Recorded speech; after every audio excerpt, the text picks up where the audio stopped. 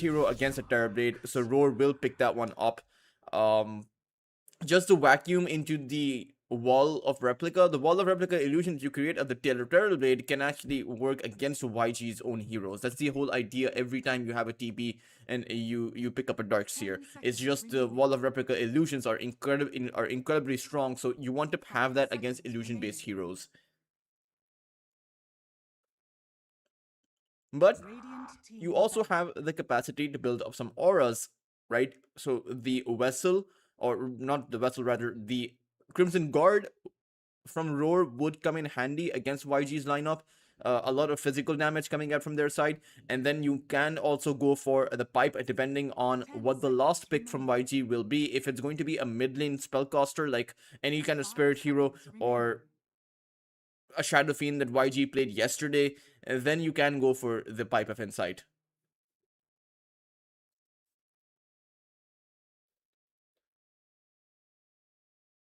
Hmm.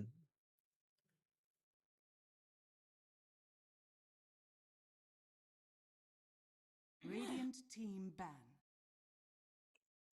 Do let me know, guys, if the once the game starts, if the in-game volume is okay for you guys, because I seem to think that it's a bit too low, but everyone else in the chat yesterday, most people who did let me know said that it was fine, so I didn't change it.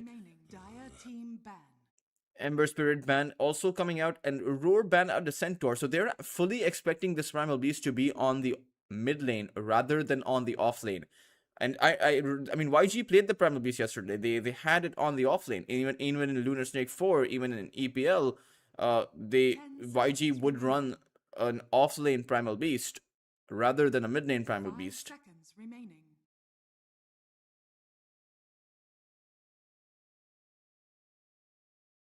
So let's see. I will also adjust the logos depending on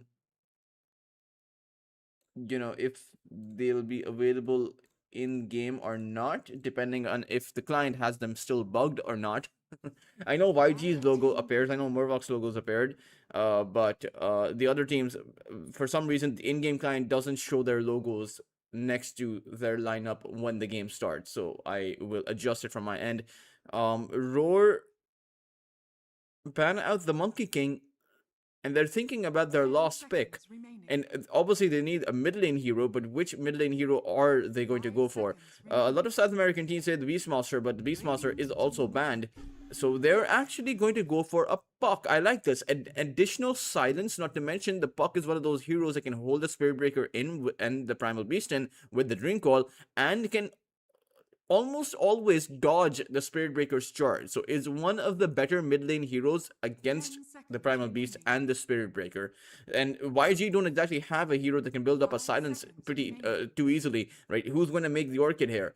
The Spirit Breaker is a support, so that'll be too much farm on for him. Primal Beast doesn't want to be going for that Orchid. He wants to be going for that Blink Dagger into that BKB and then at that Aghanim Scepter. So no one to really make that Orchid unless YG pick up a mid lane hero that can go for the Orchid. Something like the Storm. Okay, that's one other way to go about it. They pick up a Ricky. And Young PH will be playing that Ricky. It seems like they want to. This is a niche strategy. I've seen Passion UA. I've seen quite a lot of teams go for this strategy, even in South America. Where you had I'm actually forgetting because they got picked up by an org. I think it was Amaru Gaming, but Young PH, this is an incredible pick because you can destroy both the silencer and the puck with this Ricky pick. Not to mention, even the gyrocopter, just plant the smoke cloud on the gyrocopter, and when Chucky has so much of that mischance, he won't be able to, most of his flat cannons, most of his side gunners, they're going to miss inside of that smoke cloud. This is a very strong pick. It is a niche pick. It's a bit of a cheese strat, but let's see if it works out the way that they're expecting it to, because at the end of the day, Roar, if they're able to play around the Ricky, do have a much stronger lineup. Now, whether or not that results in them being able to succeed in this game, that's something only time will tell. But at the end of it all, Their win condition has to be to play around the Riki, and for Butterfly not to lose too badly to young PH on the mid lane, because at the end of the day, YG like to build up an advantage from their mid lane and from their safe lane. It's not their off lane that's incredibly strong, it's young PH and KSS, not to take anything away from Zoran, of course, because he is that stable off-lane player that hits his timings, that is able to initiate, but at the end of the day, it is KSS and young PH who are playmakers for Young Galacticos.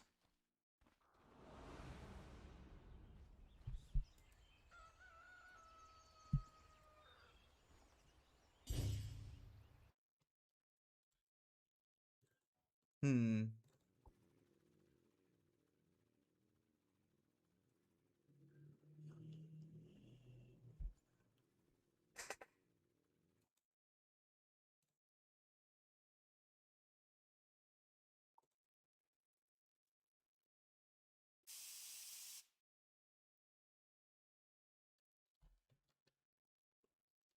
Game will be paused, but we should be resuming into it shortly.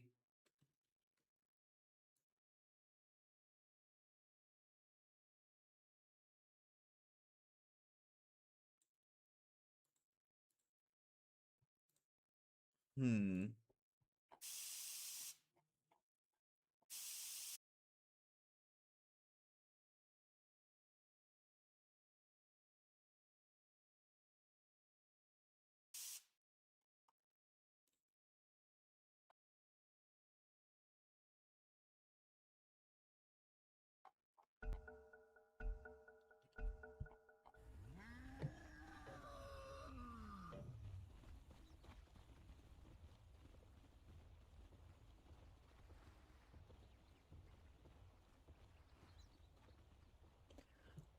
Let's see.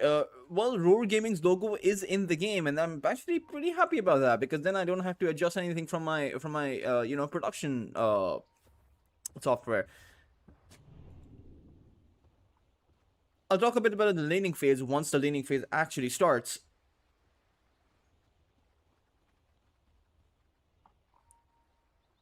And again, you have Forev, the former MVP Phoenix player and the current coach for a lot of these Southeast, or at least for the biggest Southeast Asian teams out there, competing with YG this time around. Lunar is not here, but the rest of YG, they're as consistent as before. These guys love to play with each other. I mean, for the past several years, we've seen this current iteration of YG playing together.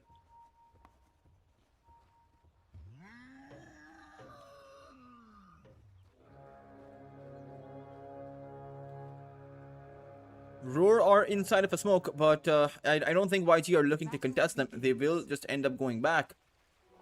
And it will be 2 and 2 bounty runes each. No significant advantage coming out. Skill Lay did take the Watcher, did not plant down an Observer Ward. So it was a very long way for him to go without planting down any vision.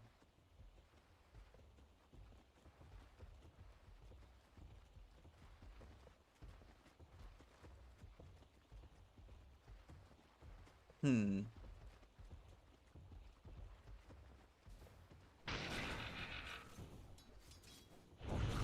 Radiant's middle tower is under attack. Chucky and Lloyd, the Gyrocopter and a Silencer versus a Spirit Breaker and a Primal Beast. And I think this is the lane that the Primal Beast and Spirit Breaker shouldn't be too, unhappy about this. I think they can potentially take Lloyd down multiple times. The Silencer doesn't have any defensiveness against the Charge and the Primal Beast's onslaught. You can't cancel either of those abilities out. You can't stop in either of those abilities because the only stun available, the only disable, is that Gyrocopter's homing missile, which will not stop the onslaught or the Charge in time. So you can get on top of Lloyd and take him down if you catch him in an awkward spot. But let's see if that happens. Right now, it is going to be, the eyes, or rather, our eyes, should be on young PH and what he can get done on the mid lane. He should be able to dominate the puck, but right now, it's the puck that's actually dominating him. Butterfly effect on 8 CS versus the 6 of young PH. I mean, it's not exactly a domination, but the Riki should be a lot stronger. Now, he doesn't have his smoke cloud up quite just yet, so that he does need the levels before he can do anything against the puck. Right now, Butterfly effect is feeling pretty good on this mid lane. has the illusory orb, so in fact he has young PH very low on his HP. Now I wonder if young PH will be getting a bottle up on his Ricky. Butterfly effect needs rather has the illusory orb, so it's actually young PH who needs to be careful. Butterfly effect went for the he did go for the curveball facet, so he can play around the Ricky in that sense. Bottom lane is a Terrorblade plus a Pugna, so not exactly a lane with a lot of aggression. I think this is just a lane built for survivability, and because the Pugna has a Decrepify, well, he can choose to skill it up, should be skilling it up, because I think that the Decrepify completely counters out the tag team from the Tusk. I mean, you activate a tag team, but you can't exactly hit the Decrepified target, right? So you can't actually dish out any damage. I think it's a complete one-to-one counter, and Forever should consider skilling up the Decrepify. Right now, it is okay, no, there is no Lotus play happening. Maybe there's one towards that top side. Chucky going in for the barrage. Zoran going in for the pounds, but it's doesn't actually have a support beside him. The Spirit Breaker is all the way towards that bot lane, where he might want to go come in for a charge, but I think he'll realize that can't exactly make that play happen, so he will just end up going back.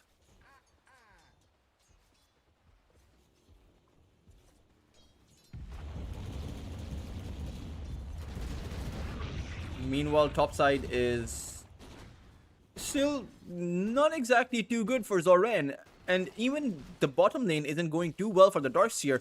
Double S only has about 11 CS, Zoran only has about 15, and even as Double S will pick up all of these creeps, that's still only going to be him evening out the CS chart. Meanwhile, towards the mid lane, it is actually Butterfly Effect in danger, but before he goes down, he will take skill lay out, so the first blood will be drawn by the Puck. Roar Gaming get the advantage, because he also grabbed the experience before going down. Sure, Young PH also grabbed up a bit of solo experience, but it's still first blood gold going the way of the Puck. That's something that YG were not hoping for, were not expecting. They wanted the advantage for themselves.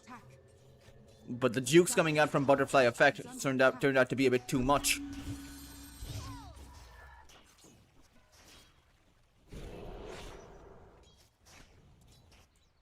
Radiant's middle tower is under attack.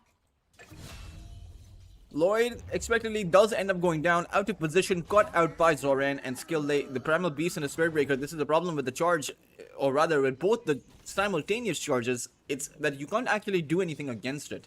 He's just pretty much defenseless.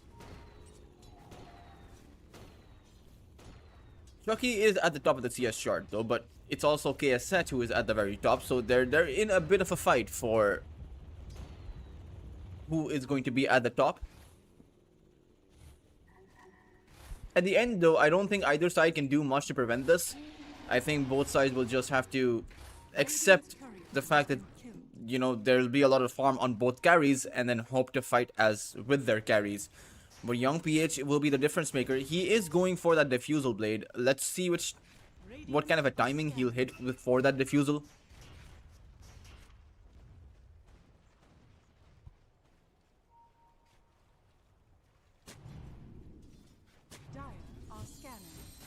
Forev is here on the mid lane. Clove, he is going to get gone on. Charge is going to come in as well, as Clove has the snowball to mitigate that charge, or actually cancel it out. It's a 3-man Dream Call coming in from Butterfly that will hold the cores, or rather the melee heroes from YG in place, as both teams will disengage. Space being made by Roar Gaming, as you know, you have two supports over here from YG. Meanwhile, the Darkseer and the Gyrocopter will continue on to farm. Zoran is in the jungle rather than in the lane. So for YG, they're trying to play around the map a little bit too much.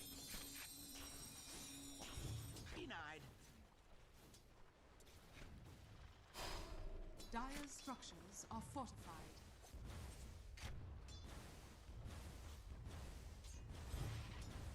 Dire's courier has been killed. Bot lane KSH gets the Sunder off. Clove has already fallen. Sure, Zoran dies, but that's all across the map. KSH keeps himself going. And at the end of the day, preventing the loss of your carry goes a long way into your transition to the mid game. He is not going to be falling behind. In fact, he might just be ahead of the gyrocopter. When we take a look at the net worth, it is not by a wide margin, but he is at the very top of the net worth chart. The gyrocopter will pick up a bit more CS as I was talking there, and he will have more net worth, but Young PH comes in to be the difference maker towards that top side, takes Chucky down with the help of Zoran, who picks up the kill, and with that, it will be KSH who is at the top of the chart. Radiant's middle tower is under Roar Gaming tried to snipe out YG's carry, but they were unsuccessful. And turns out YG get the better end of the deal, because when they went in for the carry, they were able to take him out.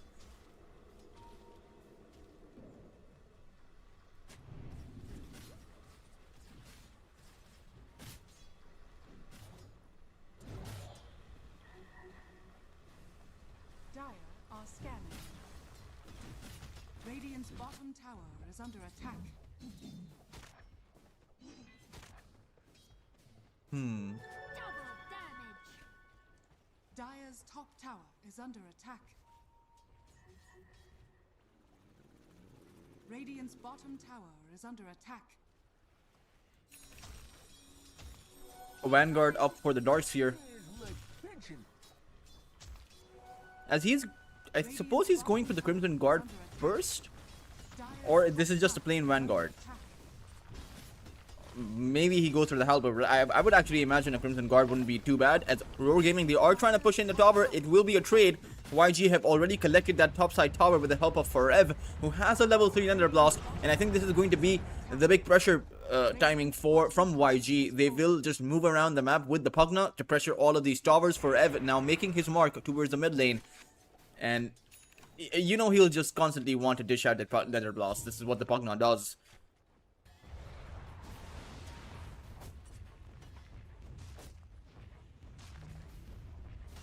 Mid lane tower also being pressurized.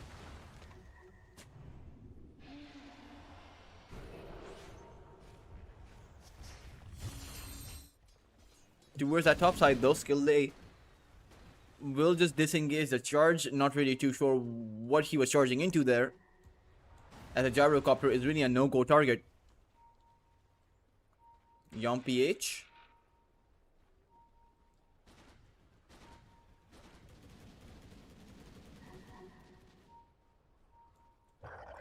It's actually Lloyd who was visible just for a second, and that is enough information for YG to make a move.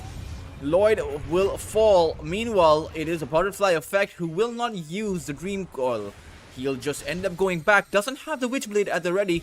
Still needs a bit of farm to be able to acquire it. We're only 10 minutes in, but they will have to give up this tier 1 tower. I think Roar Gaming are being a bit stubborn about this. There is no way to stop this tower from falling. There's only requires one more Nether Blast, but Forever unluckily does not have the mana for it, and that will allow Lloyd to come back in.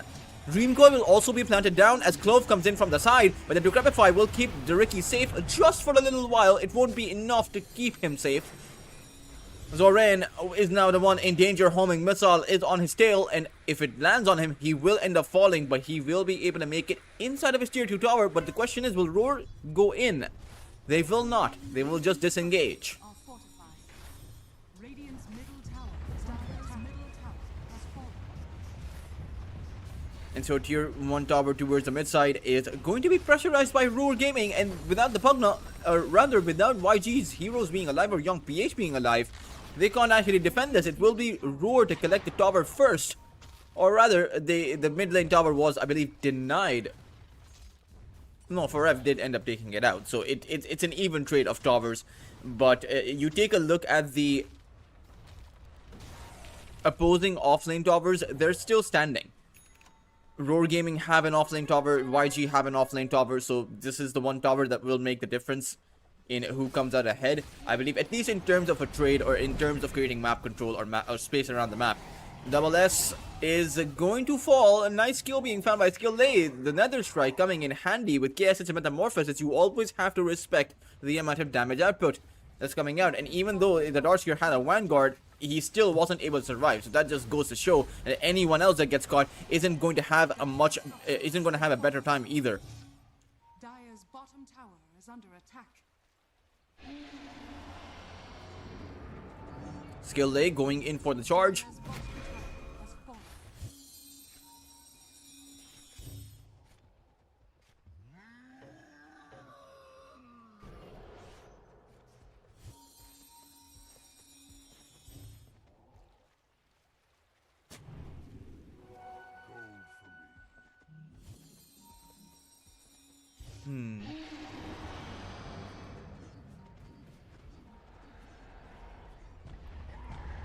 They are coming in. It's a move towards Chucky. There is a charge on him. Zorain is just buying time, and they've bought time. Chucky will throw out the call down, but in fact, he will end up dying anyway. Zorain on a killing spree, and Chucky a bit too far out for his gyrocopter. Without a tower there, I wonder what he was doing in the first place.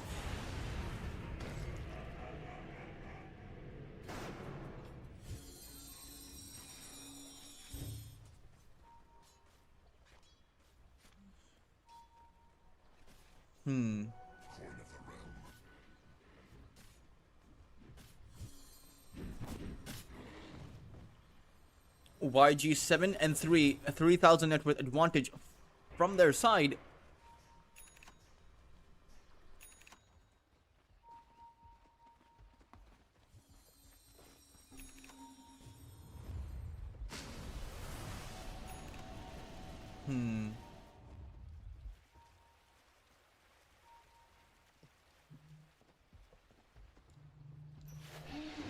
Young PH to make a move. It's actually a double bash being hit by that charge of darkness.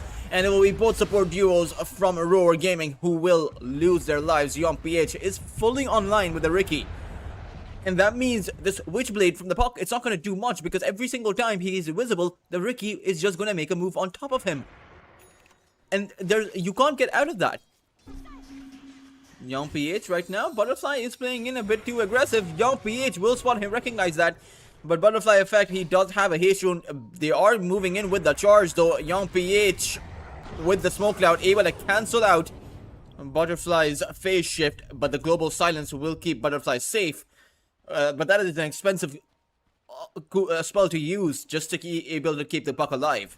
At the same time, they do see for Ev towards that bot lane. He is completely isolated. He is all alone. So this will be a kill that Roar Gaming will get free of cost. I mean, they didn't actually have to make much effort to be able to get this one. Just 600 gold going their way for nothing. I think Forev should have stayed safe there. He really underestimated, or rather overestimated, his survivability. Top tower is under attack.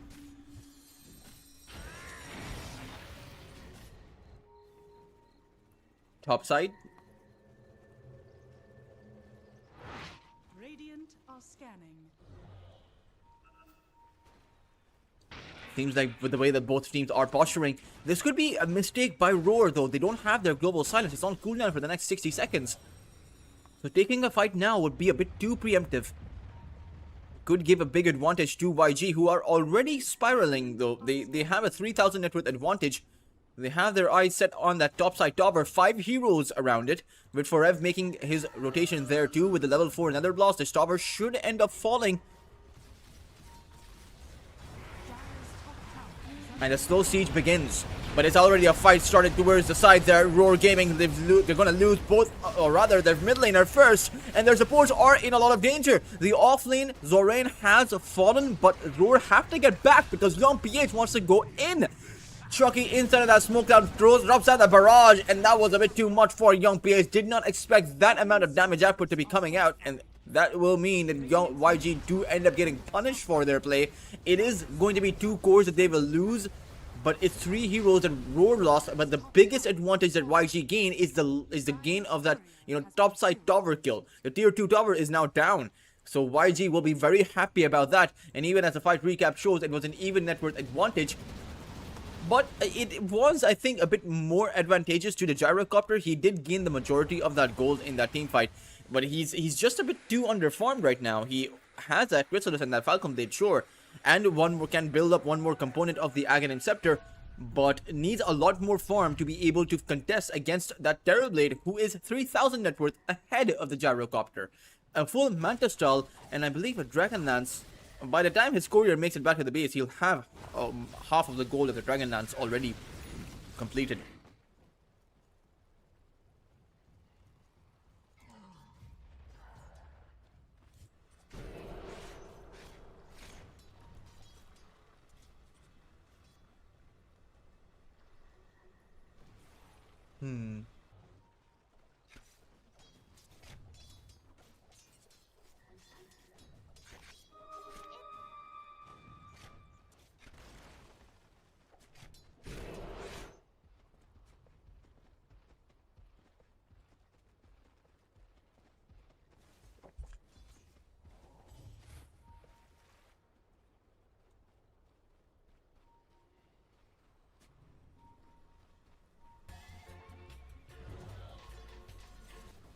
Young PH.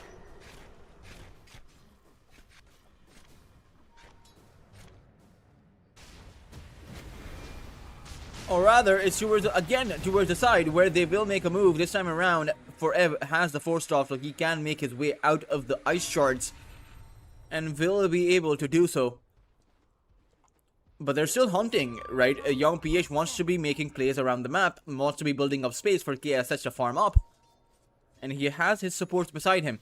I think they're waiting for the gyrocopter, who will show himself on the lane, and that will be the go signal. The Ricky will jump in first, and the charge comes in from Skill Lay. Chucky is going to end up losing his life.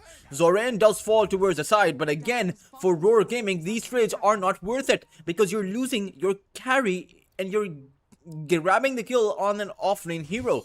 Sure, it disables YG, but they're not going to be too displeased about this result. KSS just continues to farm.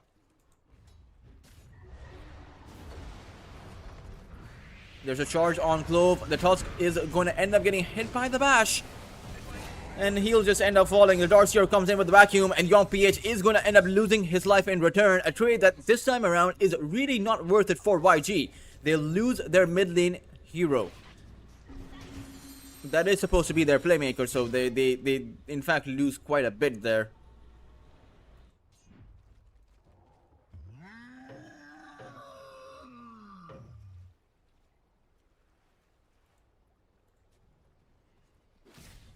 Dire's middle tower is under attack. Gilly going for the charge in, just to distract Chucky from his goals, from his, just from farming.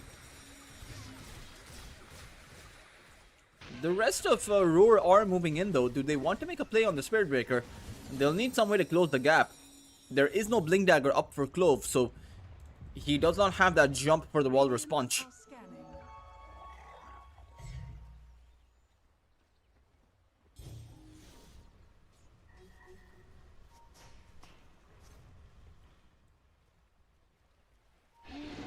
Skill Day. Thinking about the Nether Strike, but there's too much information advantage that Roar have over on this side of the map. They have an Observer Ward on the cliff. YG don't actually have any vision there, so they don't exactly know what they're going to be walking into. Even their Observer Ward towards the mid side gets cleared up.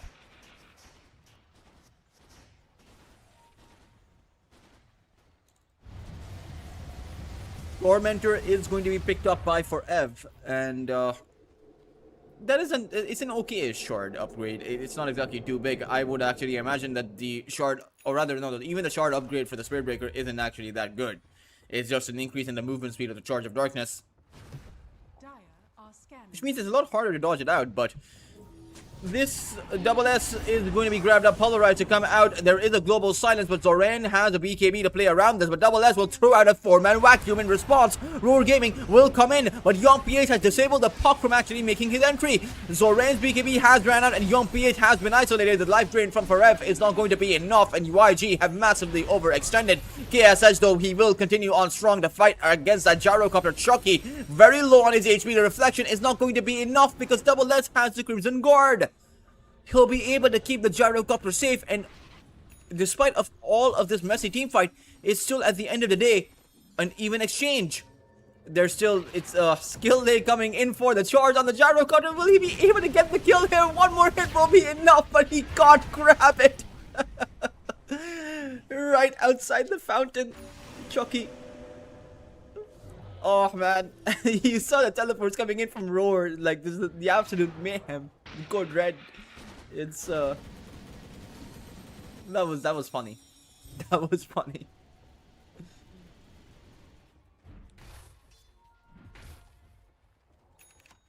Radiant are scanning.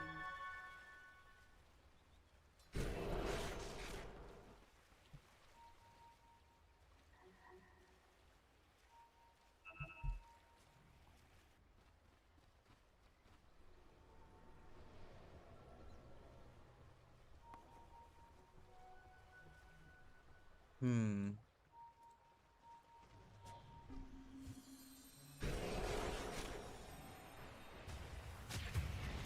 Oh, Forever ends up going down towards the jungle.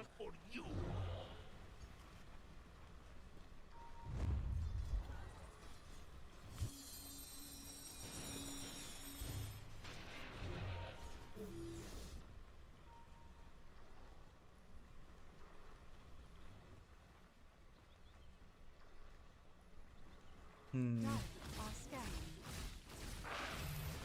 This could end up being big because Roar Gaming, they have KSH in their sights. They'll make a play for him. KSH who will pike himself outside of the shards. The only thing is, YG are bringing in the response. KSH, can he get his thunder off? He does manage to do so, and that will be a counterplay being made by YG as they now move in. Zoran will blink on forward skill day to go in with another strike. The global silence does come out, but Zoran should have the BKB. Should be able to take the Tusk out as soon as the snowball ends. And with Lloyd now the one being in danger, the silencer can't actually move here. Will end up losing both of their supports, but how much more will they end up losing? Gyrocopter is going to be able to teleport away, but Young PH, he is going to go in first with the smoke cloud on top of Butterfly Effect, who is still hit by the silence, but will find the illusory orb out. So all in all, it will just be the two supports that they will lose. But the biggest advantage that YG gain will be the fact that KSH never went down. And now he will actually go inside of the pit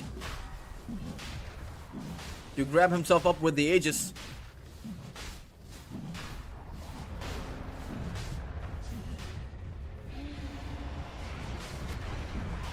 The teleports will come in from to the outpost, but I'm not sure if Roar Gaming want to actually come in for the teleport here. There is no global silence. So that means Young PH can wreak havoc, but as I say that, Young PH is held in by that Dream Call. Has the life drain from the Pugna to keep himself safe. Forever might just trade himself out, but no, finds a nice force off towards the low ground. It will not be enough to keep Young PH alive though. He will still end up going down. Chucky has the afterburner, so can't chase after Forever 2. And now on a killing spree. KSS disengaged from the Roche Pit. He did just end up going back. And really, I think the way that this game is going, it's just going to come down to the carry versus carry matchup. It will at the end of the day, this will be a 30 to 35 minute scenario where which carry is stronger is going to determine which team is going to be stronger.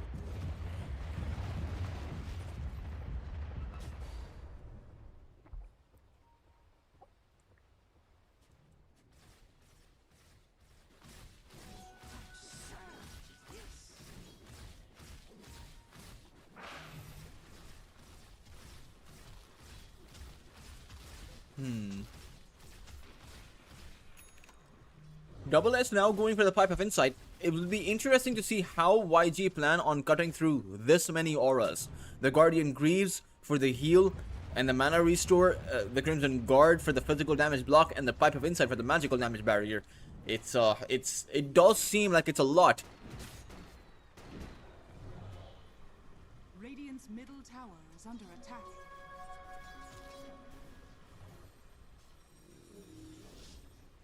Radiant are scanning.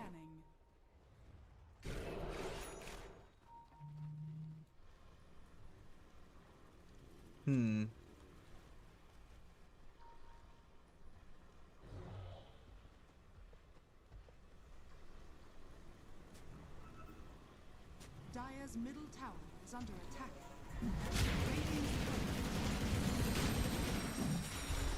Roshan now under threat, this time around by Roar Gaming and YG. They don't seem to be in place for this, so this will be a Roshan that goes by uncontested. There are no teleports happening towards the outpost, so Roar Gaming may just get a freebie. Skill Lane will spot out that Roshan attempt as he tries to charge on forward towards that top lane. In the end, he will lose his life, and YG may just realize that Roshan is also going to go down. Chucky to end up with the Aegis, and the next 5 minutes for Roar Gaming will be pretty good because YG, you know, when you talk about the carry versus carry matchup, you don't talk about the 2 lives versus the 1 life of the TB.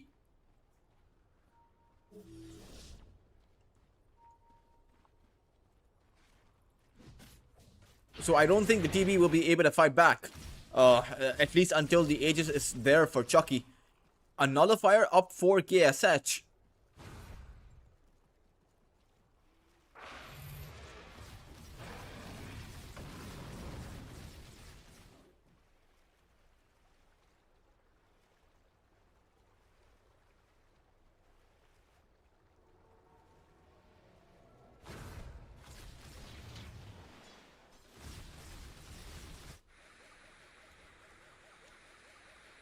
Chucky send out the homing missile, and even though Zoran's position was revealed, he'll end up going back, at least a little bit.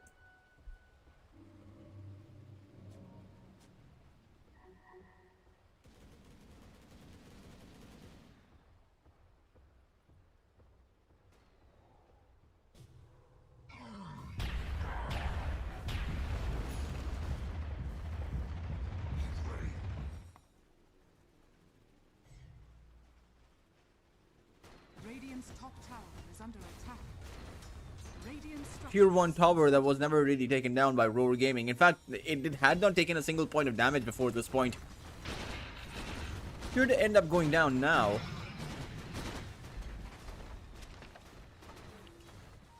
Radiant's top tower has fallen. Dire's bottom tower is under attack.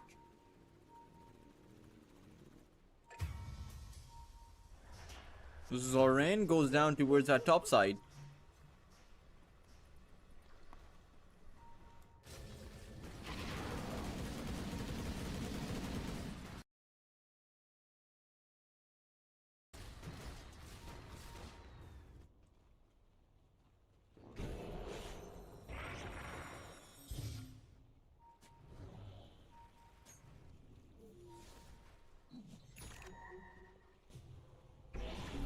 Gilday is potentially going to be in trouble. In fact, he will get hit by the Walrus Punch. And for Roar Gaming, or rather, it's actually YG who will counter-initiate. He'll take Clove down very easily. There's a nullifier up for Kia, as I mentioned it before, but this nullifier, it cancels out a lot of the auras that the Darkshire is bringing in. And the Force Staff from the Puck, so even the Solar Crest from the Silencer, it's a lot of value. Not exactly traditional. Normally you have it against Ghost Scepters and such, but or even the Eels, but I think the nullifier here against the auras is pretty good.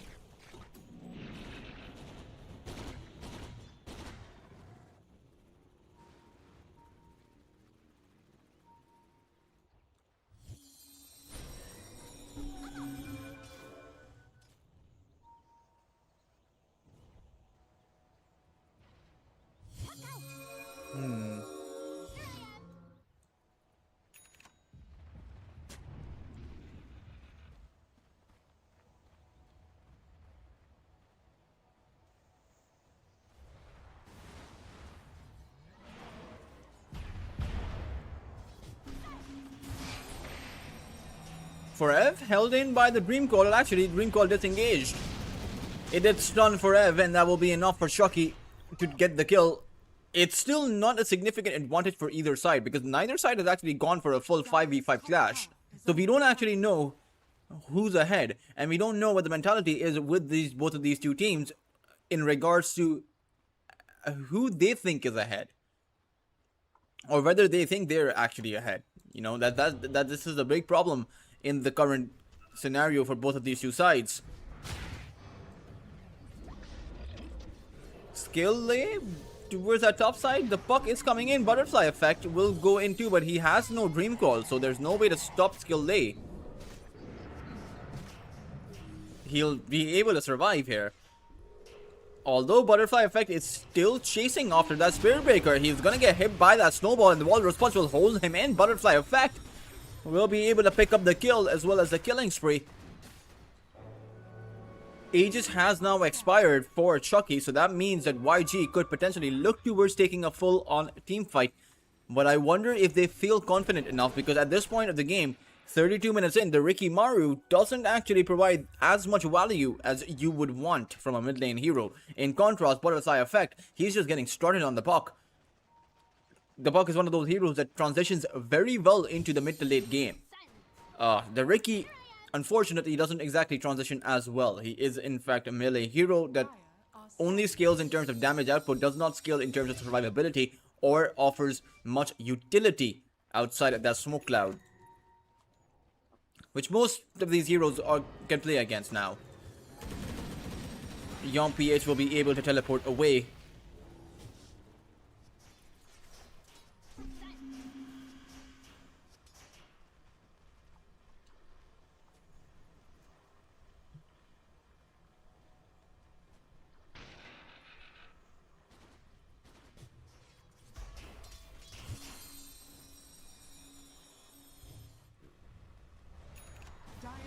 Double S visible here, but it seems like Rogue Gaming, they really want to take a fight, throwing every spell in their arsenal just to be able to gain some vision.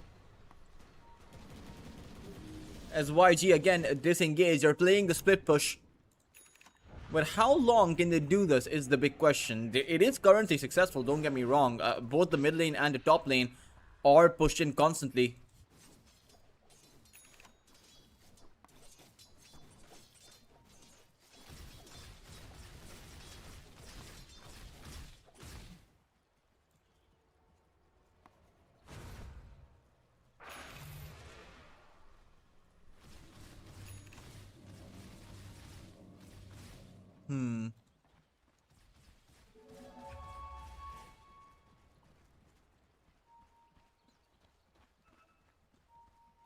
And whenever Road Gaming push out any of the other lanes, it's KSH who'll just go towards the opposing lane and just push it out, right? It's just a game of cat and mouse, a macro cat and mouse game at this point. But there is an observer board from Road Gaming. They will spot out KSH and they will make a play on towards them. Global Silence comes out and a nice vacuum being found by Double S. YG are in trouble forever. With the Decrepify, will not be able to keep himself alive at the end of it all, though it is just one support kill, as both teams disengage. But Young PH, he's looking for the re-entry. They see Chucky, and I wonder if they really want to make a play for him, because I think they realize there's no BKB. So they may want to make a play because the wall of replica is also down. They go in with the polarized. Chucky has nowhere to go, will end up losing his life. A huge loss for Roar Gaming as they lose their carry.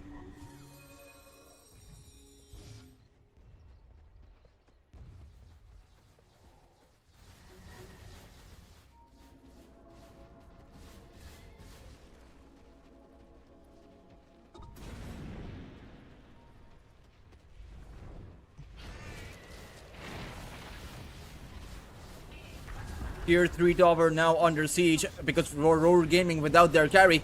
How do they possibly defend this? Even the silencer nullified down. Skill they will go in for the charge and they'll take out Lloyd. 3v5 right now. Even Lloyd does not, or rather he does have a buyback, but he has no global silence. So what does he really buy back for? Roar Gaming may just end up losing their full lane of barracks towards that bot lane.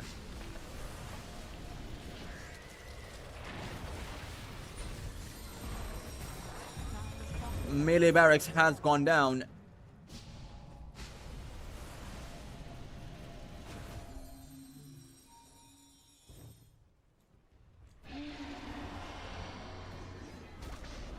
Skill Day's charge is going to get broken.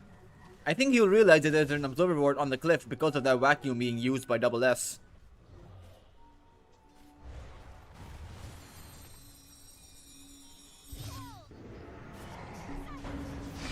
Butterfly effect, he saw the Spirit Breaker, and I don't think Skill Day will be able to make it out of that one. Although, as I say that, Lotus Orb from him will mean that Snowball gets reversed.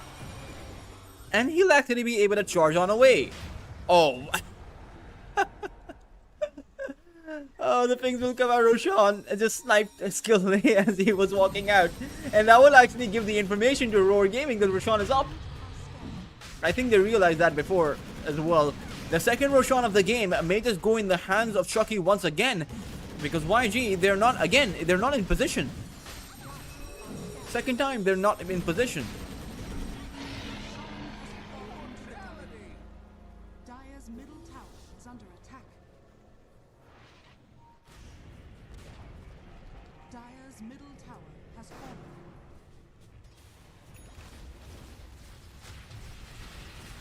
Is it a fight towards the base that YG want to take? No, it's actually just a slow poke towards that high ground. KSH fully farmed up, has an eye of Scotty too.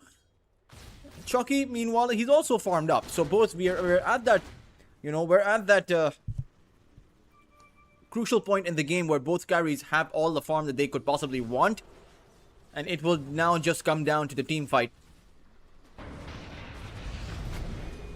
KSH with the nullifier, but LS was waiting, ready for him. Has the vacuum, but it's actually Chucky who can't get the satanic, who can't actually life steal up.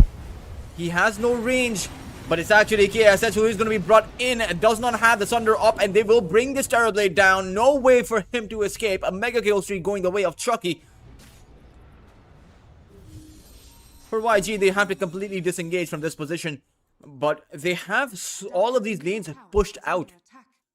So Roar Gaming have an uphill task to take advantage of the fact that KSH is down for about 80 seconds. They can just continue to push towards that bot side, but there are multiple glyphs available. There's one right now and one when the tier 2 tower falls, so 14 seconds of time that YG can buy just at the back of their glyphs. It will take an additional 20 to be able to make it towards that tier 2. So effectively, it's, a young PH will be on a 40-second respawn timer by the time that Roar Gaming are on that high ground. Maybe even less so because it takes time to kill the tier 2 tower.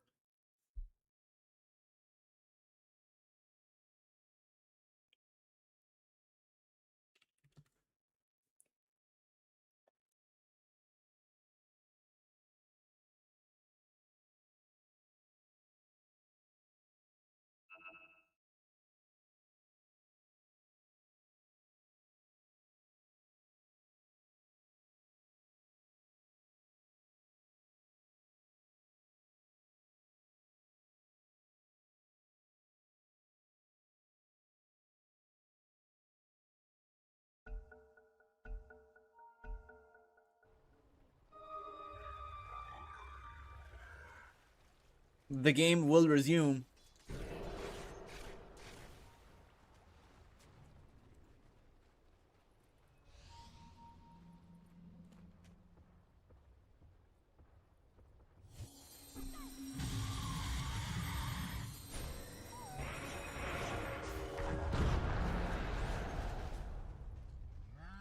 Skillly is trying to actually close out all of those creeps.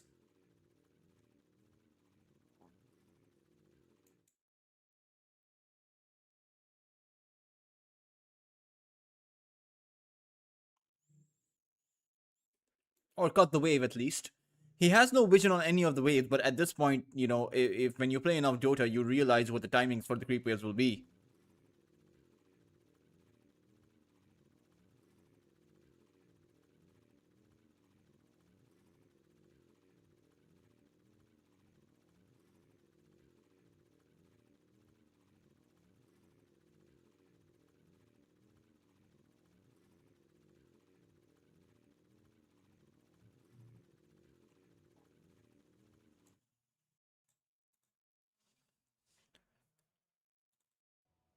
Hmm.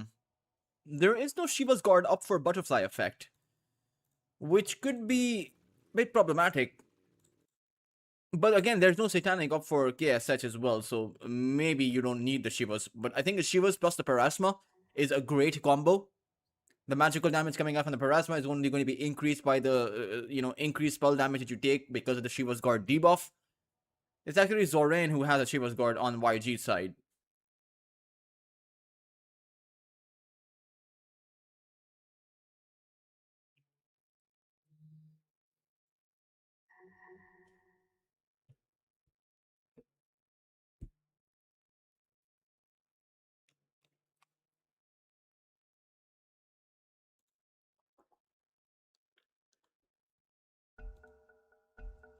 Go call will be sounded out.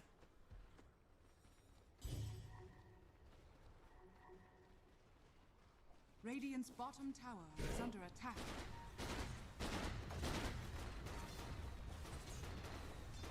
Radiant structures are fortified. Radiant's bottom tower is under attack.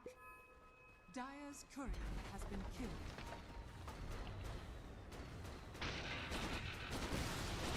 Radiant's bottom tower has fallen.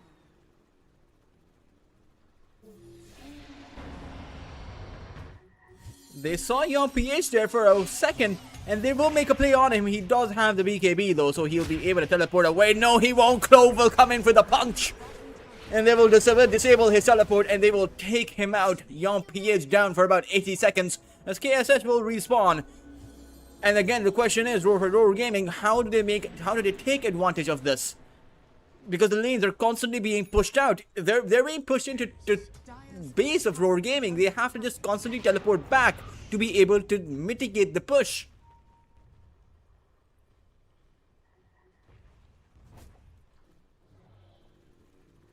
Gyrocopter with 2 minutes of an Aegis. There's an amplified damage rune towards that bot side, but they don't know that there is one. There is no vision there.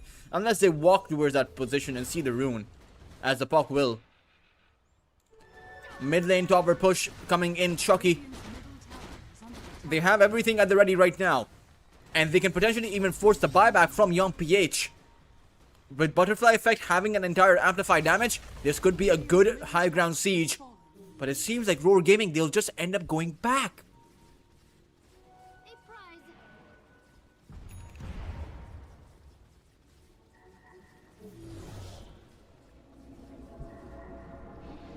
Outpost is going to be taken by Roar.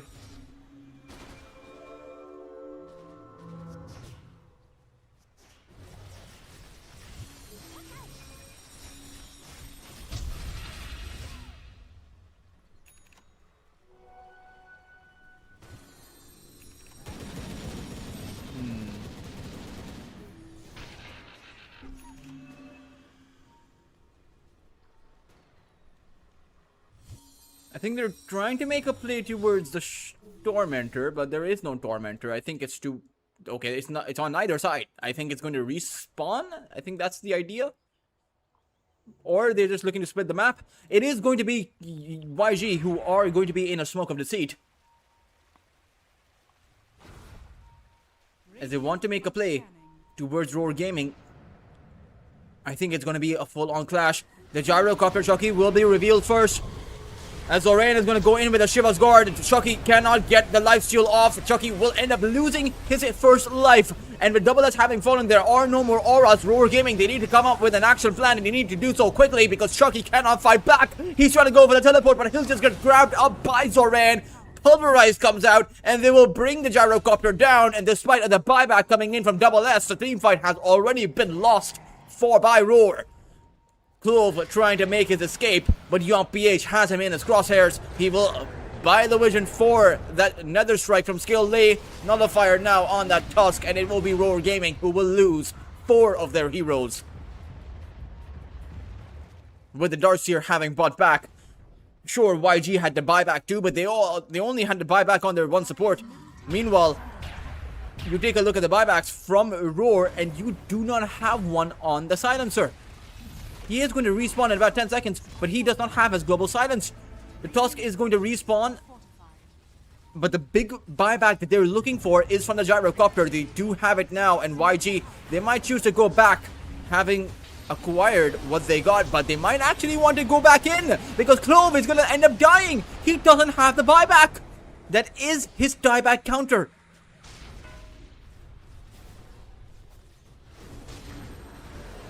Okay, as such, looking for the Sunder, but can't close the gap and can't go in a bit too deep to be able to get the Sunder off.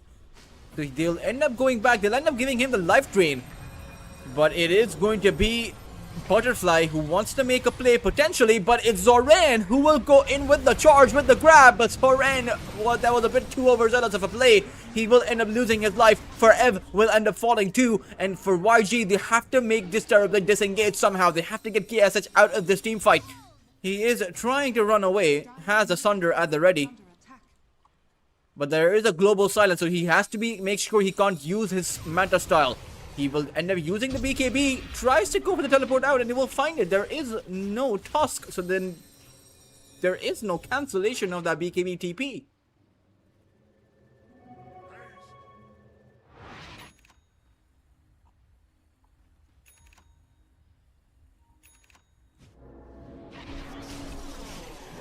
Spirit Breaker.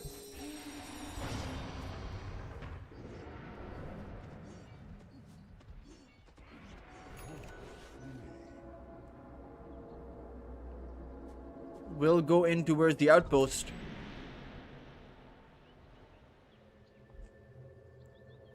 Or we'll take the outpost away.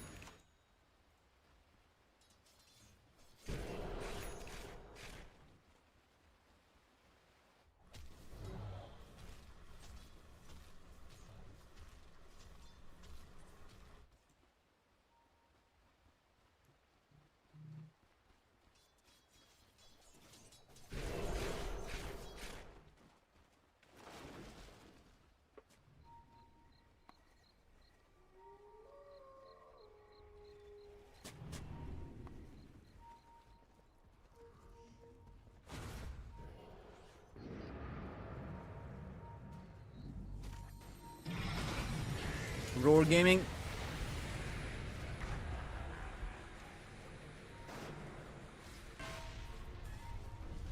They're squeezed in because if they lose a gyrocopter, he won't be able to buy back for the next 5 minutes.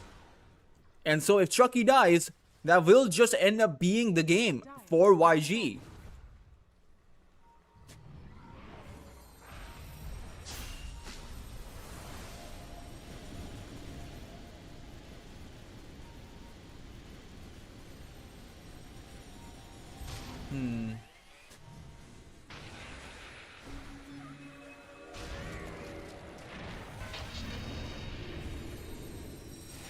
Homing missile will give them a bit of vision of where Roar Gaming are.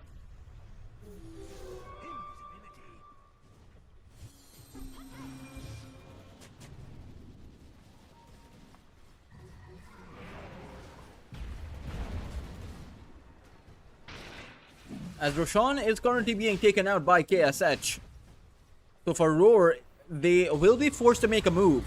Unless they want to give the Aegis away. But it is that third Aegis. It's actually Zoran, the one in danger. He is being held in by that Dream Call down to about 1000 HP. The life drain from Forever will keep him going. And Roar Gaming can't engage, but it's going to be Young PH as well as Skilday who will go in on towards the Tusk. There is no snowball available, and he is losing his HP. Cloves, can he get out of this position? Has the snowball now, but the BKB from Zoran comes out. Skilday has lost his life without a buyback, so Roar Gaming have done a good job at creating a bit of a lead for themselves.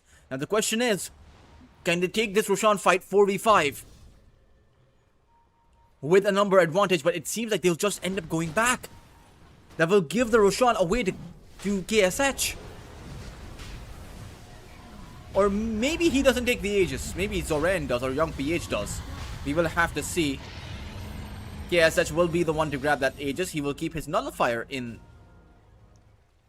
his stash. Unexpected. I thought he would keep his BKB in the stash because it is just down to about 7 seconds. And you don't want to use your BKB with your first life. You want to always keep it for your second.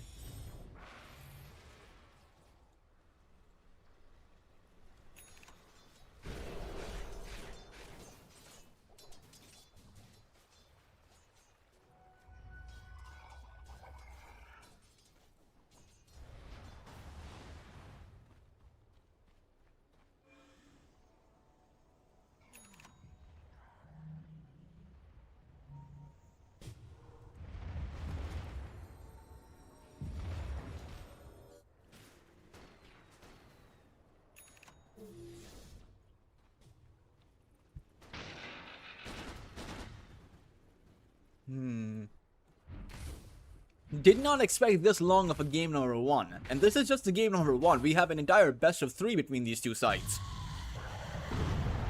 The way that this is going, we may be off to a 60-minute game because it does seem like a bit of a stalemate between both of these two teams. Despite of the fact that you have an Aegis advantage, you have to remember these team fights can go either way. It just depends on the positioning. And with Chucky in possession of an entire Divine Rapier, he has a damage output to take anyone down.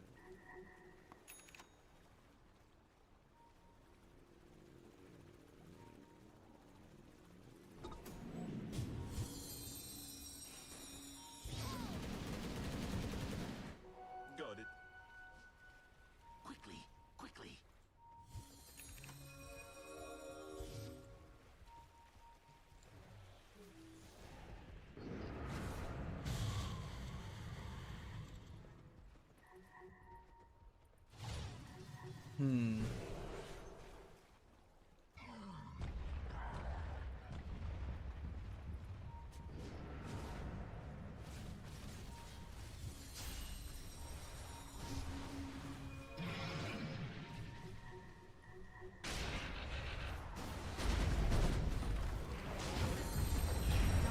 Top barracks are under attack.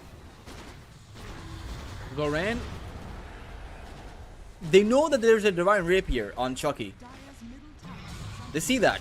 So that's why they're being so hesitant, but it seems like Butterfly. In fact, he'll go in for a Dream Core. Double S will come in for a vacuum.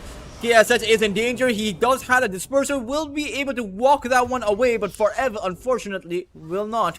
They will lose their Pugna, and I think they'll just disengage. An Amplified Damage Rune waiting for young YG towards that top lane river. And I think they see the Amplified Damage.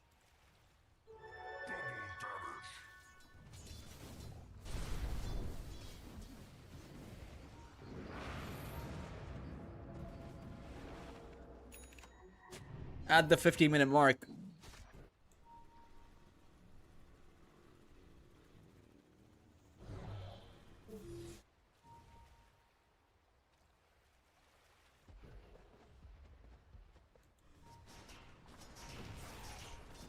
Dire's middle tower is under attack.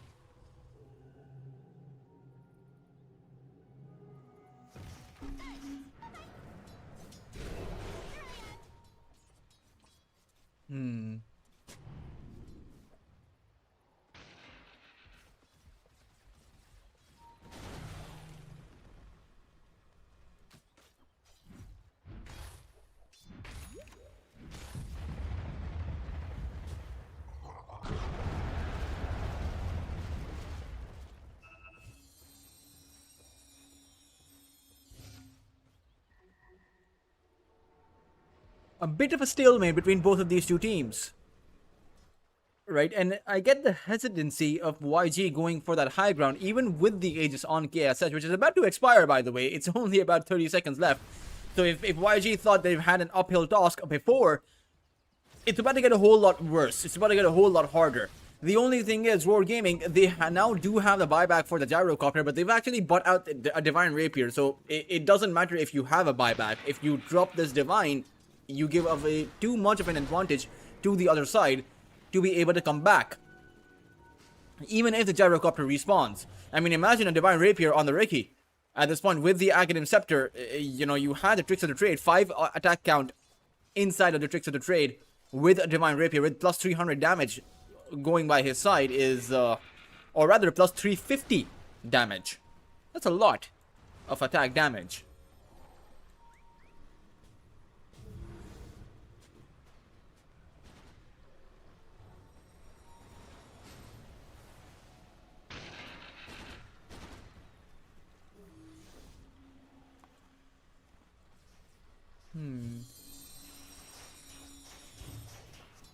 Puck, the Puck has more farmed and he knows what to do with it. He knows what to do with. 6,000 gold available for the Puck. He has a Shiva's Guard as well, and may just convert this Force Staff into a Hurricane Pike, or you can go for the Stormcrafter. I think that is a great item for the Puck, but I think he might just transition into an Aghanim Scepter and a Mjolnir at this point, because I mean, he's maxed out, so might as well go for the physical attack damage build. Could be pretty good with the Aghanim Scepter. And he can get the blessing soon too. Are scanning.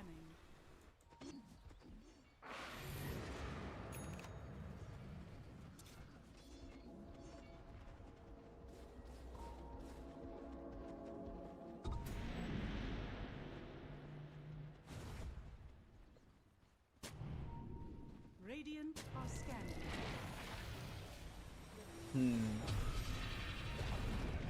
Dire's middle tower has fallen.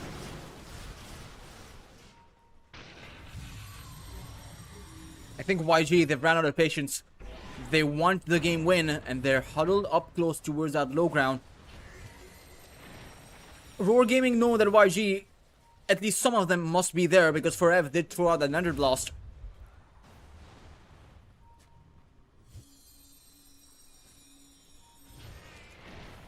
They're looking for the entry, but they can't make an entry on Butterfly Effect. He does have the Lincoln Sphere. Butterfly Effect, they saw Skill Lay just for a second, and they will make a play on him. The vacuum comes out on towards KS. That's where Skill Lay will buy back into this game. Young PH haven't taken down the silencer, and he's even double. That's who will end up falling. Chucky unable to dish out the damage in time.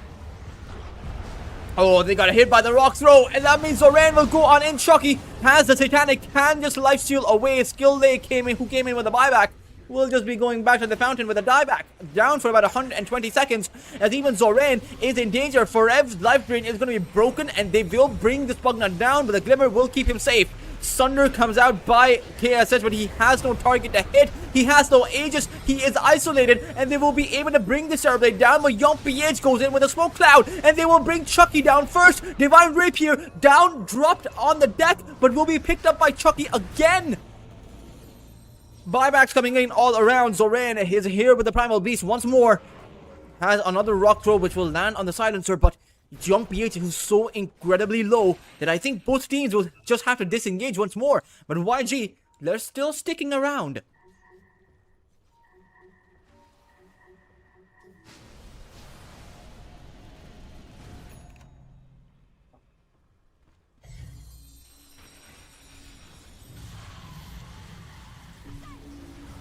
Butterfly Effect. He will be able to force off himself out. Double Out needs to be careful because that's his buyback. He's down for about 120 seconds. A 3v4 team fight with Chucky trying to fight back. Has a Satanic. Can he lifesteal out of this one? KSH is dropping low, but does find a Sunder on his own illusion. KSH coming in with the outplay against Roar. And that will be the way this game is decided. KSH. That Sunder on that illusion. That was something Roar were not expecting. He just... that one little play, that 1 second of a play, completely turning the game in favor of YG, as they will win the first game in this best of 3, 56 minutes, 27 seconds in. Oh man, that was a really good game 1, but we are going to be behind on schedule, so we will immediately go on towards game number 2. We will have a minute of a break, but then we will be back with that second game right after a very short break, so stay tuned guys. The series isn't over. Roar Gaming, they have demonstrated that they can take the game away from YG, but whether or not that happens and they're able to force out of game number 3, well, that's something only time will tell. So we will tune in for the next game. Do make sure to stay tuned on in.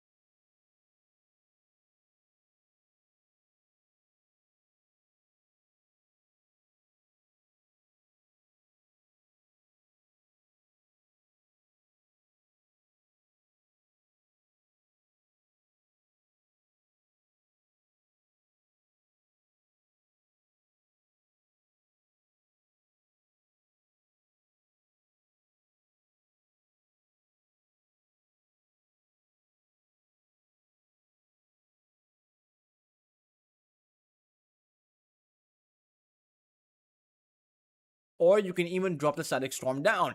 The Mars can come in with the Arena and skewer the Leshrac. The Ringmaster can also, come in with the Escape Act or even the Wheel of Wonder. So it is a lot of counter initiation that YG have against the Leshrac. So I wonder what the idea, or rather how the Leshrac plans to keep himself alive. 5 seconds remaining.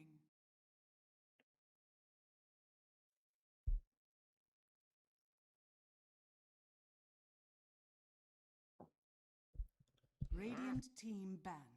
Let's see what YG will be able to do. As a fifth, or rather the last ban for Roar, they will have the pick first, so they'll have to go for their offlane hero. Should be a hero that builds in some kind of tank. Centaur, Mars, Abba, Beastmaster, all unavailable. So you do have the Lycan, but I mean the Lycan isn't good against YG's heroes. Sure, the Lycan is great against a Disruptor, so that could be one way to go about it. But you need a team fight oriented hero because Roar Gaming have gone all in for that team fight. I just wonder who you can go for. The Primal Beast is an option for Roar if they want to go for it on the offlane. You need someone to blink in and initiate. With the Leshrac. It just can't be the Leshrac initiating all by himself. Maybe you pick up the axe here. I think the axe could be one way to go about it. Even though you have I mean, the problem with Blink Initiators is the fact that a Disruptor on the other side is just so good against heroes like that.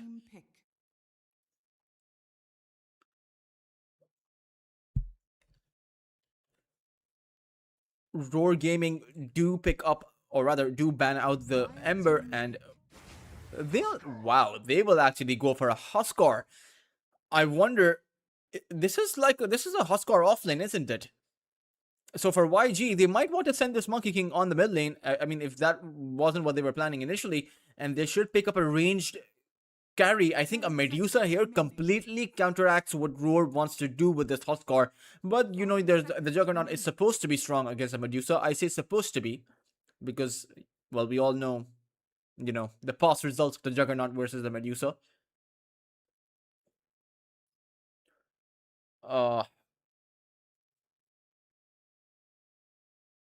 I really just think that Medusa is really strong. I mean, the Huskar, the Burning Spears take out HP. The Medusa doesn't care about HP reduction.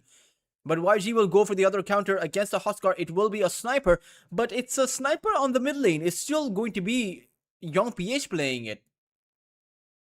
So the Monkey King versus Huskar matchup isn't exactly all that good, unless YG have done this before, unless they want to switch around their players, right? They send KSH towards the mid lane and Young PH towards that bot lane, but even KSH towards the mid lane against the Leshrac, Monkey King versus Leshrac isn't that good. So they will have to sacrifice one lane or the other with this last pick. I think I think if they send a sniper down towards the mid lane against the Leshrac, sniper will have a good time, but the Monkey King is going to suffer, and vice versa. If you send the Monkey King towards the mid lane, he will suffer, while the sniper towards that bot lane is going to have a good time against the Huskar. So it really just depends on what YG are prioritizing, on who they want to be their playmaker towards the mid lane. If it's the sniper, then you might as well have him go for a good lane. If it's the Monkey King, then you might as well have him go towards a good lane. But it's still tricky. I do think that Roar Gaming are onto something with this last pick. They do seem to have YG boxed in. But honestly, let's see how the game pans out. I do think that if Roar are able to capture YG sniper, they have the Tusk, they have the Snowball, they have the Leshrac Blink, they have the Huskar, so they should be able to get on top of the sniper. It will be, a game where Zoran is going to have a lot of pressure on him to be able to counteract a lot of what Roar want to do. And you have the save mechanisms coming in from the Ringmaster as well as for Ev. So let's see. I think the draft does favor Roar, but not by that much. It just depends on how much they're able to get done with the Huskar. It's perhaps 55-45 or even 60-40 in favor of Roar, but anything can happen. As a lot of it's not down to the heroes. It's just a lot of how you plan on making those heroes work out. In particular, the offlane. And you're playing into a Grandmaster on the Monkey King, level 30 Monkey King for KSH. You're almost as good as me. Prepare for battle. Let's see if there will be any smoke on smoke action. It will be a smoke of deceit being used by YG.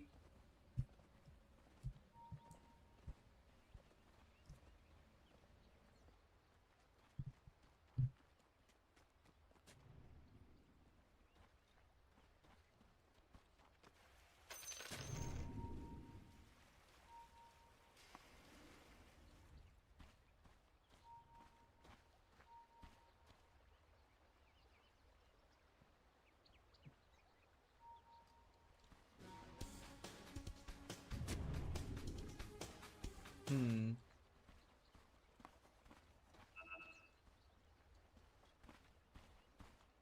30 seconds to battle.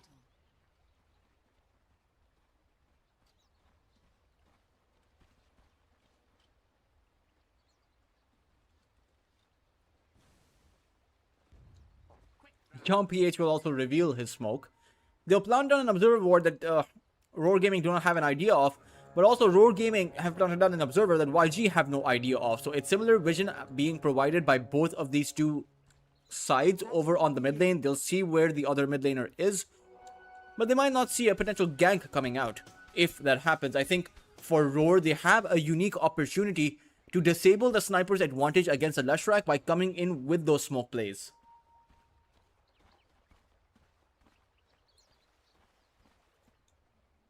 As I say that, there is already a smoke play on their work.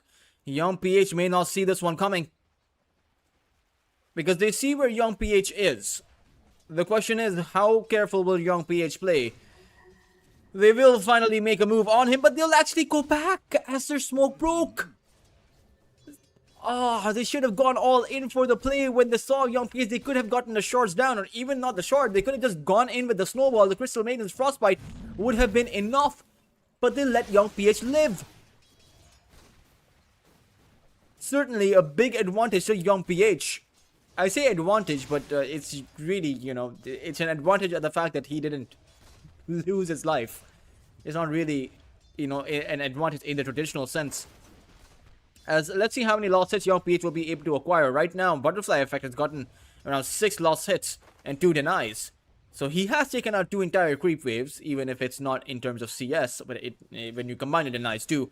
Over on the top side, Monkey King plus a Disruptor versus a Huskar and a Tusk. And even though this is a lane that KSS should theoretically lose, he's still doing pretty okay in this lane so far. I mean, that's because Double S didn't have his Burning Spears. Now he has them. So now it's going to be that big, a lot of pressure being applied towards KSH. And probably his form should slow down considerably. Let's see how much of an advantage Roar Gaming will be able to build. Because, again, one of the things about the Tusk is that you can dodge that glimpse by using the snowball.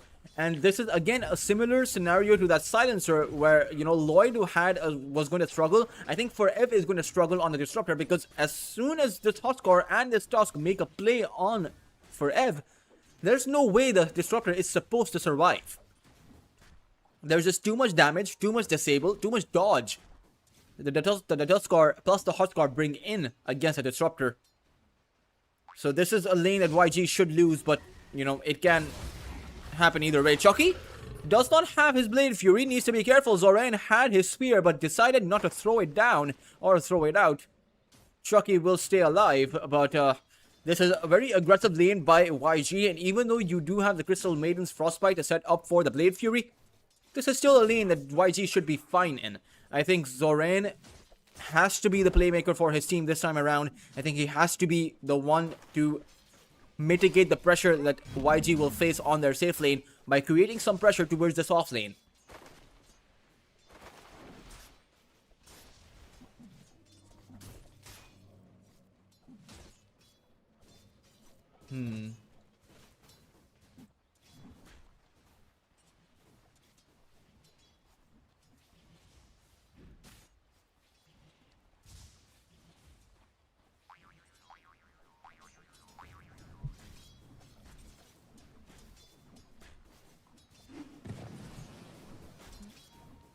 I will increase the in-game volume just a little bit.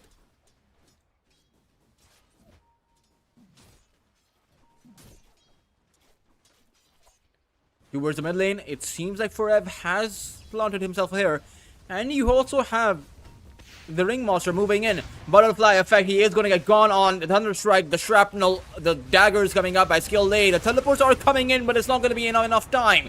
It's Skill Lay who will draw first blood as Clove teleports a bit too little, too late. YG, who were supposed to end up losing their sniper first, have now acquired the advantage. And this is the traditional advantage that YG will have. I never touch the stuff. Meanwhile, KSH, his farm was supposed to slow down, but he is still doing pretty okay in terms of the farm. He's 16 lost hits in comparison to the 18 of the Huskar, and even 16 lost hits in comparison to the lost hits from the Juggernaut. Now, we don't know how many of these lost hits are the jungle creeps, because the jungle creeps give less of a bounty than the lane creeps do, but it's still pretty good. All things considered, when you're playing against a Huskar, or when you're playing into a Huskar, they don't have the lane momentum in their favor, and there is an observer ward by Roar's side which will expire soon, so they will lose that vision that they previously enjoyed over YG. There will be a bit of a pause, but we should be resuming into the game.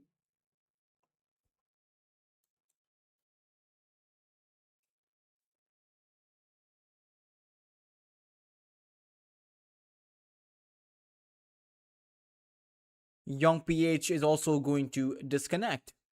And so is Skill Led. It's one of those YG disconnects where there's some infrastructure issues possibly where their entire lineup disconnects, but should be able to resume into the game shortly.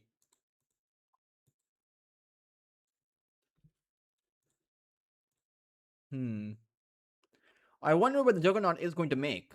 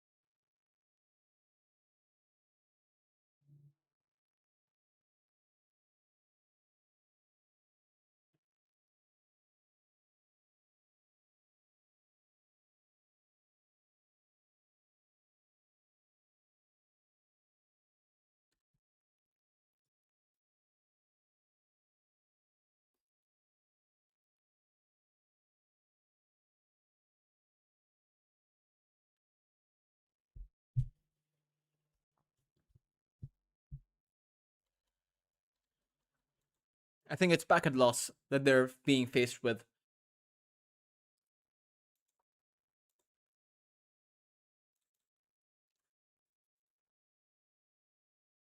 Also, a near Grandmaster Juggernaut also there. It's Chucky, who has a lot of games played with the Juggernaut.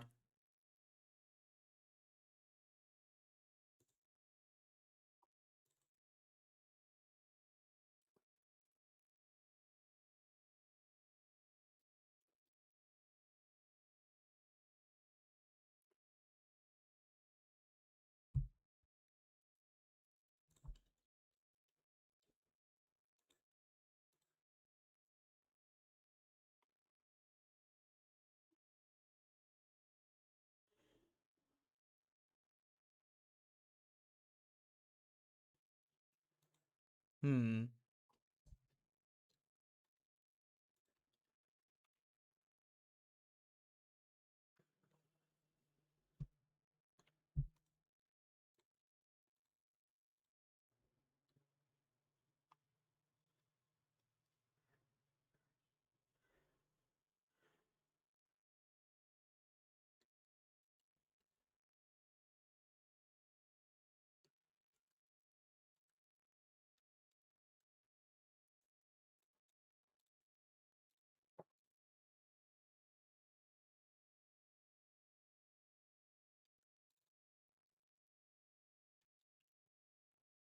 I wonder who's going to be the one initiating for Roar, or how they plan on creating a simultaneous initiation, because this is something that I had noticed in the Blast Time 5 close qualifiers. Uh, I remember Execration picked up a Leshrac, or I think it was Blast Time 4, one of those two, right? Where you had a Leshrac who was the sole initiator without anyone to back him up with. You blink in with the Leshrac, sure, you're able to deal some significant magical damage, but then you just end up falling because YG bring, or rather, the other side can bring in some counter initiation. And if your Leshrac is all alone while your other team tries to catch up, they may come to a scenario where it's a 4v5 team fight, with the Leshrac having died but having dealt a bit of magical damage, but the other side can just reposition, re-engage.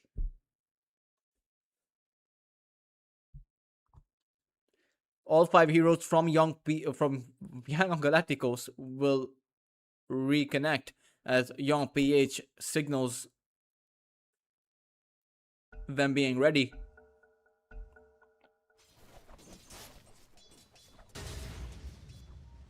Radiant are scanning.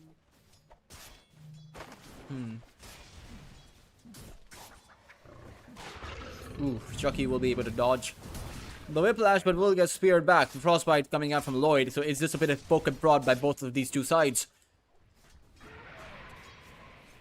Meanwhile, KSH continuing to farm up on the Monkey King, but it's actually going to be Forev who's going to get hit by that snowball. Too many Burning Spear stacks on him. He is going to be a goner. Clove to actually pick up the kill. Should have given it to the Huskar, but you can't deny the Burning Spear, so they really should have given it to the Huskar.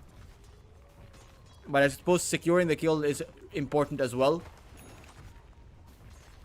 KSH in those trees. Clove can use the Tango, but he's already used one. Meanwhile, Lloyd will come over here with the Crystal Maiden. KSH may not have seen this coming, or may not see this one coming. Shards will get thrown out as Lloyd is here too. Huskar to rejoin his team as KSH will struggle to fight back. But the teleport coming in from the Ringmaster will mean that it's potentially Clove who'll end up losing his life instead. Double S Dire are scanning. did not commit to that kill. And that will mean that YG come out with the return kill and the advantage, because it's essentially Roar Gaming who brought Lloyd in for nothing.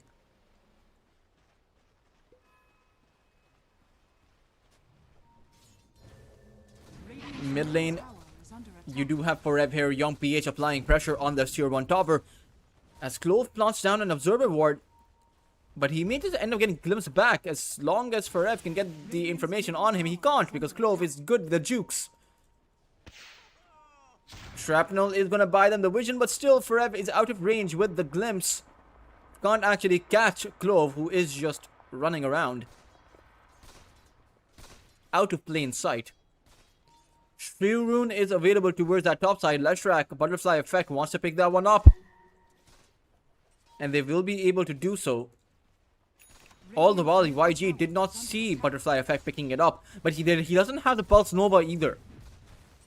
And the problem is, this tower is going to fall. Cliff comes out as Butterfly Effect hits his level 6. The question is...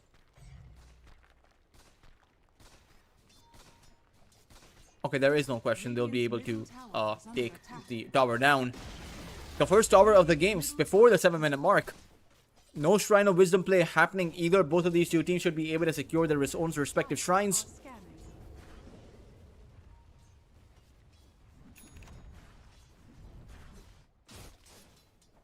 Radiant are scanning.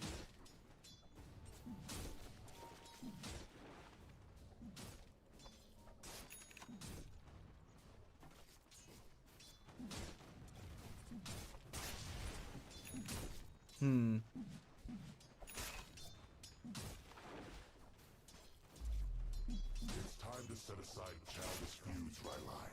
Family is vital. Haven't heard that voice line before. But it's towards that top lane. They want to make a play towards double S for Ev. Again, no more range for the glimpse. Can't actually create the distance or close the distance for it either. So it's just going to be YG who will be forced to disengage. But Young PH is here towards this top lane. I wonder if this is going to be him just, again, applying pressure towards the tower. But as I say that, he does want to go back. Can't go back though, because Clove and Butterfly Effect are waiting for him in the jungle. They may actually go for a wraparound.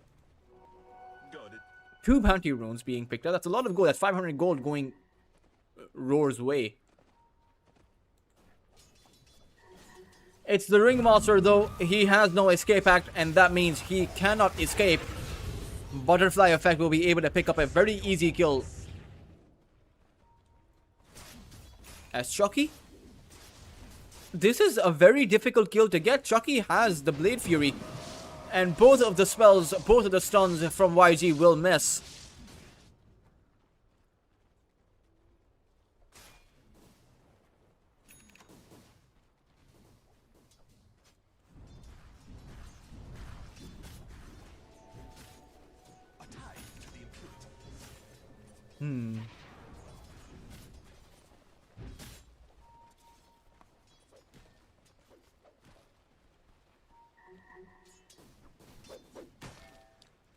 For Ev still is not level 6. And Zoran wants to be going for the Blink Dagger, but this may be an Omni Slash being committed towards Zoran. They have the Blade Fury too, but Zoran has a great healing Lotus, so he can restore 400 of his HP. Arena goes out too, and they use the Spear. Whiplash onto towards Chucky. He's stuck inside of the arena. Lloyd is coming in, and he does not have the Blade Fury available. He is just going to get assassinated by Young PH. Glimpse to come out on Lloyd, as YG will lose, or rather win the team fight. It's going to be Roar who will lose their carry. And the fact that their Omni Slash is going to be on cooldown for the next 100 seconds. That was Roar's move to make. But YG, again, the counter initiation is just a bit too strong from YG. Radiant's middle tower is under attack.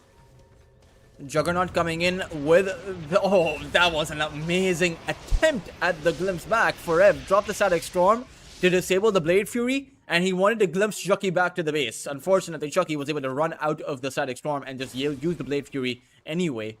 But a pretty good attempt, a pretty well thought out attempt by Forev. It's a smoke play though by Butterfly and his 2 supports. Lloyd plus double S, or rather Lloyd plus Dire are Clove. scanning. Dire's structures are fortified.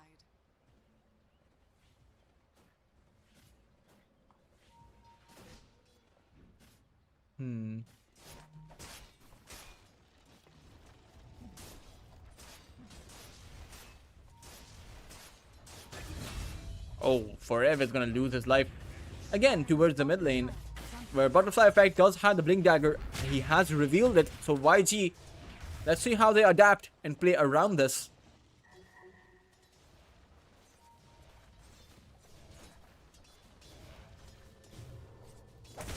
Skill lay, was that a bait from his teleport, because he was teleporting back in plain view? Butterfly Effect, he is incredibly low, should end up going down. He does do so. Young PH will end up with the kill, and Clove is also one in danger. Skill lay still hasn't died, as Young PH ends up with a double kill, and the Crystal Maiden will just disengage. Lloyd, the only one to make it out of that one alive. Skill lay coming in with the skilled bait.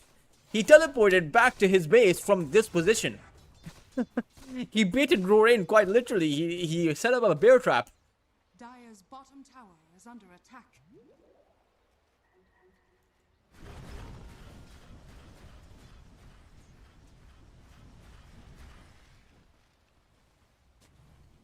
Radiant's top tower is under attack. Like a deep in the second wounds.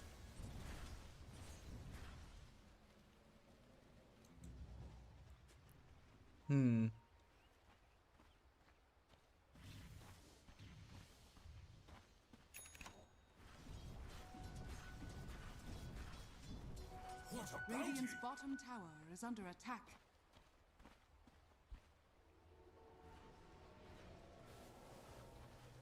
Dire's top tower is under attack.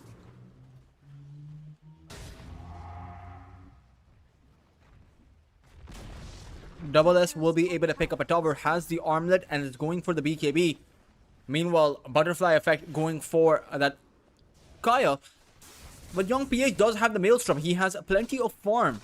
When we take a look at the net worth, and I do apologize for not switching to it earlier, it's Young PH who is about 7,500 in terms of net worth. He is so farmed up on the sniper. Zoran now has the Blink Dagger. As KSH, he will be going for a Maelstrom, but it is going to be available in quite some time. He is the lowest farmed core in the game currently. I mean, you can't really blame him because he was playing into a Huskar lane. All the while, Chucky is going to be going for that Battle Fury. I do think that Chucky is going to be a lot stronger on the Juggernaut compared to the Monkey King as on a carry versus carry matchup. Disruptor will be the difference maker though, because you can silence the Juggernaut. For Team and a Shrine of Wisdom, they have the Observer Ward here, so they know who will come in to defend, and it might just be KSH walking into a trap. But they will actually abandon their Shrine of Wisdom here. They won't go for it. It's actually a play being made towards the opposing side Shrine of Wisdom. Teleport is going to come in from the Tusk, as Zoran does not want to be going in. They'll see everyone though. Zoran will blink on the other side of the shards, abandoning skill A to his fate, who will end up losing his own life.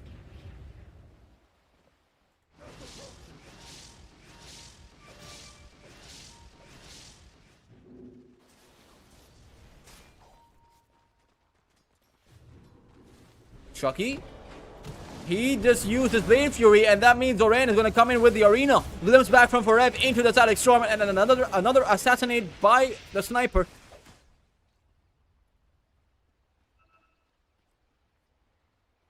A very quick and easy kill. This sniper is kind of out of control right now. I wonder if the Mjolnir is the right item to be building up. He seems to be thinking so.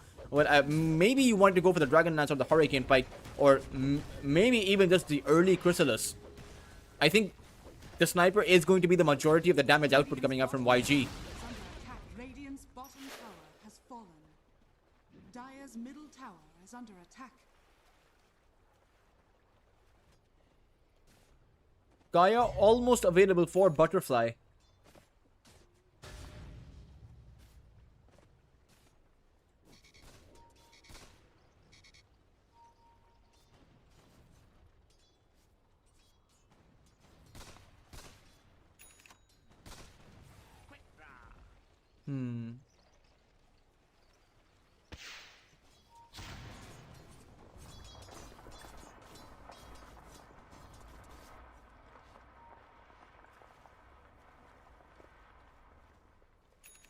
Radiant's bottom tower is under attack.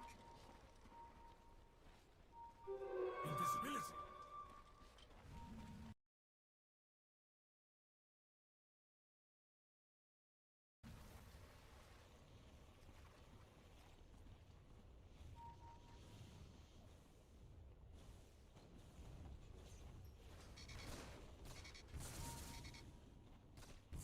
Dire are scanning.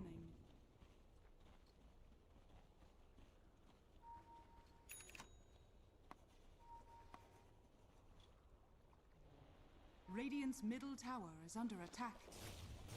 Radiant are scanning.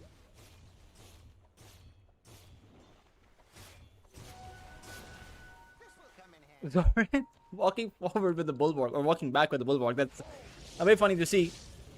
Chucky is going to go for the teleport away with the Blade Fury, as YG have 5 heroes here, and they seem to perhaps want to pressure this tier 2 tower.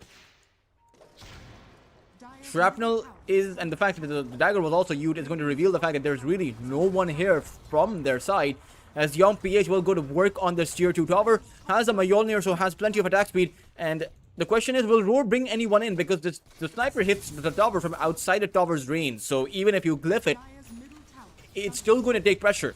Radiant's bottom tower is under attack. Dire's It is the Huskar inside of the Roche Pit. Double S will pick up the Aegis. The question is, will they come in for the teleports? No one really coming in so far.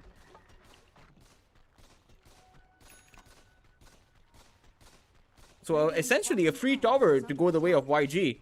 Or rather, not a free tower, but it is a trade-off for the tower. An Aegis versus a tower. But then again, I don't think that YG would have been able to bottom tower has fallen. contest the Aegis anyway.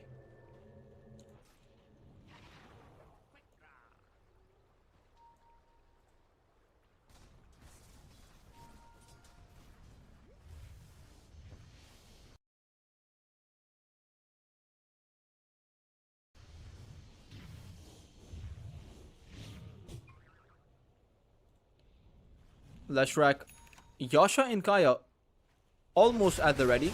Oh, nice Omni Slash being found by Chucky. On to Forev, who I'm not sure why he's sticking around in that position. Even Zoran is going to end up losing his life. Skill Lane might end up going down too, as he is inside of the escape act. The problem is, there is a Primal Spring being found by KSS. He will take out the Aegis. The question is, how do YG continue to fight? They really can't. They only have their 2 cores alive. And they will end up going back. The advantage going massively in favor of Roar, who do give up their Aegis, but they find 3 kills across the map. Dire's middle tower is under attack.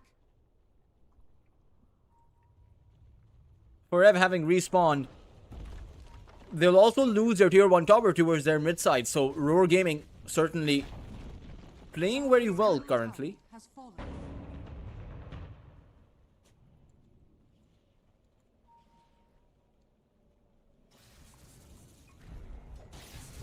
KSS is going to be gone on and cannot find his escape. He will end up getting hit by the life break. The whiplash is going to come out. Young Piezo, can he find his kill on Double S? He is very low on his HP. The spear, not enough because he has the BKB. Assassinate, everything being soaked up by that BKB. It was a full 9-second one being used just to be able to survive, but I think that was a very good use of the BKB considering they got out with the kill on towards KSH.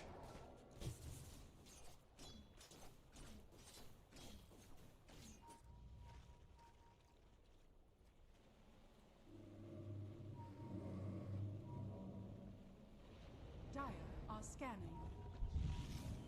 Radiant's middle Tormentor is going to be up, and with the healing ward, this should be a guaranteed Tormentor kill, which will go the way of Clove. Both of the shards here in this game are pretty good, but it's actually YG who want to come on in. Zoran has the arena. It's Chucky who will disengage, and so too will the Tusk. Zoran, a bit shaky with the spear, will mean that YG are a bit too late for this party. They will lose the Tormentor contest. In fact, they weren't really there for it, so it's not going to really be a contest. More like a game of musical chairs around the Tormentor.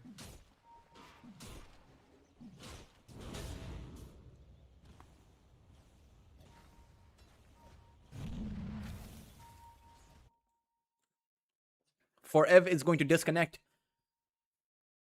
Should be resuming into the game once he reconnects. But for Roar, they're off to a 5,000 net worth advantage. Now, a lot of this is, the shard costs about 1,400 gold. So it is, a 2,000 net worth because of the shard. But it's also the tower. It's also the fact that Roar are coming out ahead in terms of kills, particularly on cores, because YG have not found the appropriate kills in this portion of the mid game. They also lost their 14-minute shrine. under attack. But it's Young PH again to apply pressure on the tier 1 tower towards that top side, which will end up going down. Clove is coming in with the wall response. Static Storm is at the ready. But the problem is Young PH cannot survive because Double S has a BKB. Even for Ev will struggle to make it out of this position. Will glimpse or try to glimpse Double S back, but Clove comes in with the snowball as YG will lose at least 2, but make it 3. Because the Ringmaster skill lane was cut towards the side.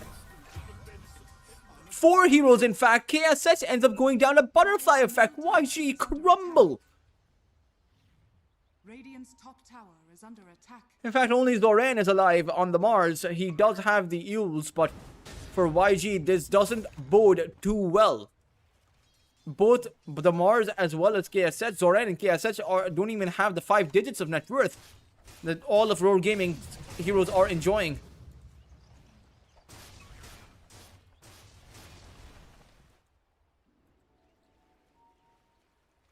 Dire's middle tower is under attack.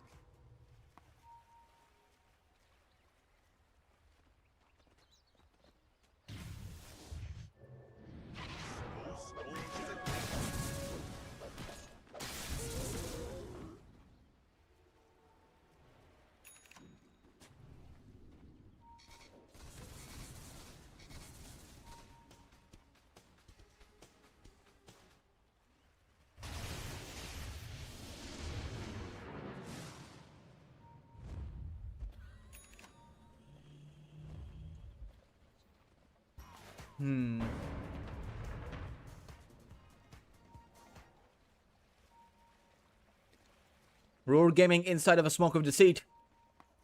As they want to wrap around on towards YG. Butterfly Effect has the BKB, and this means that YG are faced up in an impossible team fight. Zoran may as well throw out the arena, but it will not matter. YG will lose their 2 heroes. And it will be Roar Gaming who will make a play on the tier 2 tower. Dire's bottom tower is under attack.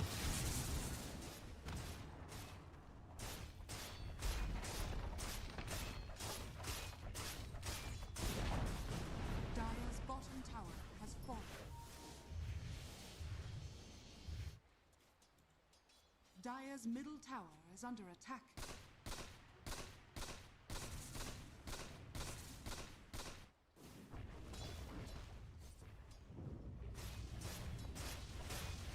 Dire's middle tower is under attack. Healing ward Radiant's is there, which makes Chucky a very difficult target to go in on. They will start things off with the Static Storm and the Wheel of Wonder, everything thrown down, but the response from Roar is just a bit too much.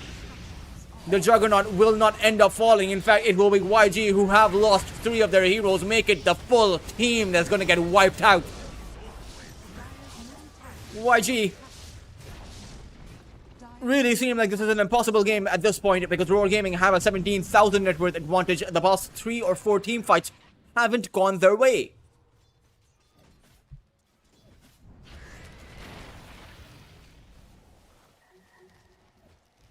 Dire's bottom tower is under attack.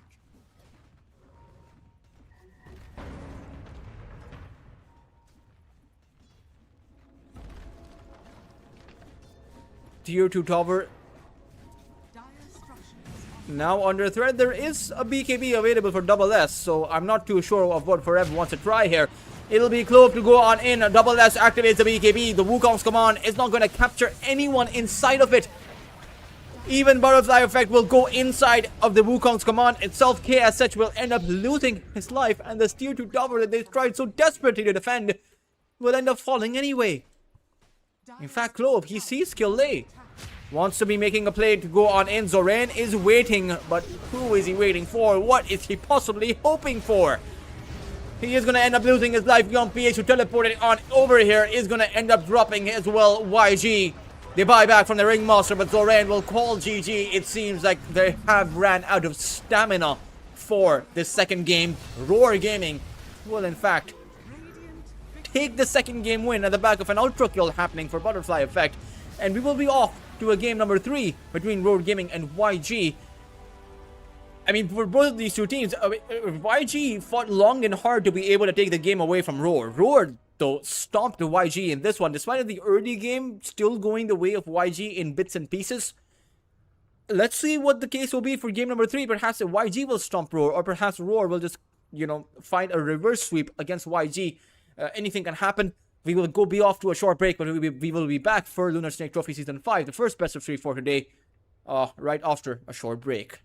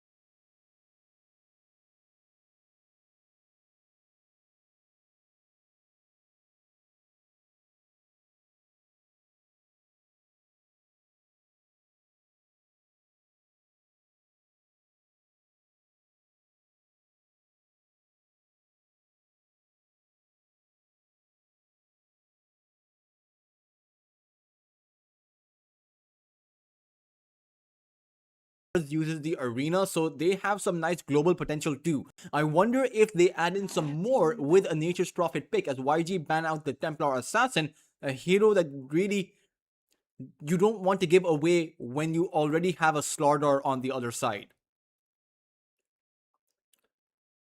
Roar Gaming have, or rather, both of these two teams have to go for their last bans. But it will be, I believe, Roar who will have the pick first. So they will have to reveal who their carry is before YG reveal who their mid laner is going to be. But YG already know who the mid lane is from Roar, right? Or rather, they will know soon enough whether or not the Shadow Fiend is going to be the mid or is going to be the carry. Dire team ban.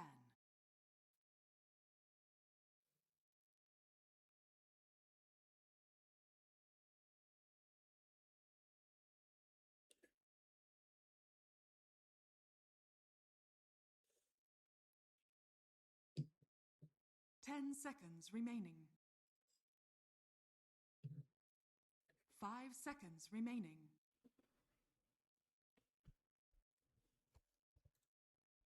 Hmm.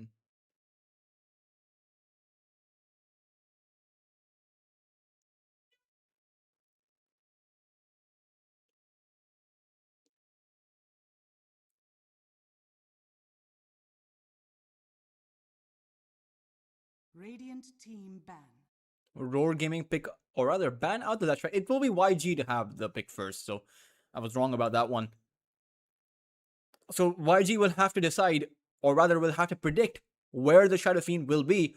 One thing is for sure, the Shadow Fiend is definitely going to struggle in this game. Sure, you have a decent combination. And I actually forgot, but Butterfly loves to play the Shadow Fiend. Roar Gaming, in the last time they competed in Lunar Snake Trophy, when they were either known as Excel or Future Esports, one of those two, they always used to pick up the first pick Shadow Fiend. Uh, it's something that had mixed results because it either goes really well or it goes really poorly because the Shadow Fiend's ability to recover is not that high. Young Galacticos will pick up a Storm Spirit for KSH. Again, not exactly global potential, but some pretty strong pick-off potential with this lineup and some pretty strong team fights. So I do like this approach. They don't exactly have a tank in the form of the Marcy, but when you couple up the IO with the Marcy, that means that you do have a lot of tankiness. Not to mention some nice mana replenishment for the Storm with the IO too.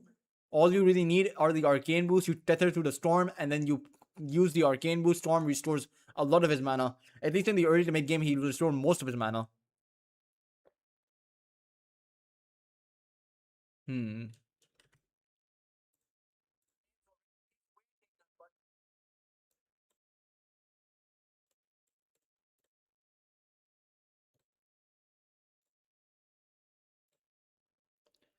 Let's see. Roar.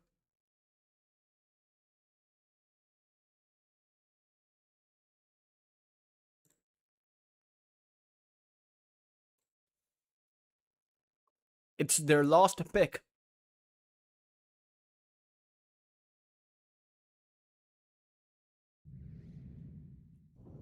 Ooh, they'll actually go for a Juggernaut once again. Had a good Juggernaut game, but I wouldn't say that it was Chucky. That, he never actually needed to carry the game because Roar ended up winning 26 minutes in. Have yet to see whether or not Chucky's Juggernaut can carry them this time around, because I do think that this time around YG have the ability to take this to the late game, or at least fight back a whole lot better, because last time Roar came out with a lost pick Huskar.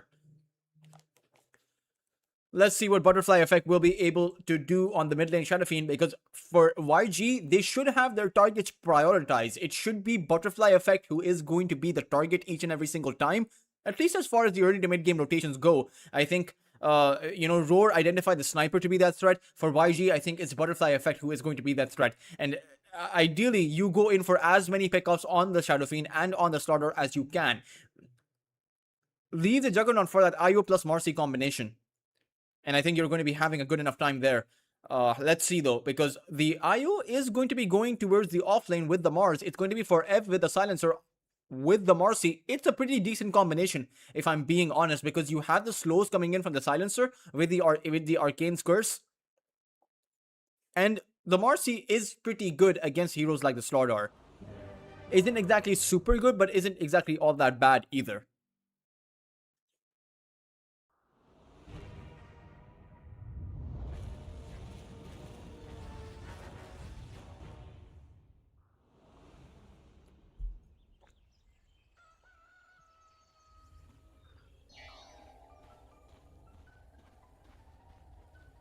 Prepare for battle.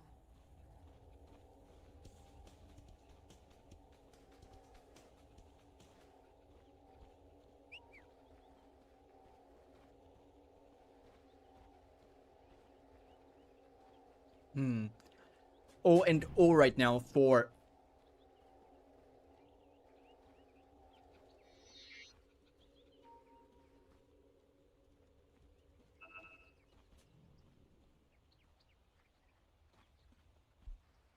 both of these two sides, and I think that's going to be the way that it stays, because I don't think either side will go for a level 1 clash.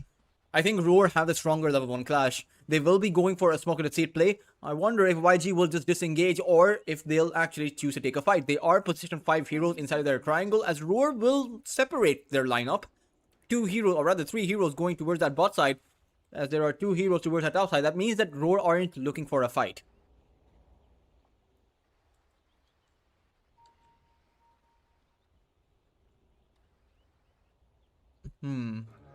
KSH is moving in, but getting a kill on Chucky is pretty hard. He has the Blade Fury. And they see Chucky. They want to gain the bounty rune advantage. Zoran will actually use the spear and secure the bounty rune. So that will be 3 bounty runes going the way of YG. Now Zoran just has to make it out. Should be fine here. Even despite of the, these spells being thrown out. Is Zoran going to be on the safe lane? He is. So technically, it's Zoran playing the carry, Mars, for YG. Although I can't say that he will be the carry because Mars isn't a good carry hero. I think Zoran will itemize much of the same way.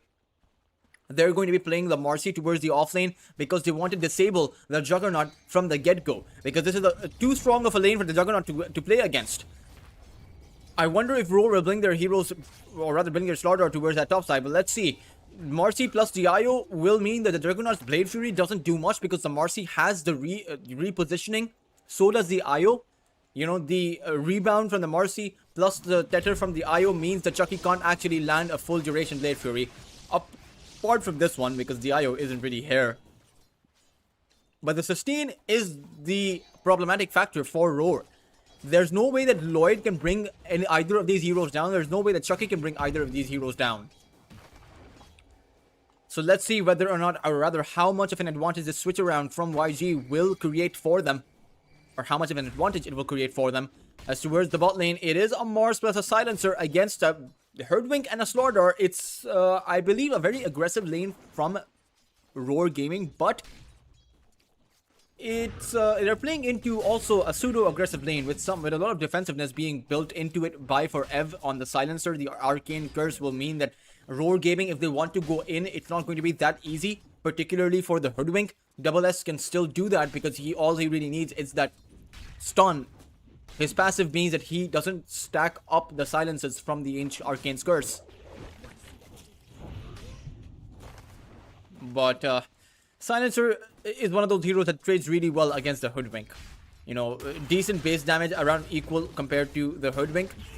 Zoran will find the spear, but Clove might just end up with the first blood. He does, and finds the bushwhack onto her Forev as well. The stun comes out from Double S, and a bash to land the last hit. It's going to be Roar Gaming to end up with 2 kills on their offlane.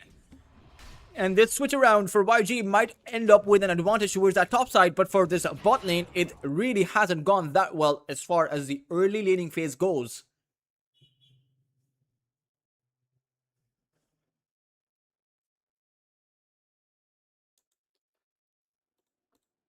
Mid lane? Butterfly Effect is in trouble and actually will end up going down solo to the storm. Young PH grabbing up that massive advantage towards that mid side. And this is a lane that the Shadow Fiend is supposed to win, right? Because before the Storm Spirit has his level 6, has his Ball Lightning, the Shadow Fiend with the raises trades extremely well against the Storm. But right now, it is Young PH who is actually winning the exchange.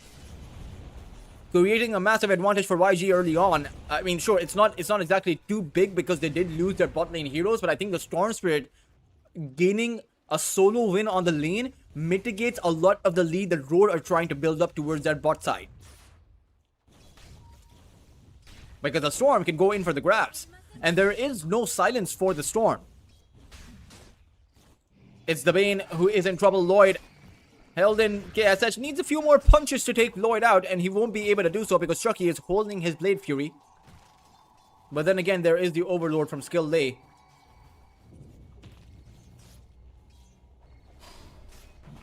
Lloyd, once again, brought back by the disposed rebound, and they will make a play on Lloyd. Healing Ward will be taken out, but Skill Lay is in danger of the Blade Fury coming in from Chucky. Skill Lay is able to dodge. Nice Ironwood tree planted down, but Chucky, all he needs is one more swipe, but the Tether comes out in time from Skill Lay to disable the kill from happening. Oh no, Young PH gets another kill on towards Butterfly. He will end up going down potentially, but the Fairy Fire comes out. Clove is also very low here. All it needs is one more remnant, but Clove will find the kill, but it's just a return kill. It's Butterfly Effect who has fallen twice. Too big of a loss for Roar. Sure, their offlane is going well. Sure, the Hoodwink is doing well, but their Shadow Fiend is suffering so hard. Level 4 on the Shadow Fiend as opposed to the potential level 5 coming up for the Storm Spirit when he respawns and comes back into the lane. Is under attack. Might just end up with a full 2-level advantage here.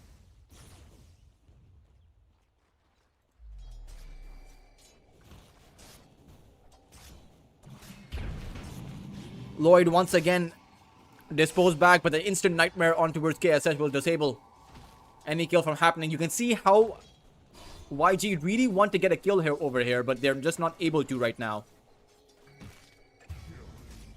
Oh, Young PH this time around, his aggression is going to end up costing him his life. Clove was waiting for the Storm over on the mid lane, was able to get a return kill, and, or rather, was able to get the kill, and is now on a killing spree. Certainly, Roar Gaming, they're able to mitigate the advantage of the Storm. Chucky is pretty low over here. A few more punches from KSH would have done the trick, but Lloyd comes in with the Nightmare.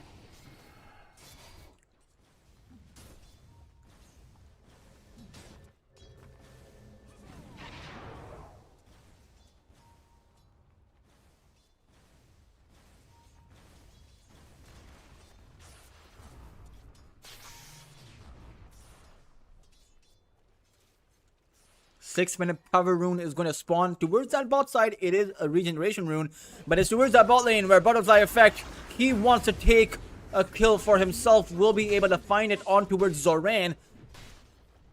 Isn't doing all that bad when you consider the fact he's finding return kills too.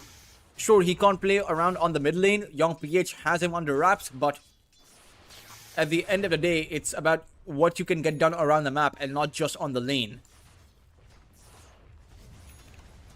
Let's see where Young PH will rotate though. As Clove is there towards the top side.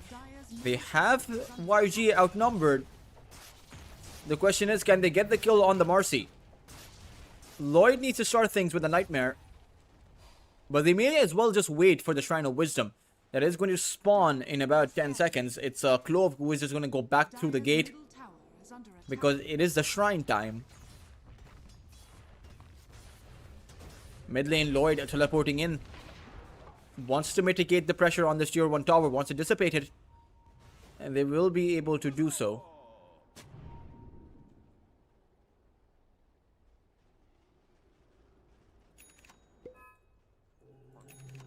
Clove will be able to pick up the Shrine of Wisdom.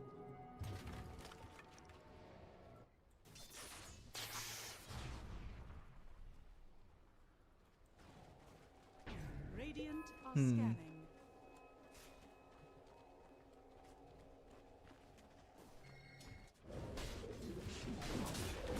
I'll make one exception. Storm Spirit finally activates the regeneration rune.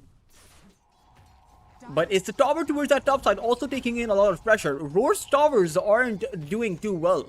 The top lane tower will be a freebie. Meanwhile, the mid lane tower is down to about 500 of its HP. and you will have a relocate coming into play soon as skill day hits his level 6, of course, but right now he's only level 4, but will be level 5 once they're done with the creep wave. Radiant are scanning. So only one level away from those relocate plays.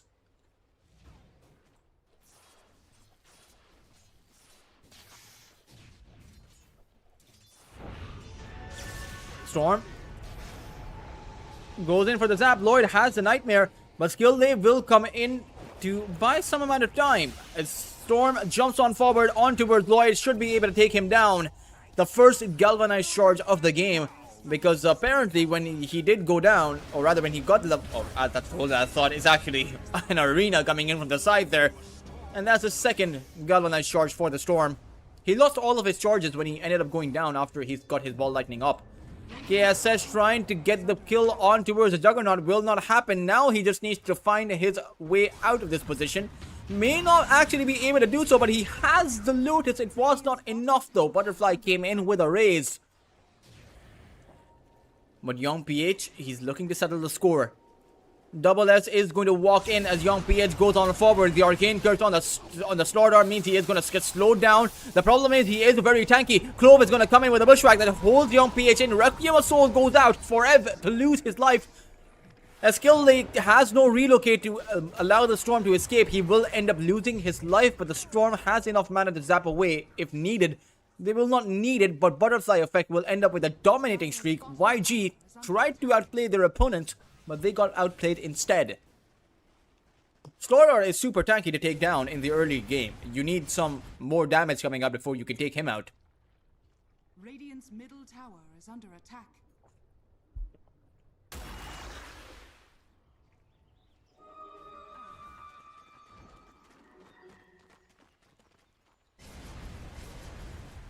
Dire's top tower is under attack.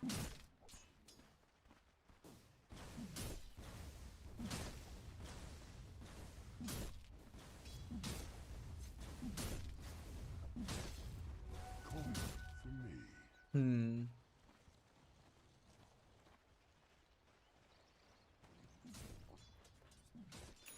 They're still waiting.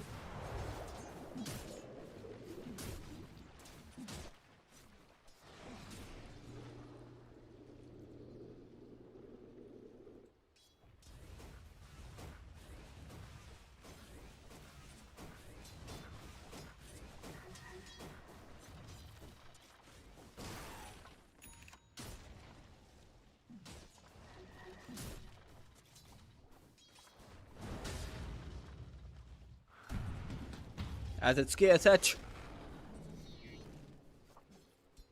Dire's bottom tower is under attack.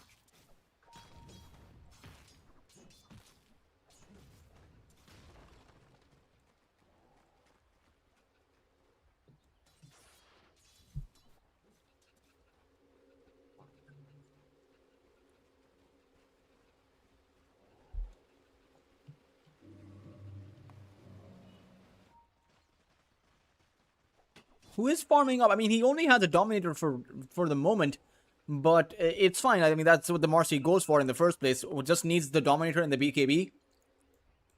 It's going to be Young PH to create the tempo for their team. That's the whole idea with this lineup. And with the IO, you increase the damage output of the Marcy anyway because of the overload. Increase the attack speed. Storm Spirit zaps in and instantly gets Bushwhacked. The Global Silence will mean that he can just zap away, but that got a bit too hairy for him. The Sharpshooter is going to miss. But still, I think Young PS needs to be a bit more careful on where he wants to zap. I think the whole idea was he wanted the Power Rune, but Butterfly Effect was able to take it in time.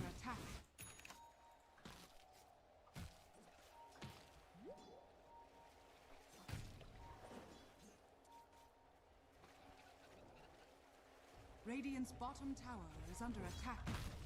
Dire's top tower is under attack. Oh, the relocate. Or rather, the rebound. Marcy with... I haven't exactly seen this version of the Marcy.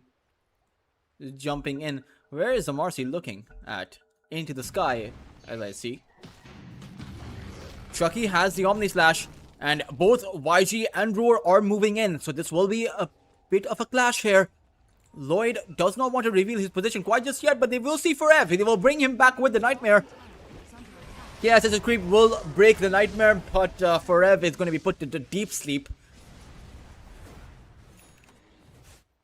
Dire's middle tower is under Double S almost has his Blink Dagger at the ready, and this will be when Roar Gaming finally make significant or big moves around the map.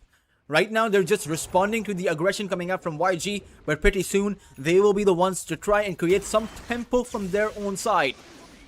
YoungPH makes a play on towards Lloyd. The arena is not going to be used, it's just a skewer coming in from Zoran. Meanwhile, KSH was looking for a rebound play. And you have, in contrast to the Slardar, who doesn't have a Blink Dagger up yet, Zoran has one. Because he was on the safe lane, of course. But I think Double S will be able to get the Blink Dagger up soon. Just needs about 120 gold for it.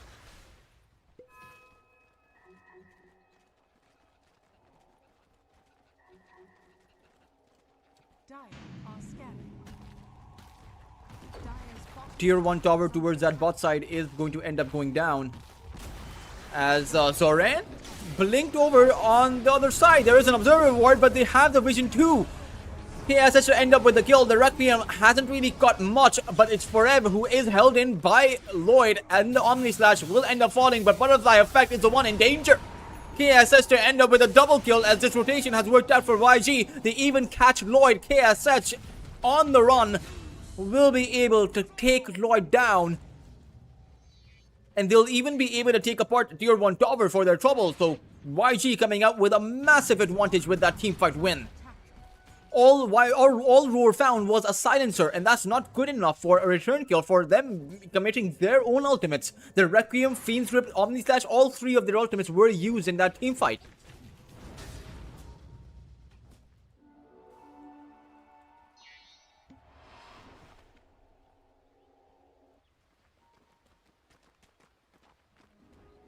Dire's middle tower is under attack.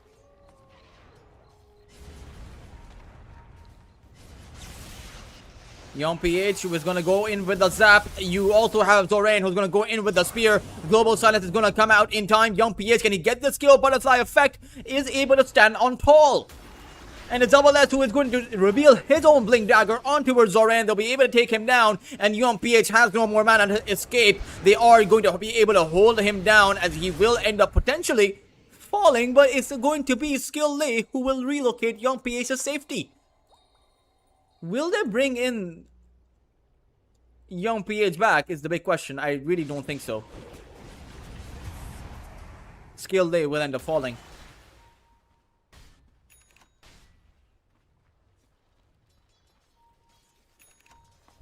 Radiant are scanning.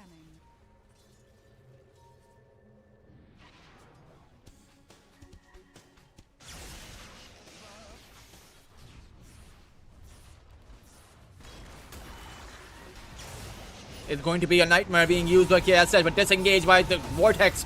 And KSH will move in with the BKB. All three heroes and Roar stuck inside of Zoran's arena, and they will end up going down. Double S, the only one to standing tall. Omni Splash comes out by Chucky, able to trade out YoungPH. But that is not good enough because KSH is still going on strong. Zoran has another Blink Dagger coming up, and Chucky is not going to be able to make it back to his base. KSH to end up with an ultra kill. Roar Gaming did not see what was coming to them. Dire's middle tower. Did not expect that to happen. Dire's structure. Because they thought they could end up with a Fiend's Grip play that ended up working out against them. Dire's middle tower is under attack. Tier 2 tower, the first one of the game, going to go down at the 17-minute mark, and a 4,000 lead up for Yangon Galacticos. Radiant's bottom tower is under attack.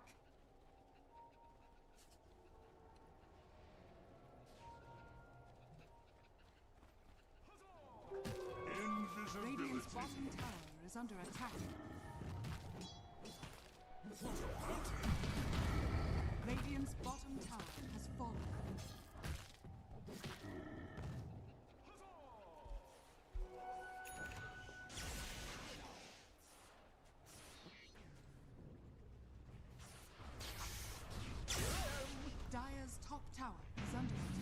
Tier 2 tower towards that top side.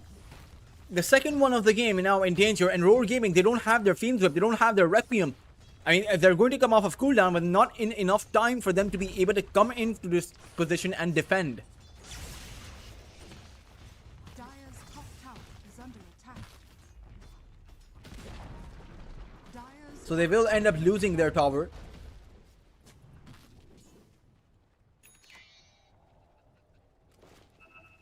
Radiant are scanning. Dire's top tower is under attack. Roshan is now going to be under threat by YG. Should be able to take it down as Young PH goes inside of the pit with the ball lightning.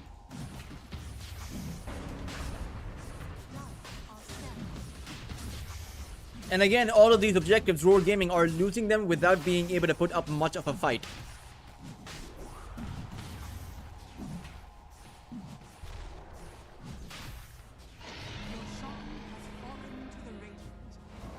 Chucky able to dodge the spear in time and is going to be able to make it away. They even come in with a relocate. Most likely going to take KSH back with him this time around, or they'll leave him to farm up here. No, they'll take KSH back. He has the Basher as well, and the Aegis in the hands of the Storm, who has the Sergeant Kaya, and not too many galvanized charges considering the amount of kills they have. Or rather, considering the kind of game the Storm has had. But it's still good enough, I suppose. They find Clove. And Zorain will just spear him down.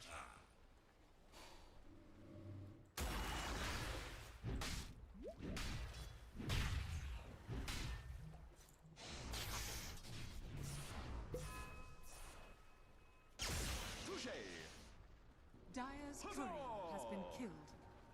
Radiant's bottom tower is under attack.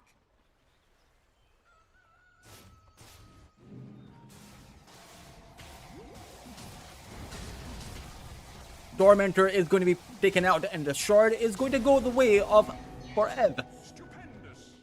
Not exactly the best of shards. I mean, it just increases his brain drain, his max in stolen by about 1.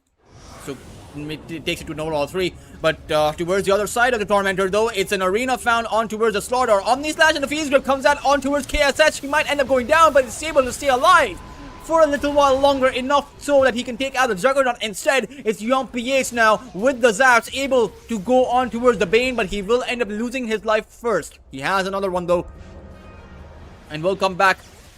We'll go for yet another zap. And instead of grabbing the brain, he goes for Butterfly Effect, who does not have a teleport. So it will still be Roar Gaming who will end up losing the team fight. Even though it was a bit of an even trade when you consider the fact that the Storm did lose his life. So they technically did take down both the mid laner and the carry that, Yang of Galactic was also found. But Roar lost all 3 of their cores. And the only reason they did not lose the Bane was because the Storm was more interested in taking out Butterfly Effect than he was at taking down Lloyd. 10 galvanized charges up for the Storm now.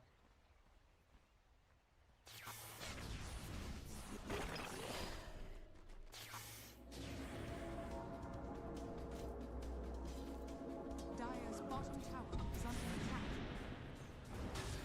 And they'll head on over to the last remaining tier 2 tower up for Roar Gaming, who haven't exactly found any way to take out the YG's towers.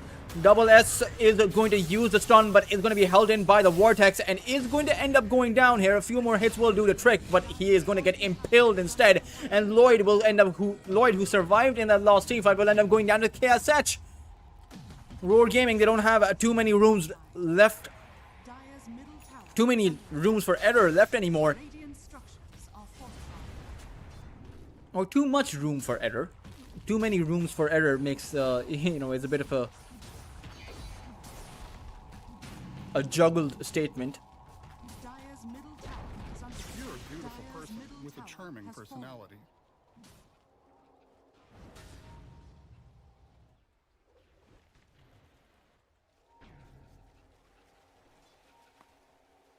Radiant's top tower is under attack.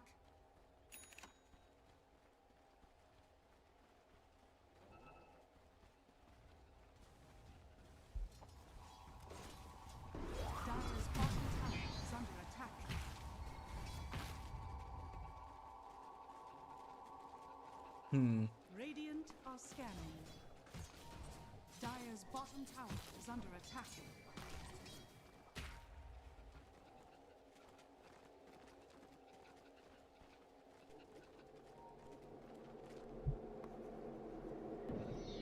YG will teleport through the gate towards the other side where there is a Juggernaut farming, but Chucky should be able to make it out. Unless, of course, he gets hit by the bash. And you also have a Chrysalis on KSH, so as soon as he unleashes his Fury, there's really no one from Roar Gaming who can survive that just absolute beatdown. Isn't going to be going to round 3 or round 4. You're just going to get knocked out in the very first round.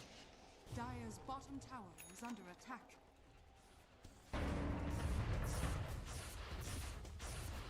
Radiant's top tower is under attack. Dire's bottom tower is under attack.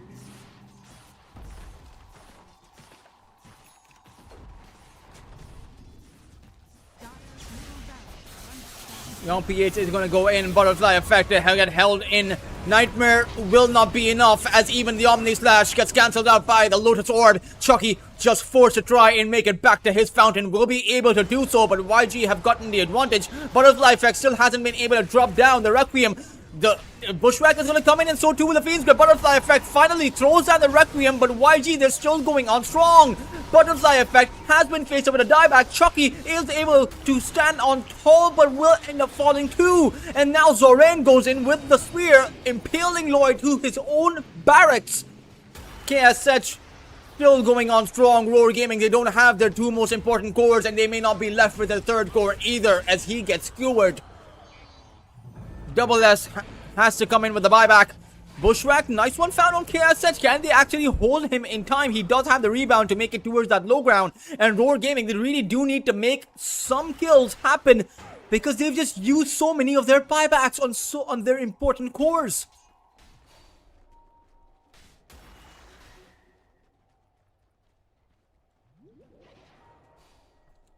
Oh man, this is not good. Well, not good for Roar. This is really good for YG. They'll even take the courier down, and they have spotted out Double S. The Nightmare will come in from the Bane, but the Bane needs to be careful because KSH is there with the rebound. They won't be able to catch them, but it's going to be Young PH who's going to zap on forward, but gets hit by the Bushwhack.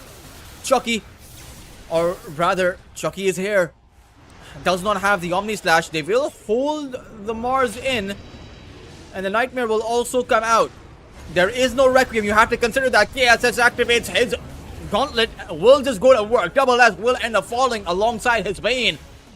As the Storm is going to go for a zap in. Chucky has no Blade Fury. And Clove is just simply going to call GG. Roar Gaming will be the ones to lose against YG. Who will be your series winner? The second series win for YG in the group stage.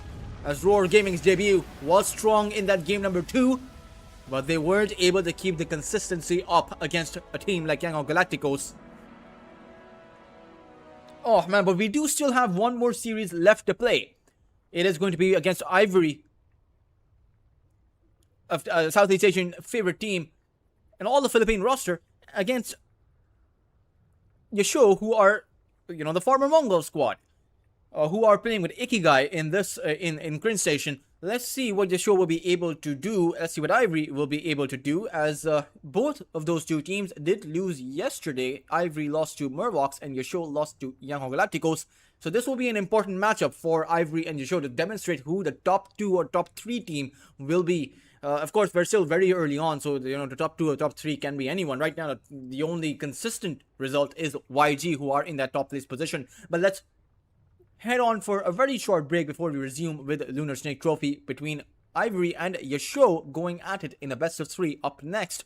Do make sure to stay tuned on in.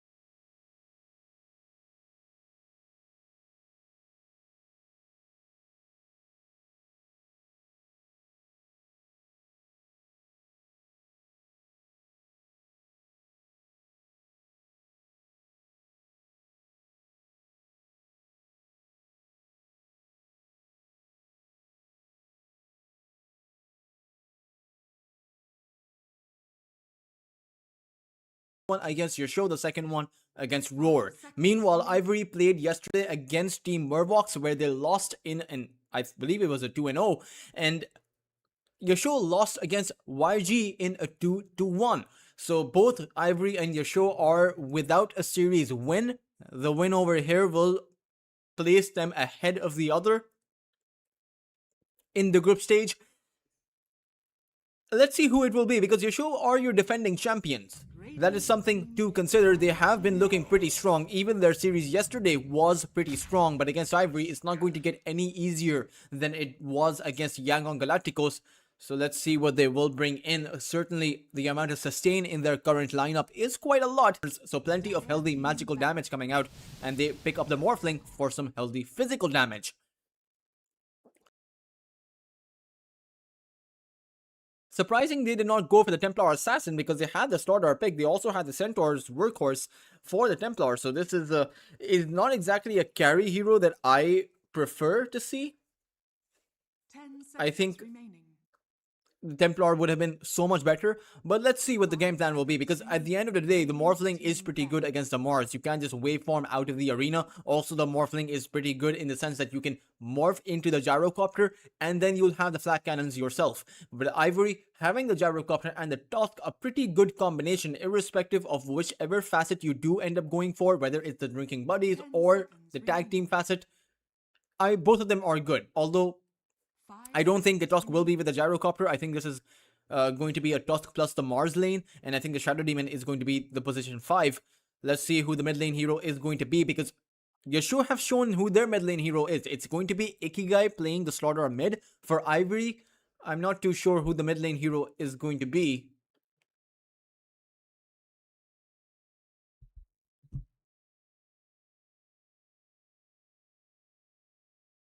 Radiant team ban.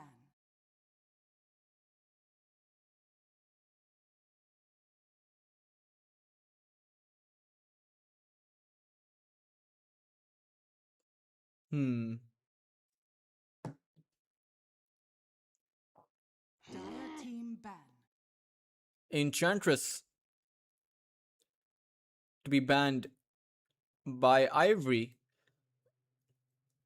As they're trying to figure out which support Yasho are going to pick up.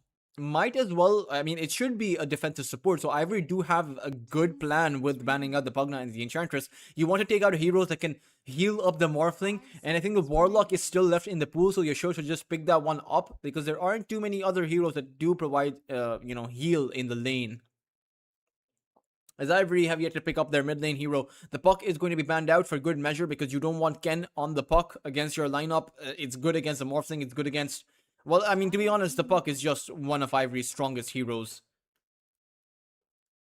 And they also ban out the Storm Spirit, take it away from Ken. So most likely we'll have an Ember or a Void Spirit that Ken will play. I'm not sure which one he'll go for, but I think both of them do the same thing against Yasho's lineup. As Yasho won't go for the Warlock, they'll actually go for the Ogre Magi. It's been a very long time since I've seen the Ogre Magi in competitive play. So we'll see what the Ogre Magi is able to do. At the same time, Ivory, 10 seconds. let's see who their mid lane hero is going to be. Either the Ember or the Void Spirit. I think going for the Pangolier here in this scenario could end up working against you. You need some control, you also need maneuverability, and you need damage output. And I think the Spirit hero does solve a lot of those problems. Ideally, you would have liked to have the Storm, or rather, even more so, I think ideally you would have liked to have the Puck. But both of those two heroes have been banned. Dragonite Cop, both heroes unavailable for Ivory.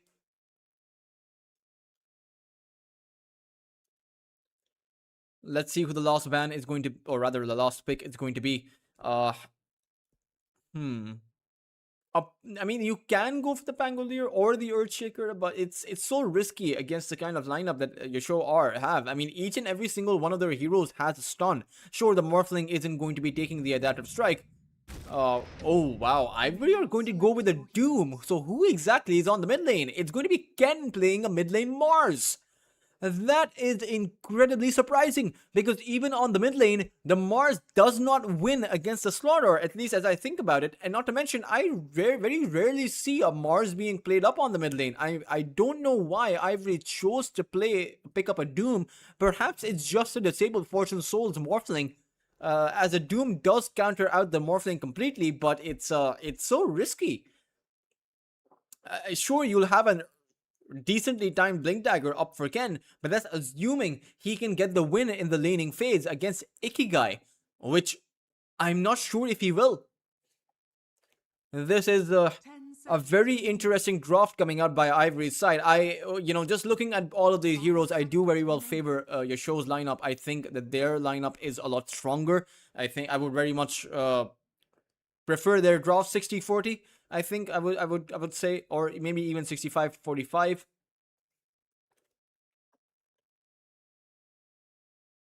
That's a nice set by the Ogre Magi. It turns him into a fish. As Ivory's draft is something of it may be something of an experiment coming out. I don't think I've ever seen Ken, or at least as far as I've costed him, I don't think I've ever seen Ken play with the Mars.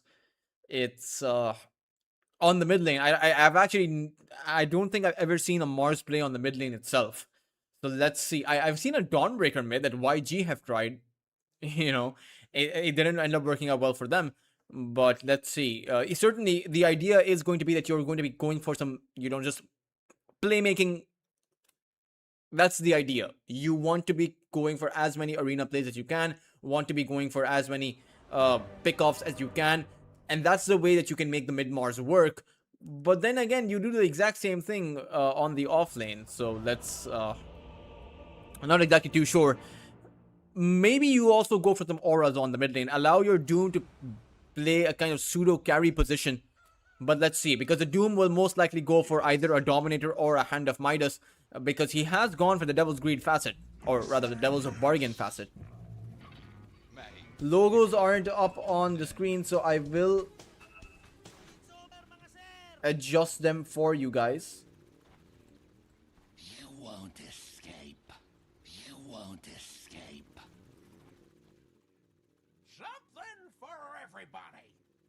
Here we come. There we go. Logos are going to be up on your screens now. How'd that happen? How'd that happen? Ivory on the Radiant side, it's going to be Yasho who are on the Dire side. As Ivory will go for a full 5-man smoke. Very early on, they'll sound the go call, but there's the Morphling isn't ready. You can't exactly play without your carry, so they will most likely have to just wait for Fortune Soul to reconnect.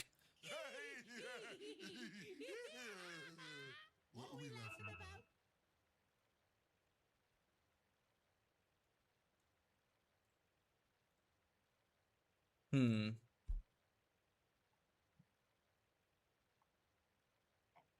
Oh, crap!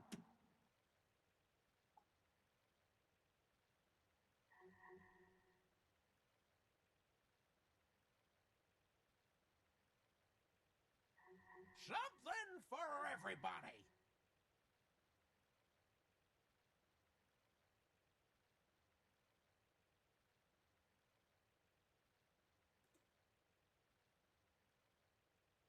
Jigs up. Jigs up.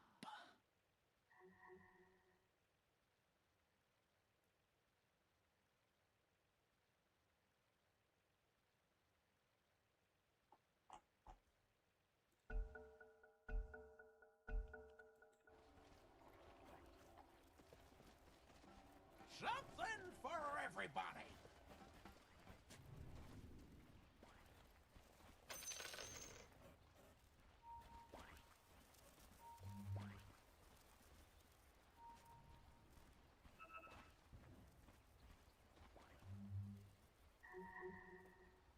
We will resume into the game as Ivory Smoke hasn't really 30 seconds to done much. I mean, Ken is here on the mid lane, but his position, I mean, it's pretty obvious where he is, right? I think the entirety of Yasho see him.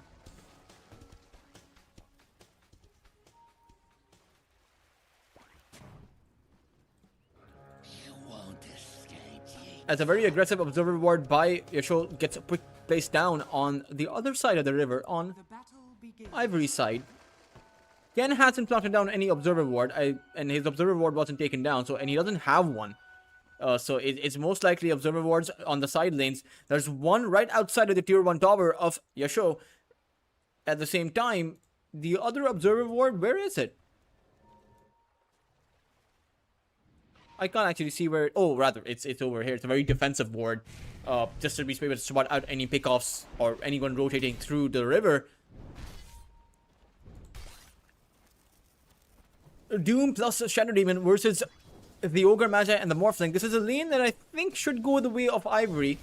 You probably have the learning curve facet from Tammy, and sure, the Ogre Magi is very good at dishing out the hits once you do have your level 2, and thus level 3 ignite, level 2 ignite at the level 2 mark. But I think Drake with the Shadow Demon is going to be doing pretty okay. You can always just trade really well against the Ogre with the Shadow Poisons. Not to mention, Drake with the Shadow Demon is pretty good against the Morphling too. The Morphling loves to play around in low HP, which means that every stack of the Shadow Poison dishes out quite a lot of damage against the Morphling. But let's see how much farm the Morphling will be able to get.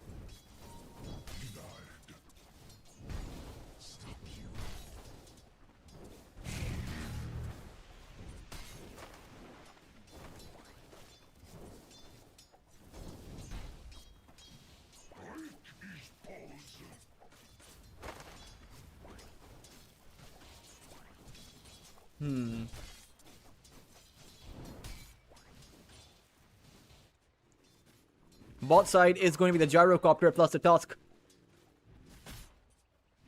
As this is a lane that it should be aggressive when you have the toss, but you can't exactly play too aggressive against the Centaur.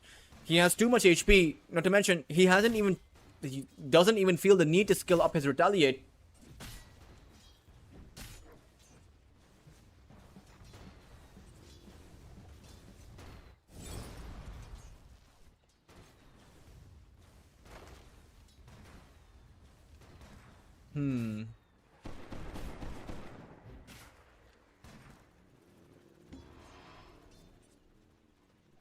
A Centaur plus the Snapfire has always been one of those stable basic combinations, right? It's just the Hoofstorm into the Mortimers, but there's gonna be a while before the Mortimers come online. Bisk is gonna get trapped in the shards. Actually, he's going to huddle himself inside of the shards. Not exactly a lot of warmth found inside of those shards, but he'll keep himself safe. And the problem with the Centaur, which is typically an aggressive lane, is that you can't actually go very deep into the Gyrocopter. The Gyrocopter has the barrage, so which doesn't trigger the Retaliate, right? It's just pure magical damage. So Panda will have a rough time actually getting the kill. Not to mention you have Teehee, who is also going to be a snowball, that saving grace. Teehee can come in with a snowball save, mitigating a lot of what Panda and Bisk are going to attempt to do. Meanwhile, mid lane, it's the Mars versus a Slardar, and Ken seems to be doing pretty well here. I suppose he can always get creeps with his skills, but Ikigai isn't, keeping the lane momentum in the river. He is actually just pushing out the creep waves.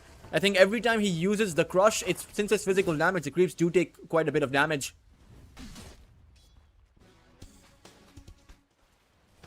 Towards that top side, it's Tammy in danger, but it's also Rapido who's gonna get hit by a Fire Blast. Disruption on the Morphling to buy Rapido some amount of space, as Tammy is just going to end up going down. It's Drake who will draw first blood, and it's Ivory who will be off to a head start over on their off lane.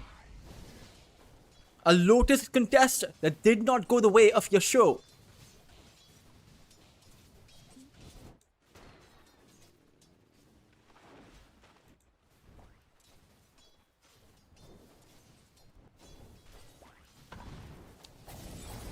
Ignite going to go out on towards Rapido.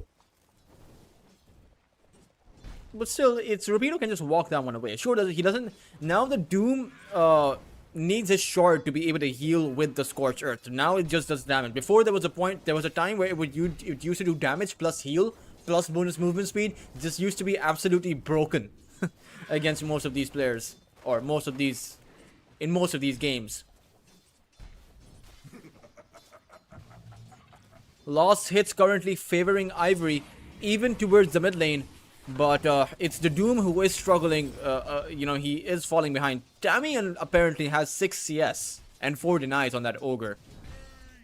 5 denies on that Ogre now. But this is a surprisingly good performance by Ken.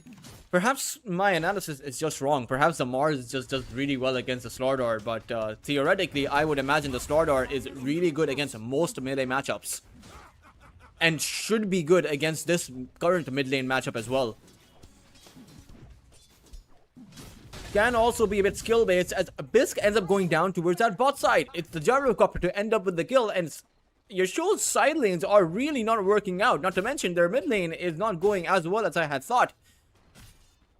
They are getting a bit outplayed here. Because these are skill based side lanes. Right? You have a Tusk on the safe lane. It's entirely skill based on whether or not you can catch someone and overtake their position.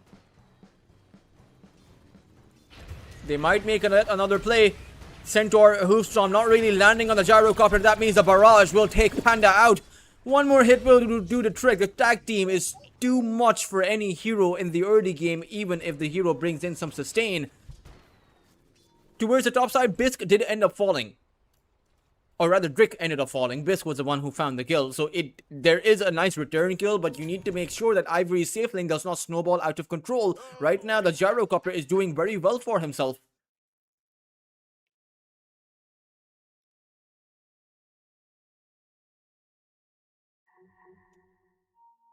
Oh boy.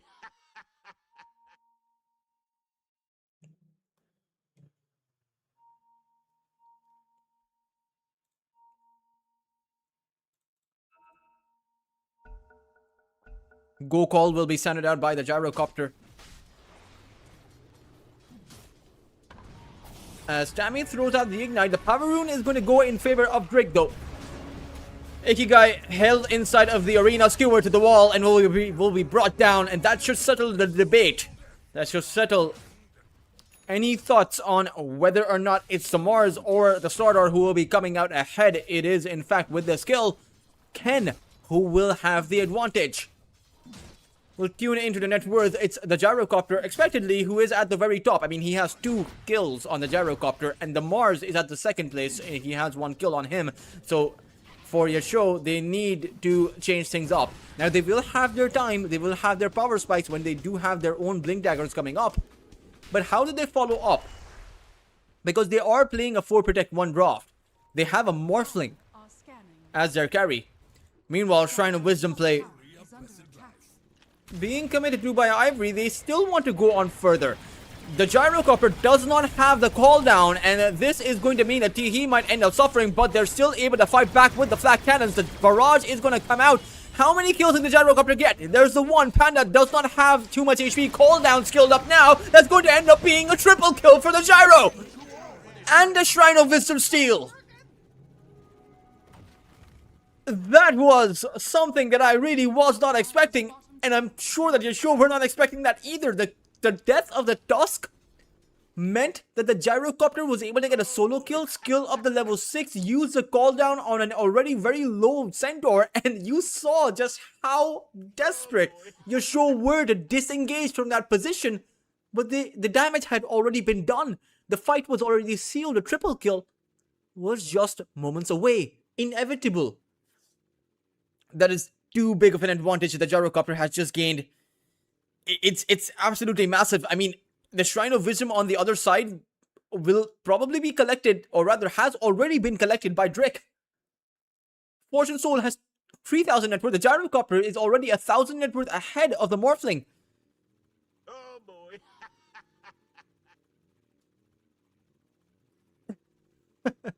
The Gyro, so much problem. Oh man, he's the one winning you the game right now.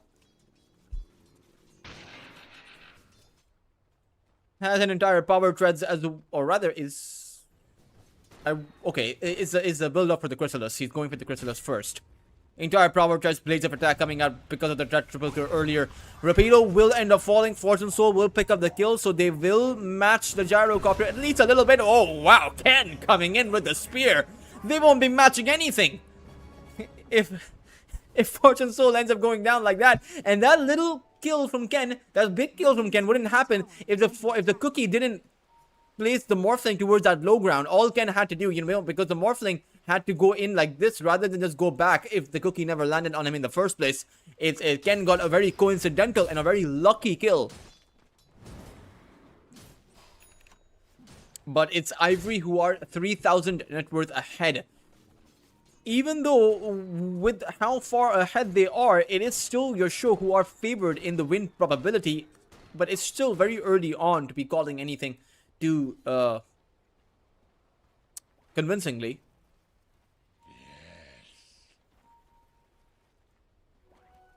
You won't escape.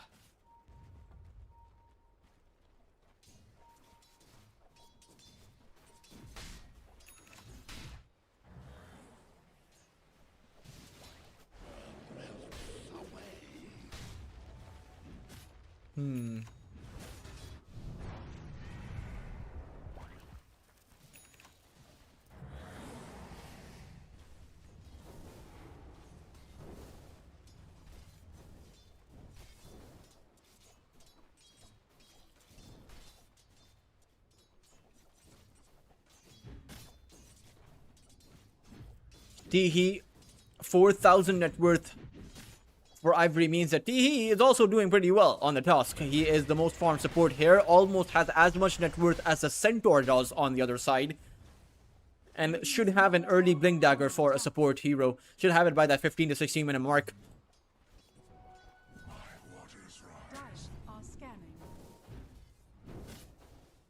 2 Sentry War, or rather, no, there's 1 Observer. This is very, you know, the only thing, it's the yellow versus blue. Well, otherwise, those wars look exactly the same. Radiant are scanning. As the Gyrocopter is here, almost has the Chrysalis, just needs about a few hundred gold to be able to create it. I think about 150 gold, right? I mean, as soon as the stopper falls, he'll have the gold for the Chrysalis. This is too big of a lead that the Gyrocopter currently possesses. Under attack. Tier 1 tower, the first one of the game, is going to end up going down, as Yasho currently do not wish to take a fight. Ikigai still about a very long way away from his Blink Dagger. It's actually going to be Bisque caught inside of the arena. Teehee is going to come in with a Walrus Punch, as Bisque does have the Stampede to be able to disengage. So we'll be able to make it out. Teehee should have used the Snowball while he was inside of the arena to stun him up.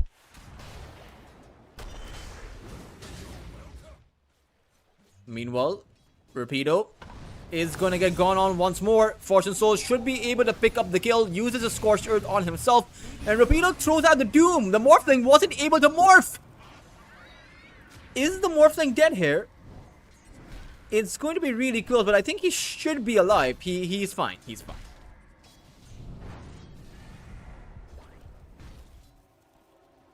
He was able to morph, I think.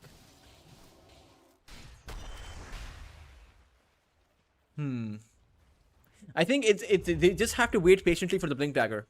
Sure, they got the kill right now and it's on Rapido, but Rapido has already been shut down quite hard. As a Morphling, Fortune Soul is doing a good job at matching up to the Gyrocopter, but Yasho need to amp up the tempo. They will make yet another play. The cookie is going to miss. It's the Snowball save that comes out. It disables the Mortimers entirely, as that might mean that Ivory come in for a counterplay. He is in danger. He will be held in and brought down, but it will be a trade of the supports. Cammy should end up falling. A 1-for-1. That means that neither side gains the advantage. It's actually, in fact, the Gyrocopter who will just continue on farming away.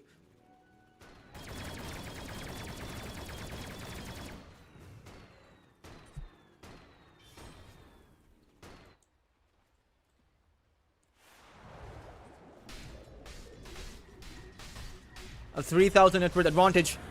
Disruption is going to come out on towards Ikigai, but the spear is not going to land on the right target. It's going to land on the illusion.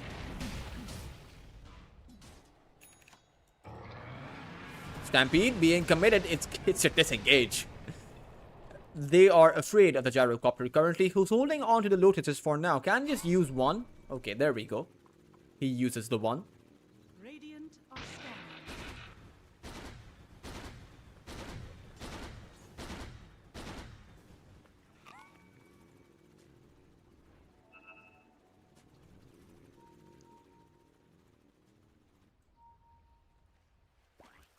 And the one thing to note, and it's very important to note this, Are scanning. is that sure, the gyrocopter was off to a blazing start, 5 kills on him, but the Morphling is slowly gaining on the gyrocopter, right?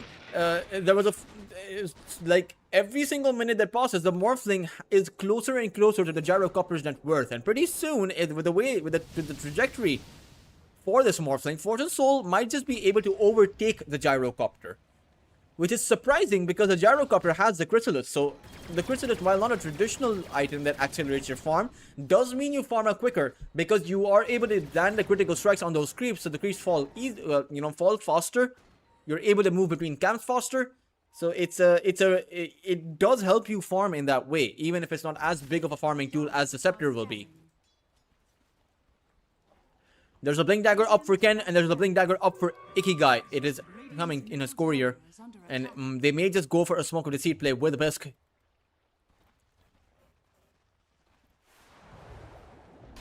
Or they might just farm. I suppose they've decided to farm.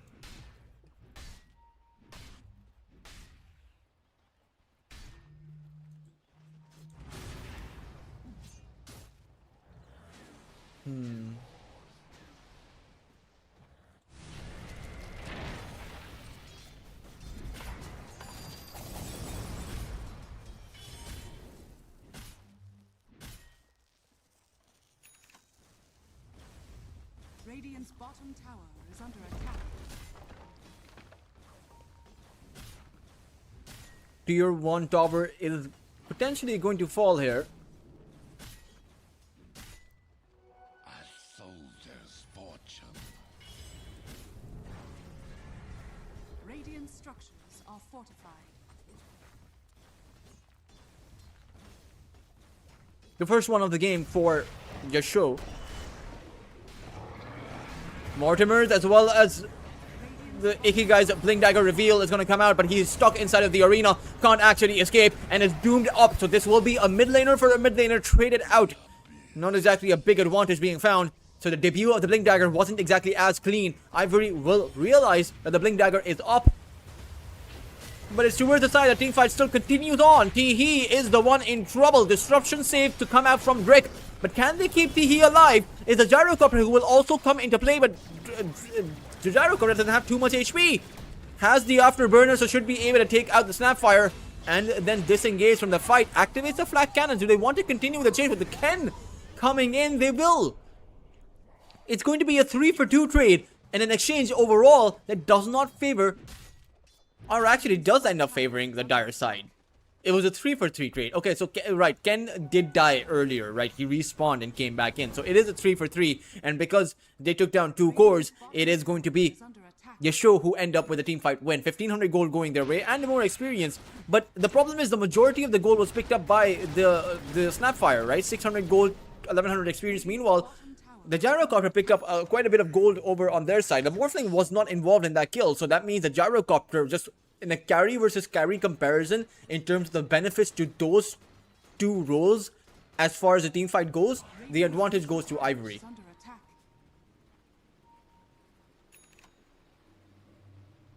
The ground burns. Radiant's middle tower is under attack.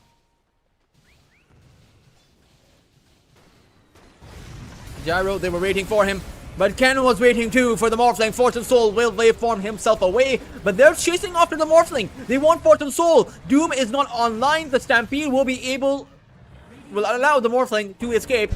Will also allow Tammy to create a bit of distance, but will not allow him to escape.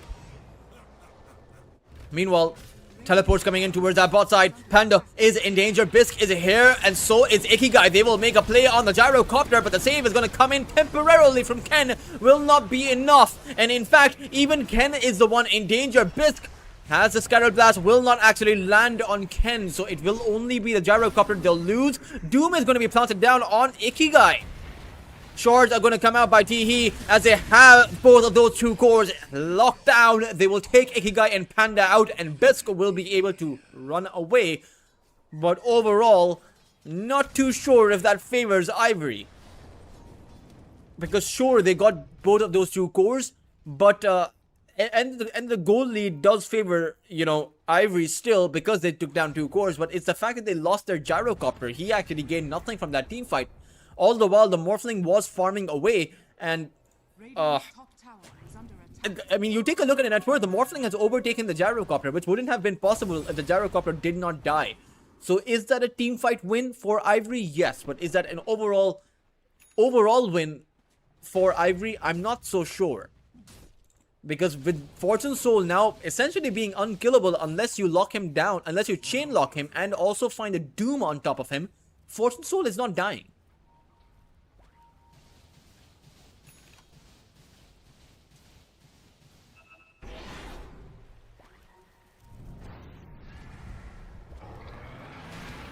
Stampede being committed. Ken is going to be held inside of his own arena. It's a Gyrocopter 2 who is able to fight back with the flat cannons. They will take out Bisk. But the problem is they've already lost the core. And it's going to be Yasuo who are on the chase. The flat cannons coming in from Fortune Soul instead will melt Ivory. Fortune Soul will end up with a triple kill of his own. And in fact, it will be a fourth hero they'll be able to take down. And that is an undisputed win coming out for Yasuo's side. No questions about it. It's the Morphling to end up with 1200 gold going his way and about 1500 experience. Ivory are no longer ahead of this game. Radiant are scanning.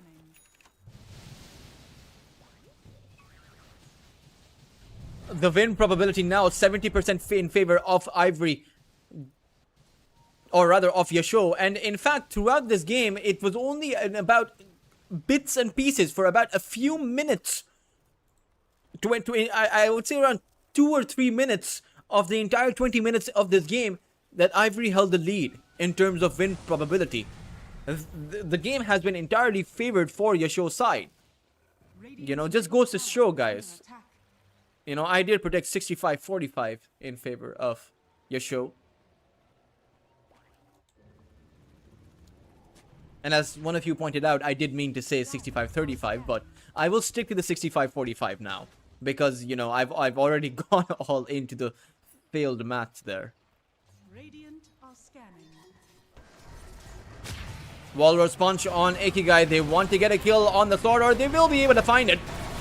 Even if the Stampede does come out. But the response is coming in from Yasuo's side. Fortune Soul is here. Rapido is holding on towards his Doom for now. Does not have his eyes locked down on the Morphling. It's Teehee who will lose his life in overall 1-for-1. But it's Yasuo who wanted disengage from this position. Abandoned Panda to his fate. A 2-for-1. Surprising that Yasuo decided to disengage from that position. It's a Tormentor which is going to be picked up, which will go towards Teehee. A nice upgrade to his shards. I've always really liked the Tusk's shard upgrade. Dire structures are fortified. Oh man, Fortune Soul almost has an Eye of Skadi. Just needs about 1,000 gold. I think 1,000 gold. Yeah, it is. It was 1,000 gold. Now it's about 500 gold that he needs. Meanwhile, the Gyrocopter has an Aghanim Scepter and is almost on his way towards making that BKB. But I wonder if that BKB is going to be stronger than this Eye of Skadi that comes out.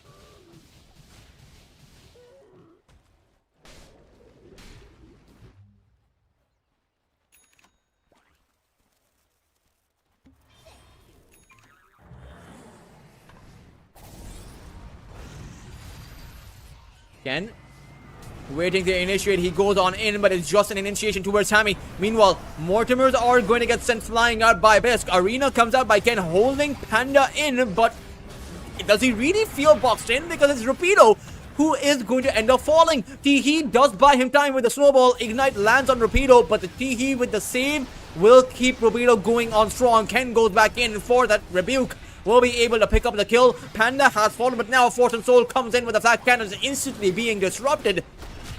they will be able to take the gyrocopter down. The doom planted by Rapido on the gyrocopter will mean that Fortune Soul loses his life. But in the end, he still ends up with a triple kill before he ends up going down. And no one from Ivory was there to pick up the experience from that kill apart from the Shadow Demon. It's still, when you take a look at the fight, as far as the goal distribution goes, it's still a win for the Morphling.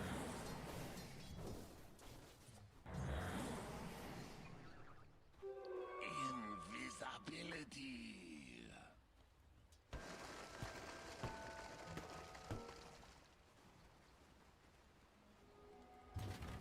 Radiant's courier has been killed.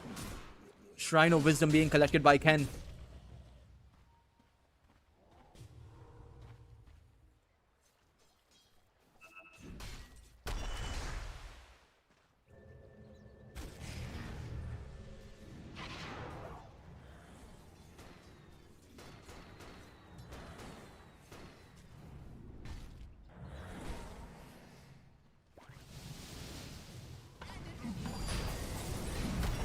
Roshan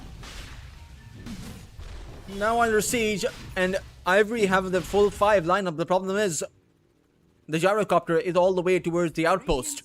So this will probably be a Roshan that goes for free. Fortune Soul to end up with the Aegis, and a Doom is no longer enough unless you have a double Doom, which he does not. He's very far away from that refresher. Isn't even thinking about it right now.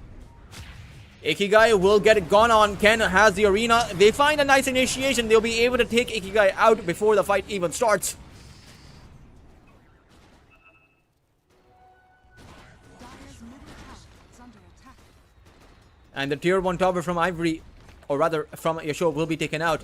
Ivory are not in that bad of a spot. Tower has fallen.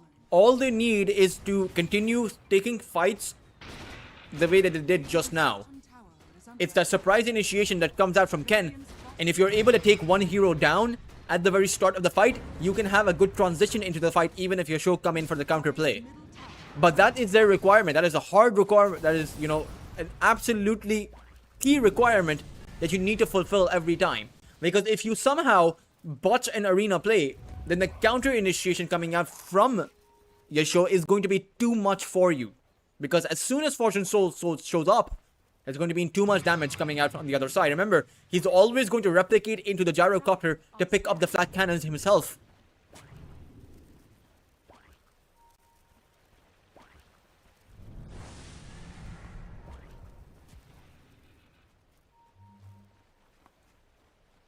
Radiant's middle tower is under attack.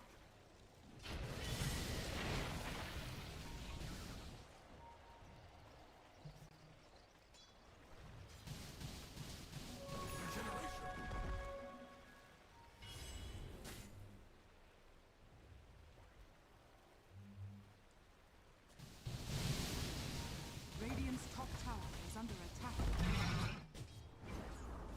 Radiant's top tower has fallen. Ken is going to use the arena. Ikigai once again held in, but they haven't been able to take him down so far. Mortimers are going to come out as the gyrocopter. Fortune Soul goes in with the flat cannons. He hasn't been able to take anyone out either, but Rapido is a bit isolated, trying to go for the teleport away. Cookie is not going to land. The cookies have not been on the mark. So it is yet, despite of that being a shaky start to the fight, it is going to mean that Ikigai is not going to be alive. They should look towards capturing the outpost so that Ikigai can teleport on in, particularly if they want to look for the siege. Rapido still has a Doom.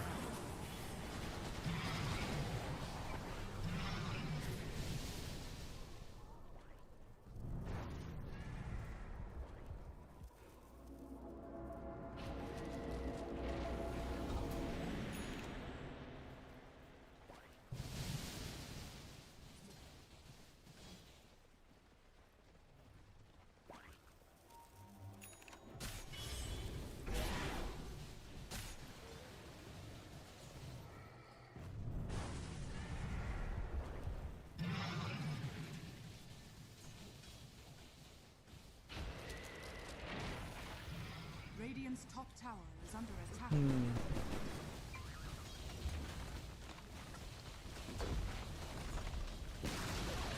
Radiant's top tower has fallen.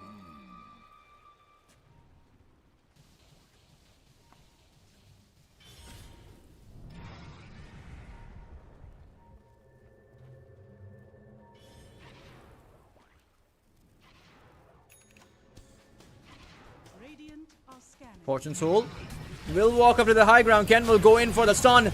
There is an arena, but he hasn't been able to use it so far. Fortune Soul able to use the Manta and is able to stick around. Rapido does not want to drop the Doom on the Morphling because the Aegis is still up. As Teehee has fallen. Aegis is... Wow, okay, it's going to pop. Just like that. They will also know the Aegis has popped once he is in vision. Signals coming out towards that bot lane, so Yasuo will disengage. It seems like we're in for yet another long game, perhaps, right? Because the first game between YG and Roar went up on all the way until that 56-minute mark. And even as I take a look at this game, sure, Yasuo are putting in a lot of tempo, putting in a lot of aggression, but it's still not a scenario where, you know, either side is coming out convincingly ahead. You know, no team wipes are happening. No one is gaining significant or massive advantages, apart from the few early team fights we had in this game, but we're no longer in the early game. Now we're at a point where the Gyrocopter, you know, you take a look at this Gyro, he has so much damage. He also almost has a butterfly. So both sides will have to be wary about the amount of damage output the carries have in this game.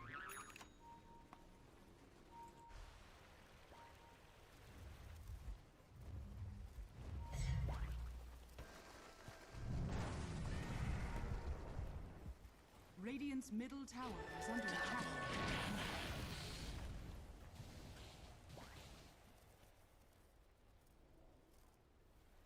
Dire are scanning.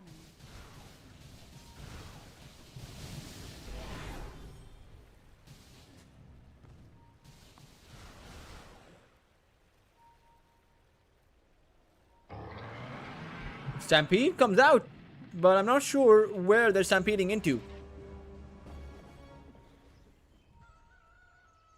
I don't think they're stampeding into anything, really.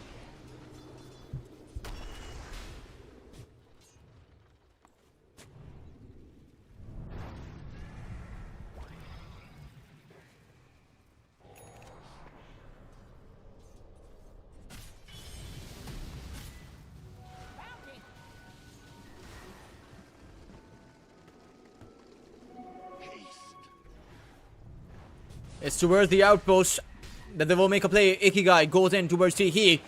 Does find the stun, but Teehee has the Blink Dagger to disengage with the snowball. The question is, can they keep the Gyrocopter safe? Because this time around, the cookie did land. Drake comes in with the disruption save, but the workhorse coming in from Panda will allow the Morphling to run away too. Panda has turned the Morphling Fortune Soul into a turret that dishes out daedalus strikes. Middle tower has fallen. As all outer tier 2 towers have fallen, so despite of the Aegis not being there for Fortune Soul, it is Yasuo who have Ivory boxed into their high ground. A lot of map control, a lot of advantage.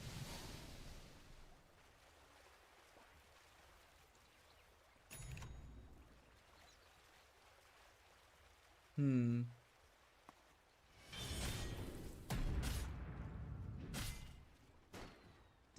are scanning.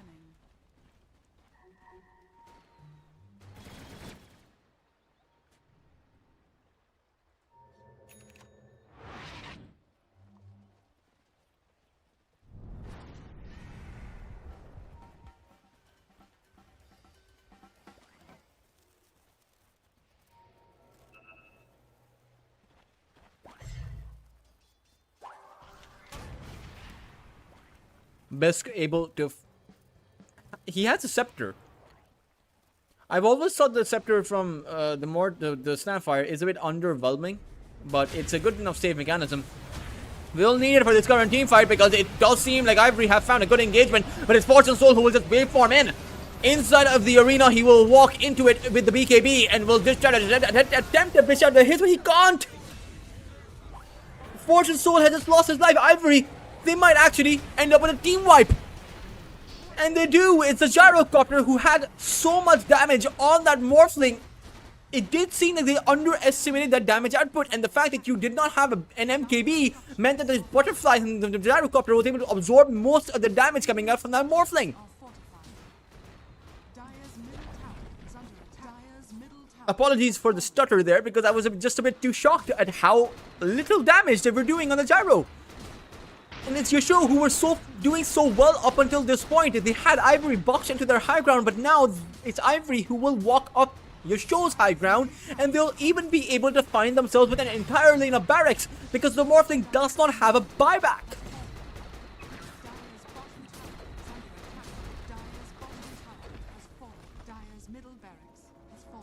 Ivory are so far ahead right now, and it may not be over for Yasho, but it is a bit dangerous for Yasho. Ken has an entire Shiva's Guard and is also building up to that Hex. Meanwhile, Rapido has a Lotus Orb and is building up to that Crimson Guard. Even more damage soak. You have a Satanic up for the Gyrocopter.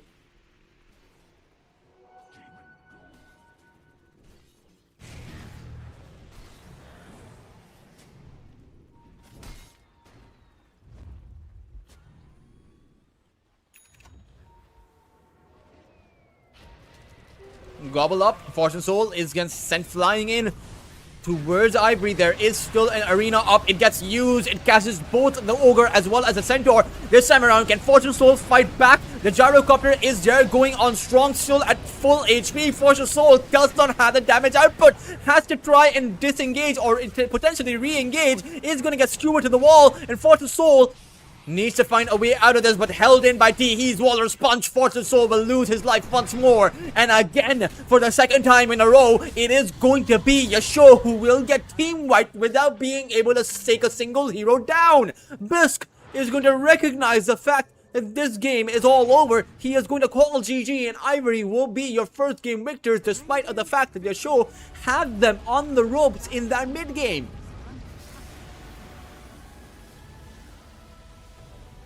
Oh man, for Ivory, that was a pretty good comeback and a very convincing performance, particularly by Ken. He was faced up against a Slaughter, but despite of that disadvantage, he was able to not only win the lane, but also these past few arena plays coming out were very impressive.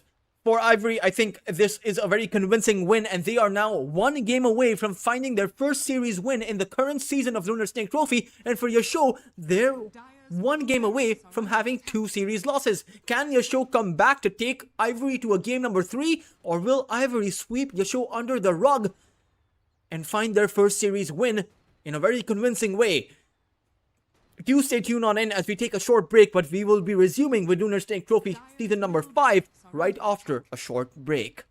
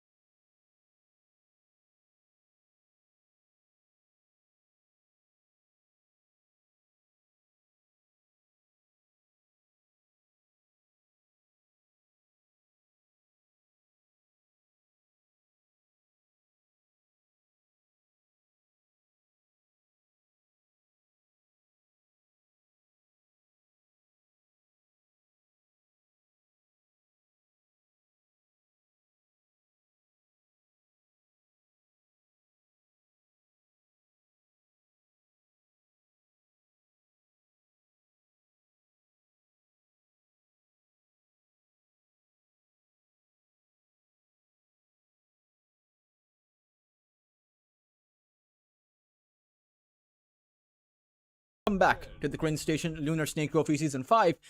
The best of 3 between Ivory and Yasho, as Yasho did manage to farm up on Fortune Soul despite of the fact that the gyrocopter from Ivory, the carry from Ivory, was having a great early game. The mid game was entirely in favor of Yasho. Unfortunately, they weren't able to keep up the tempo. Unfortunately for them, Ken came in with some arenas that Yasho were not expecting. It is a very different draw from Ivory's side as they pick up a Storm Spirit for Ken and they will pick up a Dragon Knight as their carry. In response, Yasho will bring in the Puck for Ikigai, and they also have a Shadow Demon, which is a great hero to have against that Dragon Knight. The Demonic Purge removes the Dragon Knight's buffs, including his Dragon's Blood. So let's see what Yasho will be able to do this time around, as they will be able to disable the Dragon Knight, and the Puck is pretty good against both the Storm and the DK. Assuming a DK doesn't go for an Orchid, right? You can always go for that kind of a build against the Puck is pretty good, or even the Storm Spirit can go for the Orchid, although now the Orchid build up for the Storm has been reduced quite a bit.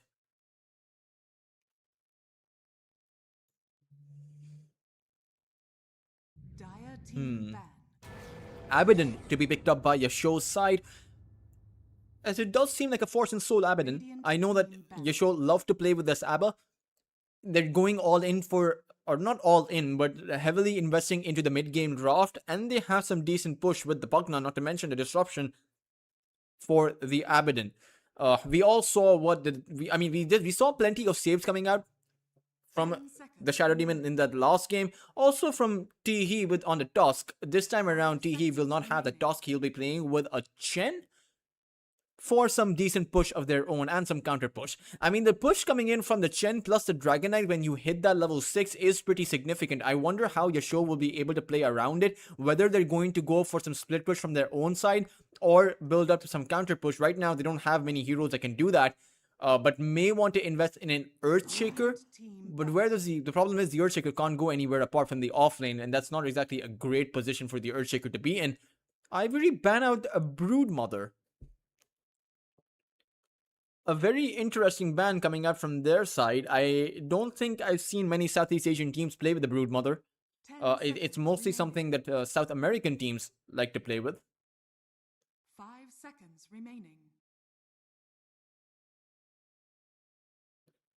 Ivory ban out the axe, as Yasho have yet to ban something out from their side.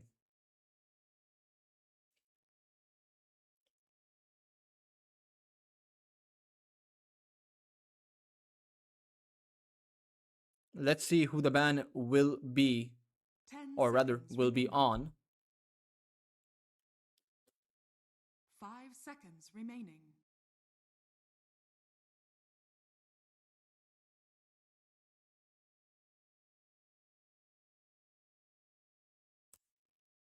Dire team pick. Beastmaster being banned up by Yasho. And they will have a pick now. Wonder who they will go for. They should have another tank here, right? It does solve a lot of their issues with sustain. The Tidehunter will be picked up. They have the best thing about the Tidehunter in this game is the fact that the Shard disables the Storm from being able to zap anywhere. I think that is the biggest benefit of the Tidehunter. So you can go in with the Ravage, follow it up with the Silence from the Puck or even a Dream Call, and then the Abaddon can go to work. Not to mention, the Abaddon is also a natural Orchid builder. So there are plenty of ways that Yasho have to be able to take down the Storm. However, Ivory will go in for Rapido Spangolier. Is a pretty good Pangolier player, I will have to say, but this lineup does not have any sustain in it. So how exactly Ivory will take down Yasho, that is something that's going to be a bit difficult. Because I mean, sure, the Pangolier role is pretty good against Yasho's lineup, particularly the Pugna and the Shadow Demon. That this Fusel Blade means that you can take both Tammy and Bisque out. But how do you take Fortune Soul down? Because he will have the borrowed time, so the Dragon Knight can't do it on his own. So the follow-up to close out the team fight wins is something that's going to be a bit of a question mark in my mind. I do think that this draft is still 60-40 in favor of Yasho. I think they have the stronger draft, but I mean, I said they had the stronger draft in that last game too, but they ended up bungling it. I don't think in that last game it was a major draft issue for Ivory, apart from they had a Mars on the mid lane, right? I mean, I can't exactly sing the mid lane Mars's praises, although had great arenas in that mid game. This time around, he'll be playing a more comfortable hero as a Storm, and that's a hero that Ken is really good with. Not to mention, Ken is a phenomenal puck player, so he will know what Ikigai is trying. Normally, where this is a skill based match, or rather, this is a matchup where it does favor the puck, may not be as easy for Ikigai, particularly when we look at that last game, right? You had Ikigai on the Slardar versus Ken on the Mars. That was also another lane that Ikigai was supposed to win, but Ken was still able to not only win the CS, but also able to come out with a kill with the help of a support, obviously, but still able to get a kill on Ikigai. So let's see what happens as we head on over for potentially the last game for today, unless Yasuo manage that comeback and take it to a game number 3.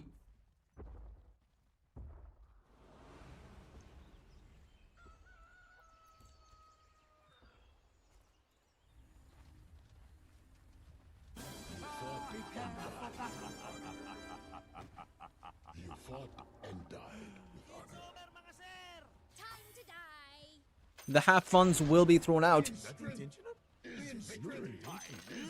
Something that was missing in that last game, but I am a sucker for the half funds. I believe it should be mandatory for the game. I believe Valve should implement a system where your character throws out the good luck half fun without you typing it out, right? I believe that should be that should just be introduced into the game.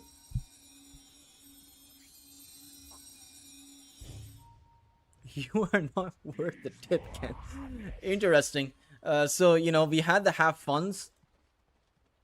Then we had a bit of shade being thrown out by both of these two sides.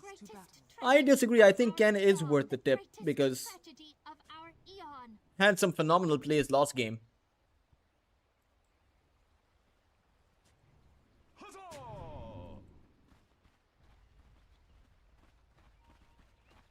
It is Yasuo once again. They will see the Dragon Knight. They see him on the low ground, but there isn't enough disable here. There's not a single stun. There's just Bisque with the disruption. So they'll have to settle for the bounty rune exchange. Should be able to, or well, they had an opportunity to grab 3, but they will only be able to grab 2. Now, even though they don't have disables, they might be able to take Teehee down. He is hit by the gush, slowed down, and the first blood will be drawn by Bisque.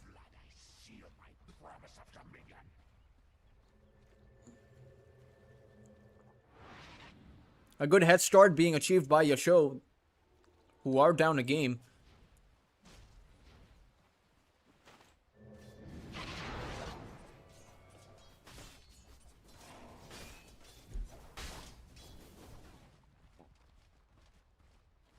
As did I just lag out of the game? I think I just, yeah, I apparently have disconnected from the game. I will attempt to reconnect into it.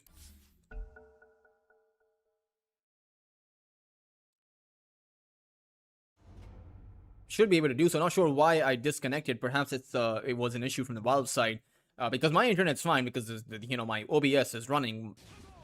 As we resume into the game, and now I can talk a bit about the lanes. Dragon Knight plus the Chen versus Bisque, who ended up with the first blood again, and Panda on the Tidehunter. A lane that, both the Dragon Knight and the Tidehunter can't do much against each other. As I say that, the Dragon Knight is going to take a lot of damage. This could end up being yet another kill. Disruption comes out, and you might have another Anchor Smash coming out by Panda if he continues with the chase here. The Gush is going to come online. One more Anchor Smash will do the trick, and it will be the Dragon Knight to fall. Yasuo dominating this off lane. Something that the Dragon Knight was not expecting, because as I was talking about that, I mentioned how the Dragon Knight cannot go down, but apparently I was wrong. There are ways for the Dragon Knight to go down, or for at least Yasuo to carve the Dragon Knight up a bit. Let's see though, because I do expect the Dragon Knight to be able to farm up. Right now, it's the Abaddon who is essentially farming up at a massive pace. 11 lost hits for the Dragon Knight. Fortune Soul hasn't missed many in this lane so far. And the problem with Rapido on the Pangolier is that while he is a good Pangolier player, against the Abaddon, he can't really do much in the lane. You might be able to find Tammy with a nice bushwhack, and if Tammy is out of position, I think I've just disconnected again from the game. This is interesting. I did not have a disconnect in all of the 3 games that we've had, or rather in all of the 4 games that we had. But I'll try to reconnect again. I should be able to reconnect into it. If I disconnect again, I'll just switch over to the other internet. It's not really an issue, but I do apologize for the disruption here.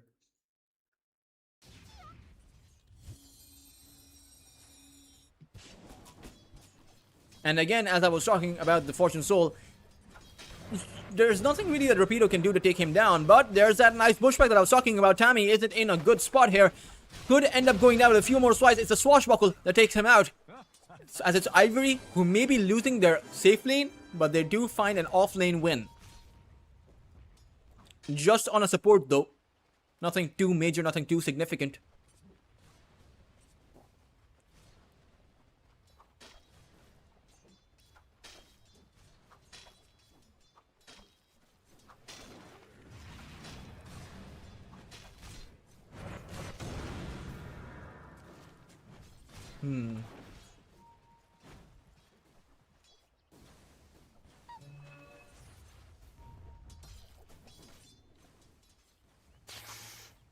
Ken has the remnants. Ikigai wants the water rune for himself. He will be able to find it. And towards our bot side, Bisk will be able to secure the water rune away from the storm. So it will be Ikigai to end up with both water runes if he wants them. He can resist out the Illusory Orb and the Waning Rift, but he won't. He'll actually go for the water rune without using his spells. A bit of a mistake, as I really think that he should have used the spells, used the bottle, because he did have one more charge on it, and then gone for the additional water rune. Ooh, nice Vortex being found by Ken. Right now, it is Ikigai who is able to come out with a convincing win against the Storm Spirit. Might actually be even able to take out the Storm. Has another phase shift available. Ikigai almost has an Illusory Orb, and that will be Ken's death. Fairy Fire will keep Ken alive alongside the infused raindrops though. Nice play coming out by Ken, but they do lose Drake. They sure managed to take the Hoodwink down, managed to find a recovery in their own safe lane, and it's a 1-3 scoreline with Ikigai doing so well on the puck. Will even be able to steal the hard camp away from the Storm, or the Pangolier, or the Dragon Knight really. They have plenty of heroes that can clear out the stacks. But the thing is, they need some stacks to be able to clear them out. Drake will spot out the fact that all of his hard work has gone to waste.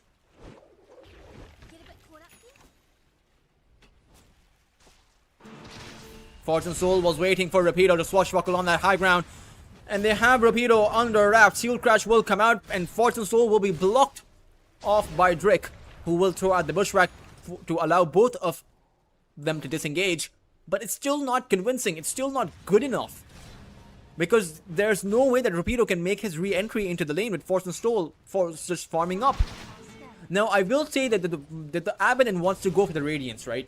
We all know this. Dragon Knight will be going for that Armlet plus Mask of Madness build, most likely. Can also go for the Maelstrom if he wants to. But then, regardless of what the Dragon Knight goes for, okay, he queues up the Armlet. The Dragon Knight will be online a lot faster than the Abaddon will. So you'll have this bit of a window where you can create a significant advantage. But the window seems to be shortening. The window seems to have grills on it because Ken is going to fall. It feels like they are a bit imprisoned here.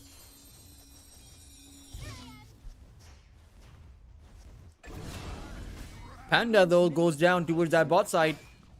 Dragon Knight finds a nice recovery, finds a nice kill. Radiant's courier has been killed. Radiant's middle tower is under attack.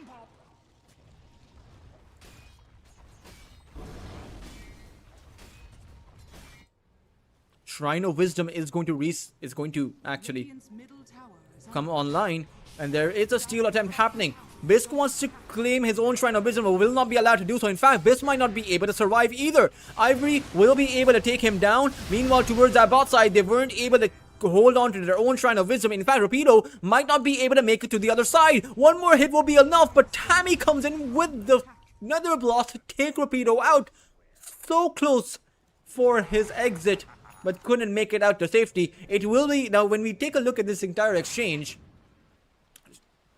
Shrines of Wisdom did go 1-1, but you lost the Pangolier in place of the Shadow Demon. So I think that the overall win does go in favor of Yasho. Net worth wise, the Dragonite is at the very top of the net worth chart. So this should help Ivory out, give them a bit of breathing room. But as I say that, there's a lot of hard stacks available that Yasho will not let go of. Drake will end up getting taken out, and even the Dragonite is slowed down by the Gosh. They're trying to come in with the disruption. Does not have the range to be able to put it down. That means the hard camps will stay safe and secure. Ikigai though, the one in danger. Phase shift is going to be there, but one more remnant will be enough. The Decrepify from Tammy though keeps him safe, but the Storm goes in for yet another zap. Disruption comes out by Bisk as they were ready and waiting for the Storm. Ravage to come out, and Ken will not be able to come out with the outplay. Instead, he will be outplayed and outnumbered.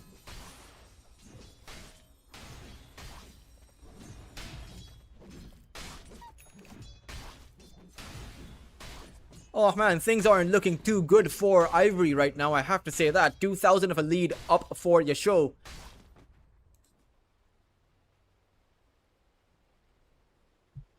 My thrift rewarded. As Rapido does not have a single component of his diffusal blade up quite just yet. So it will be a bit late on the diffusal. And the Storm is at the very bottom of the course as far as the net worth is concerned. He has a very long road to recovery.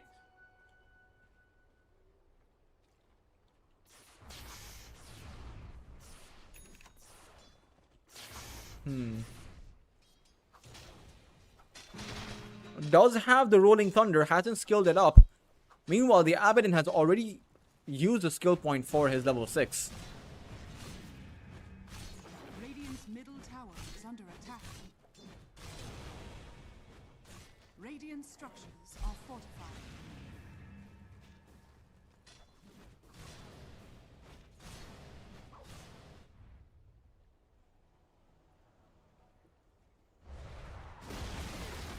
Tammy Middle tower has fallen. will be able to pick up the tower as it's the Dragonite who is on that top side alongside Tiki, who comes in with the Chen Streeps and the Chen himself to be able to trade the tower. But the glyph is going to come out and the teleports coming in from Bisk.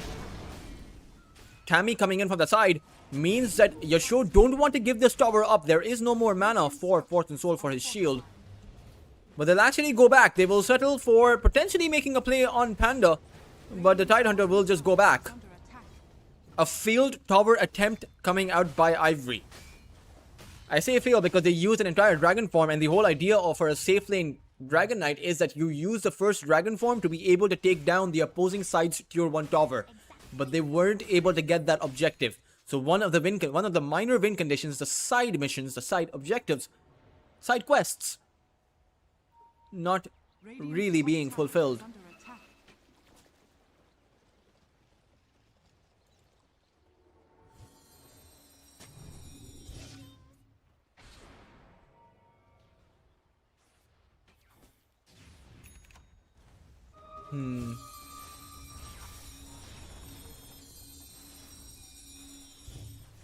Radiant's top tower is under attack. Tier 1 tower towards that top side is going to end up going down. Radiant are scanning.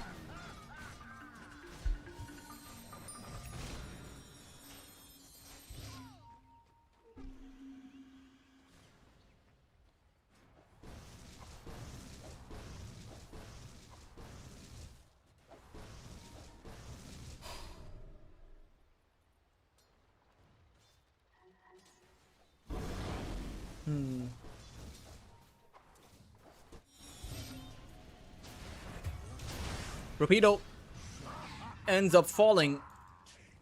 Not really a good game for the Pangolier, and it's a 4,000 lead up for the show, soon to be 5,000 because they'll also clean up all of the ancient camps that Again, Drake spent a lot of hard work trying to create for himself, or for his team rather. Storm is able to steal away a few of those ancient creeps, but this is very difficult for Ivory. They have a Dragon Knight carry that hasn't had the kind of impact that they would have expected or they would have wanted by now. 6,500 net worth available for the Abaddon.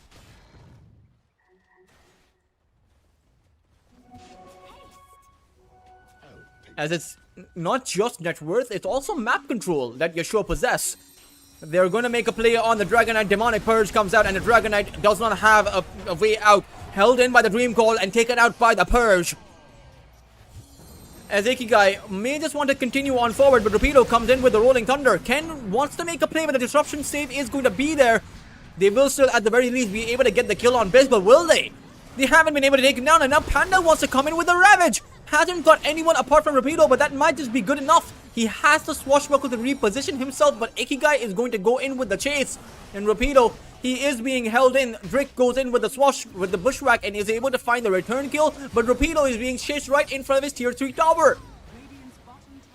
Just the two supports left alive now, as the Dragon Knight has respawns, want to be coming back in to try and get a kill, but he is targeting the Tidehunter and is too tanky of a target to take down. Ikigai, meanwhile, has the safety net of Fortune Soul. He's waiting for the Dragon Tail to be used. It does get used now. The Aphotic Shield will disengage and the Dragon Knight will fall for the second time.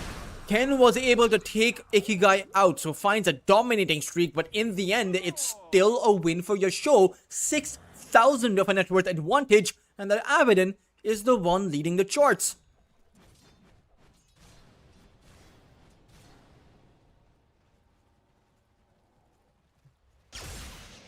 Radiant's bottom tower is under attack.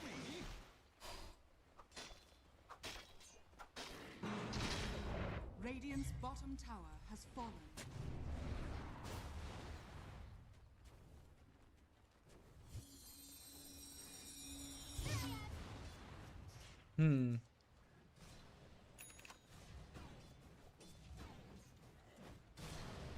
Radiant's bottom tower is under attack.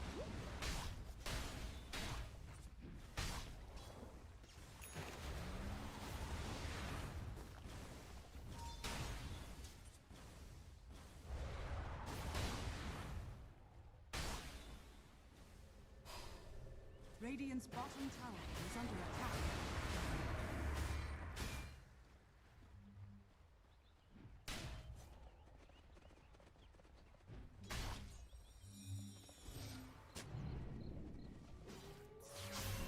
Yasuo, they had the Observer Ward that was standing there, gave them the vision. Even though it gets taken out, it will be Tihi to end up paying for that D ward.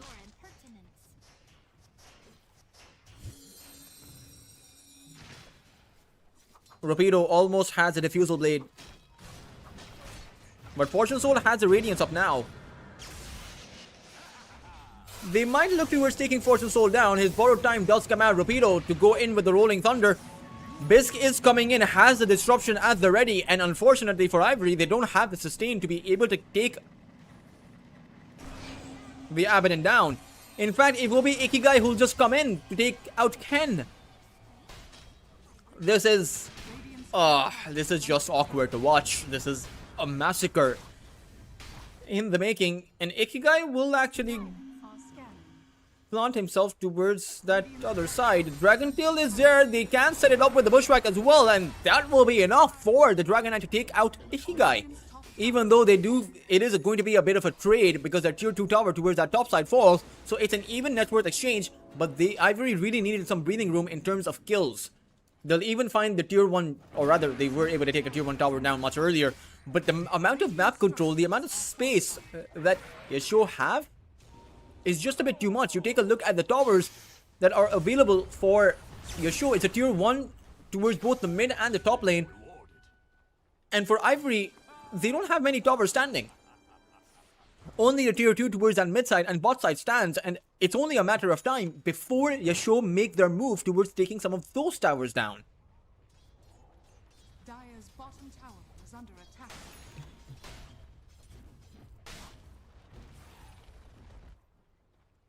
Dire are are scanning. Dire's middle tower is under attack.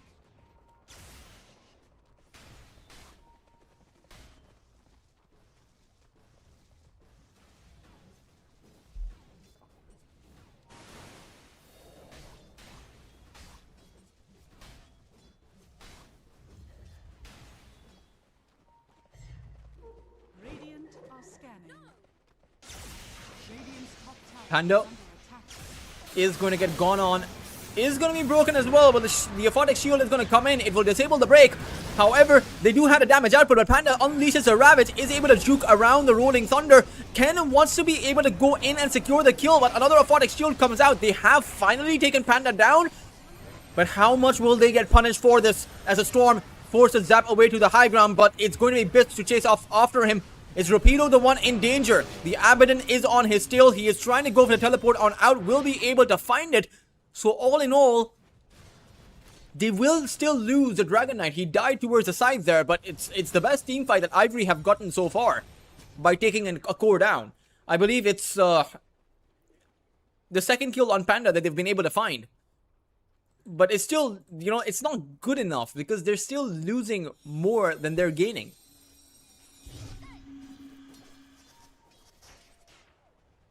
Radiant's bottom tower is under attack.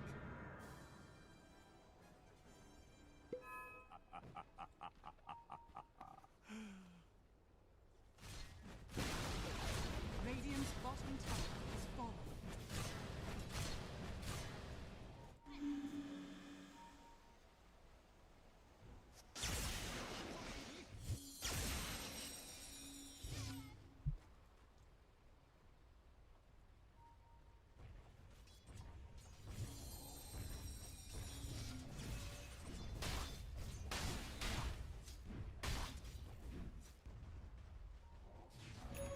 Regeneration.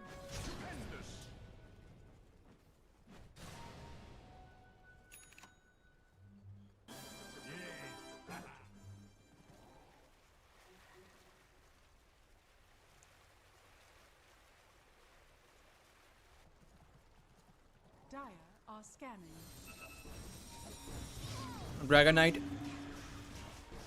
is going to get gone on.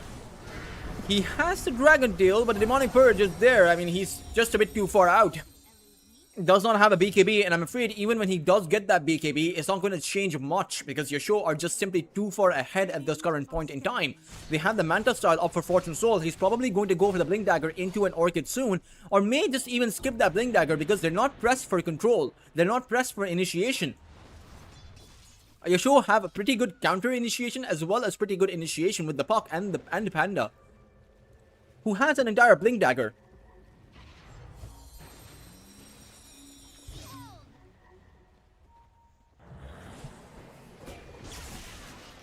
Ken is going to come in with the Vortex, but the save is going to come in from Bisk, and there is the Ravage coming in from Panda. Ken, leashed up, is going to end up falling to the illusions themselves. Rapido trying to go for the Rolling Thunder to make his escape, but will not be able to do so.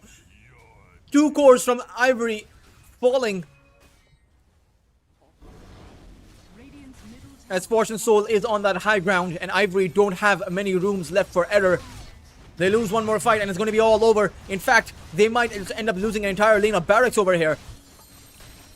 There is no buyback for Ken. There is one on Rapido, but using a buyback in this scenario isn't exactly going to do any favors. You're still going to end up you're still going to end up defenseless, unable to stop this current push. 21 minutes in, losing your lane of barracks is a death sentence for most games.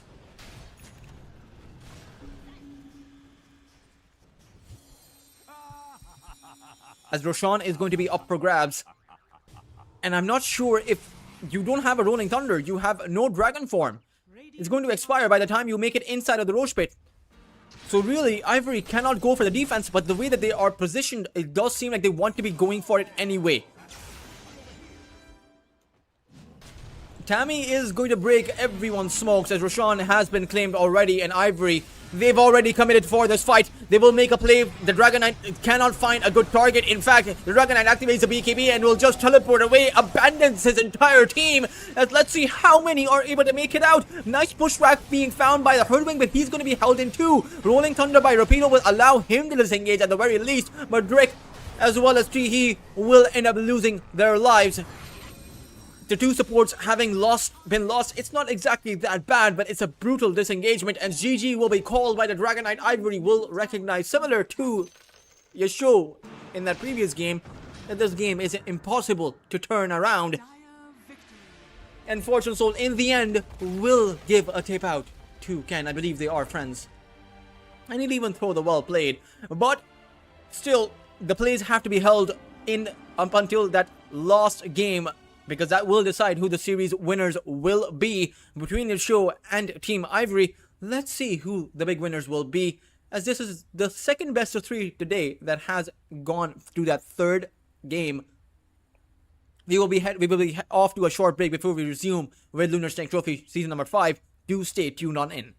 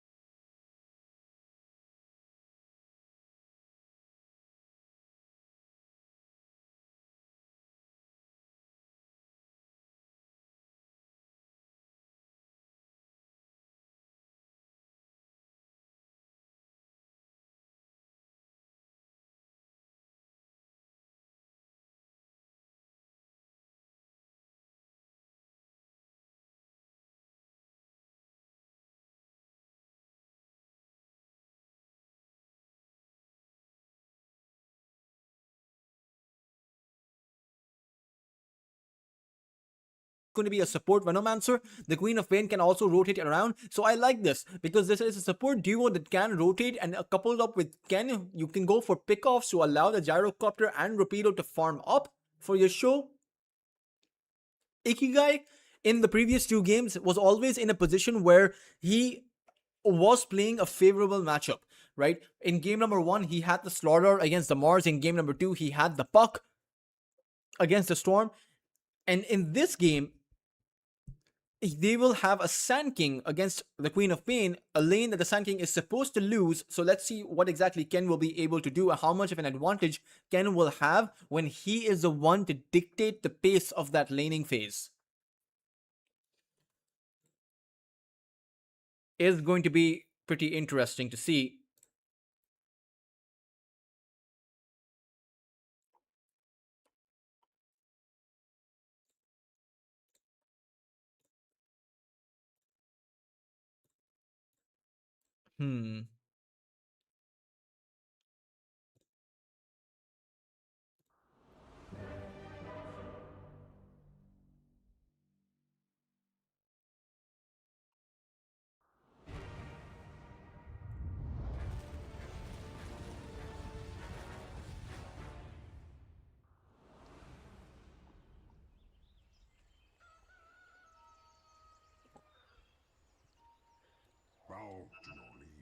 I do think the win condition for Ivory just depends on whether or not they can farm up with their gyro. I think at the end of the day, that is how they will have to play this. So it really just depends. Lucky. A short migration. Just what I've been waiting for.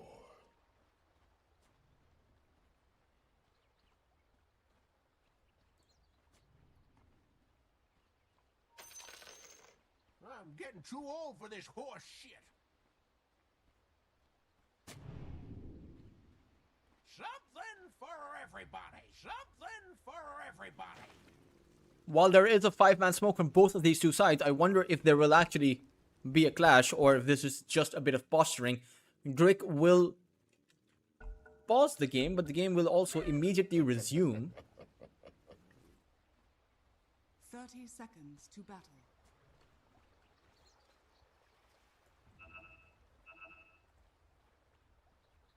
Hopefully I don't disconnect unexpectedly.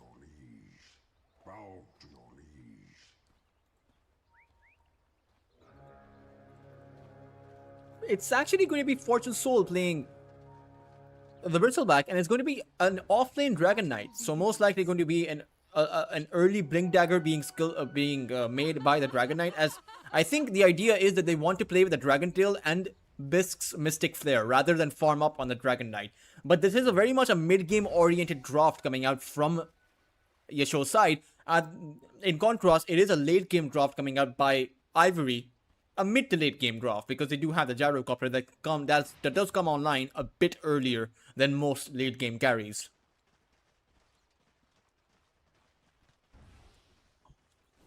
Let's see what the safe lane is going to hold though, because you do have a Venomancer, which means that the Panda, who is a melee hero, can't exactly play as aggressive. If you attempt to close in the distance, you can get hit by the barrage. Right now, it's a play on towards Bisk. It was Bisk who got the first blood last game. In this game, he might just end up giving it away to the other side. It will be Teehee who will draw it, and it will be Ivory who will be off to that early game lead. A good rotation coming out by that Bounty Hunter early on. But there's not too much he can do for his Beastmaster towards that top side, as Rapido will once again be zoned out of the lane completely. With or without the Bounty Hunter, it does not matter because he's playing into a Bristleback, and there's really not too much Rapido can do even when he does have his Hawks and his Boars online. Fortune Soul, just with the Quills, is just too strong as a hero against a hero like the Beastmaster.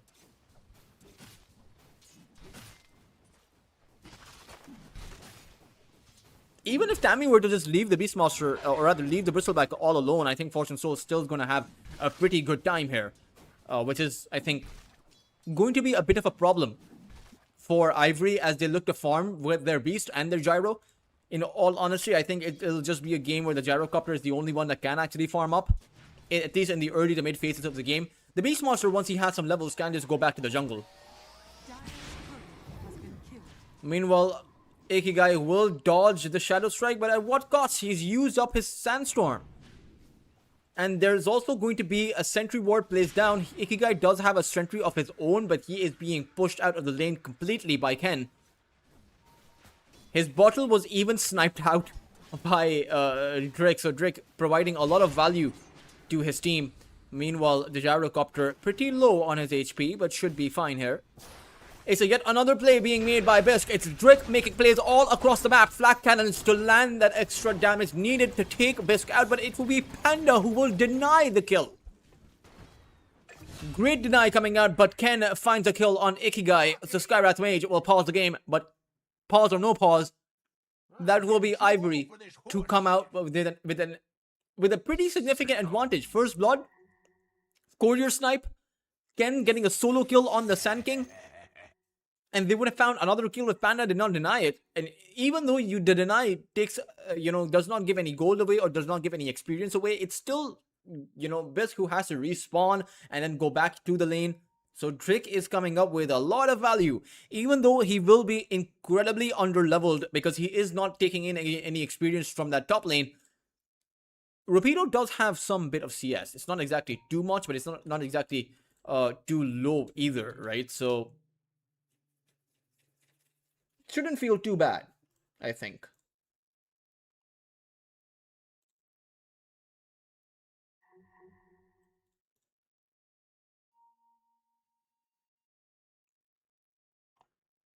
Bisk will reconnect into the game.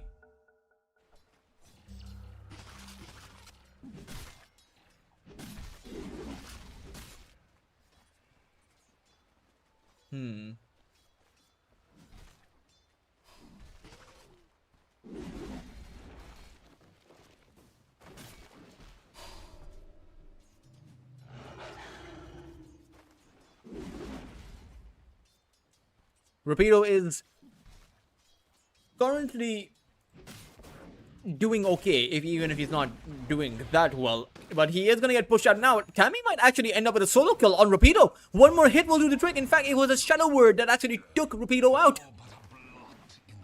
A solo kill being found by a support Warlock onto an offlane hero. Now, this is a trade-off that you have to make if you're Ivory. You're having such a great time because Drake is being a menace across every single lane, apart from the lane he's supposed to be in.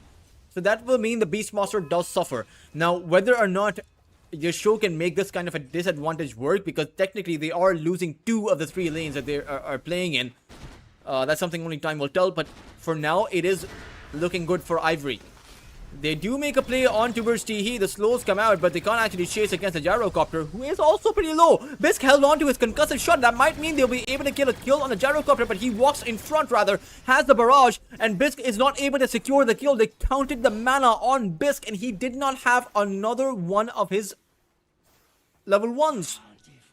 Teehee might be able to get a 1 kill. He takes a Bisk out, and there is a homing missile on Panda. The flak cannons will bring him low enough for the homing missile to take him out. In fact, it's actually going to be the flak cannons that will clean out Dragon Knight. 2,000 of a net worth advantage, despite of the fact that on the top side, they're not able to get much done. But it's also towards that bot lane where Panda does not have any lost hits. In fact, the Beastmaster has more lost hits than Panda does. So in contrast, it's not actually a lane that Ivory are losing over on that top side. They're actually doing pretty okay.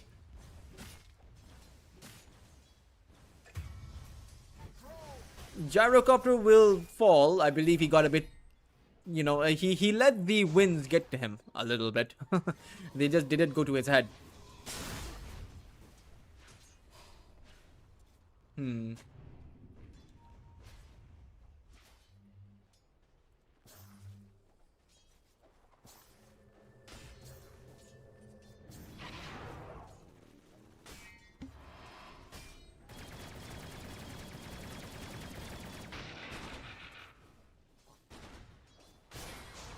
Bisk slow down, and Panda has the dragon form, or rather has a dragon tail.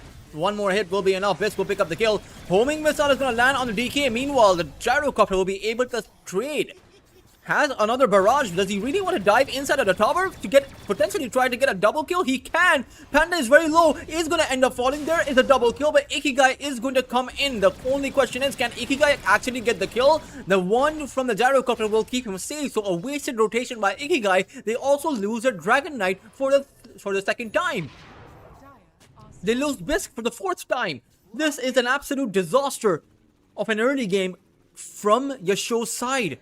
The gyrocopter, in comparison, in that first game as well, the gyrocopter was doing so well.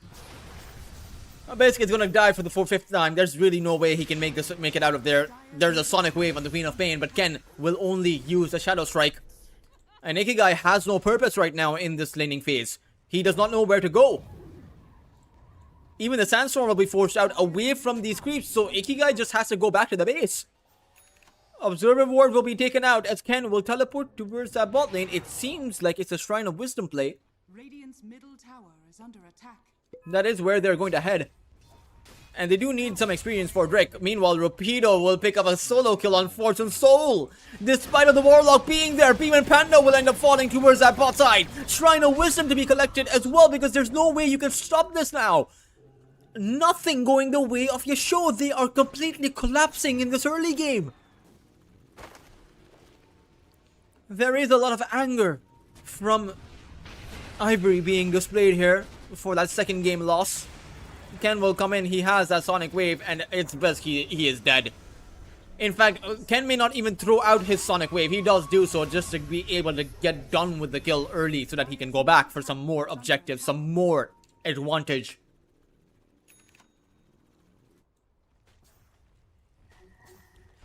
Oh man, this is absolutely brutal. How did Rapido get a solo kill on the Bristleback with Tammy being there? That is absolutely unacceptable of a loss. Fortune Soul was the only one who was doing well from the show's side. Literally the only one. The Warlock has 1,000 net worth hit right now. Tammy's courier is going to be sniped. This is the poorest position 5 that I've seen in a while, and we're playing with a bounty hunter who hasn't exactly shown up to the lane twice now. I believe I saw him once on that top side, but he never went back there.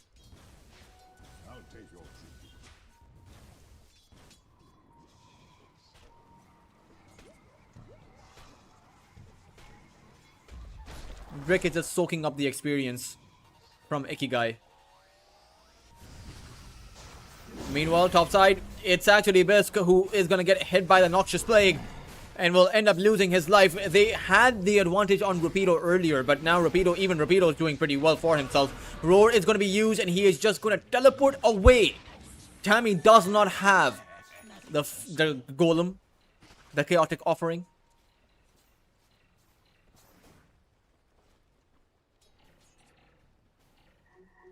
Dire's middle tower is under attack. Radiant's bottom tower is under attack.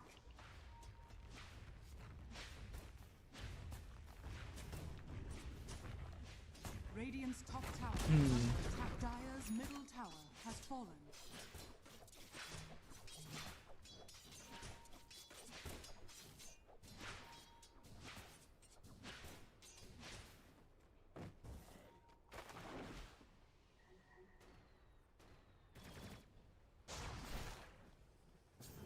Rapido. They want to go in. They don't have the roar, but they have the pure damage Sonic Wave, which Fortune Soul cannot contest against. Ivory off to a 5,000 lead before the 10-minute mark. 500 net worth per minute of an advantage that they will gain.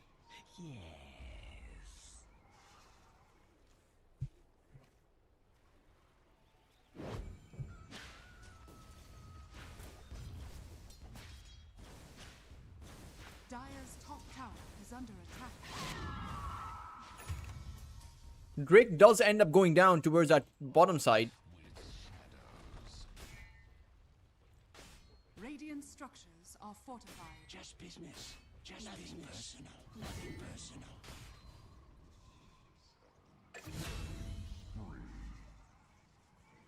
Dire's top tower is under attack. But Fortune Soul ends up going down again. Dire's courier has been It's just not a good look. Dire's Meanwhile, they'll pressure towards that top side tower. Dire's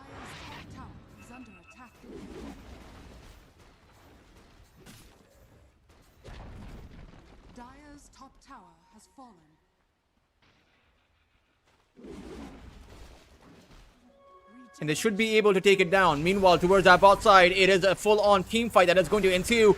It's Panda who is in danger. Meanwhile, Drake is going to end up falling. He's a lone bounty hunter, but the rest of Yasuo are not going to be so lucky. And in fact, even the bounty hunter stays alive, despite being in the midst of that entire team fight. For Yasuo, this is just not good at all. Dire's bottom tower is under attack.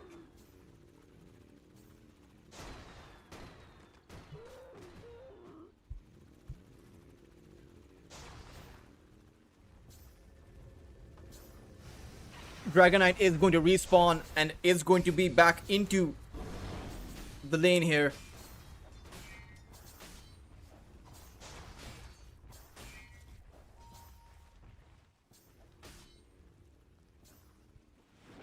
Dire's courier has been killed. Meanwhile, Ken has the vessel.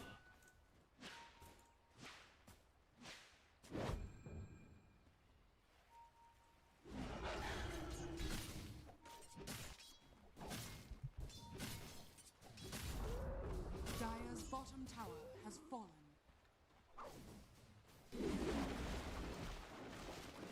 And is going for a Kaya, I believe.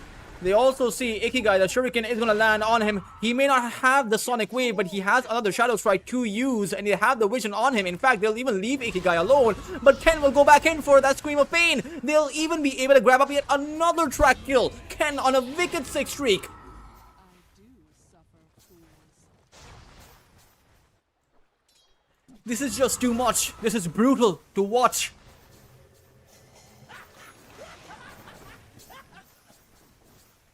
Brutal to see.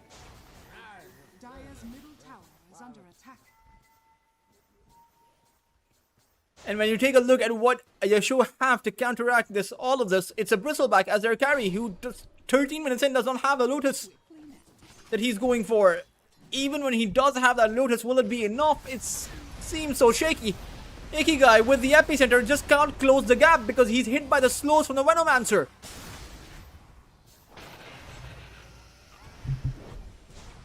And he won't be able to make it out, will he?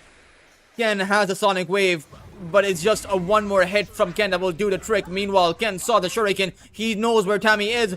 Tammy trying to hide in between of the trees. It just won't be possible. He is tracked. They have vision on top of him. 19-4 on this kill feed. Radiant are scanning. Lucky. Dire's courier has been killed. Dire's middle tower. This game seems nearly impossible unless you have a miracle, because Rapido didn't even go for the Helm of the Overlord. He's gone for a Fighting Beast Monster. Has the Aghanim Scepter. And pretty soon we'll have the Blink. Dire's top tower. So for Yasuo, who are relying on what? Their Bristleback and the Panda to mount up a comeback, might not be possible. They can't even take Tiki down. He just force offs himself towards that low ground. Drick has the track. And it seems like the triangle is a big part of the contest here between both of these two sides.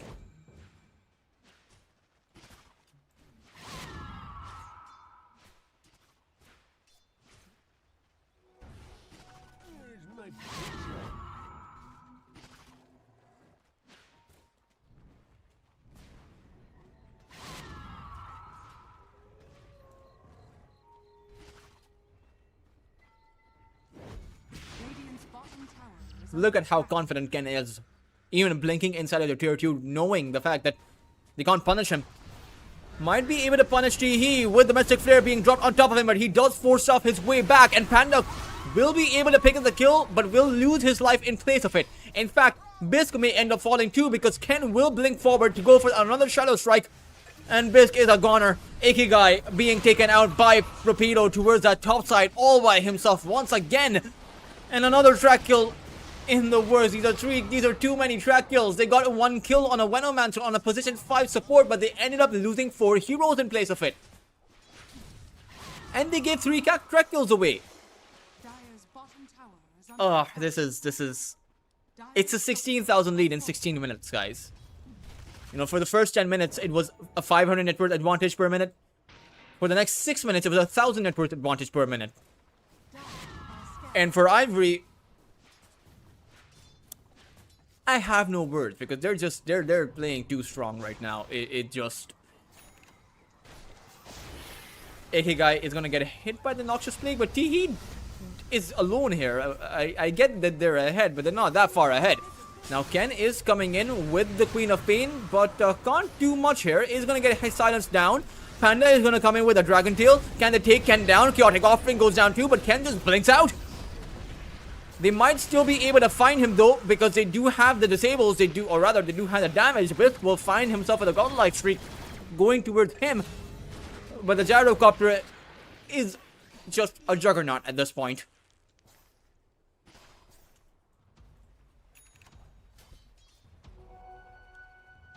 Dire's top tower is under attack. Dire are scanning.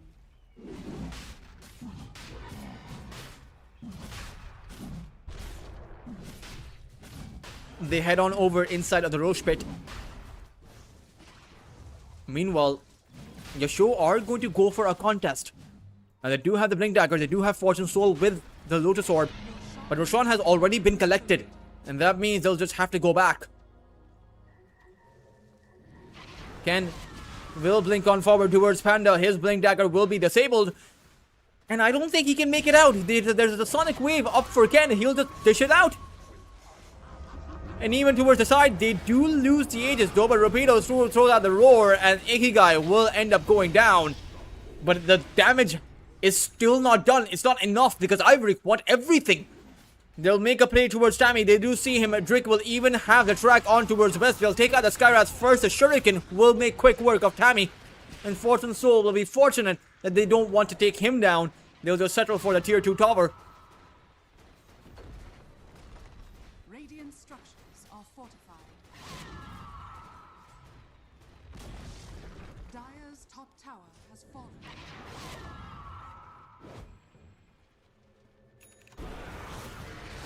Gyrocopter in danger, has the Hurricane Pike away. Teehee has a Noxious Plague planted on towards Panda. Call down goes down, and Panda is going to be a goner.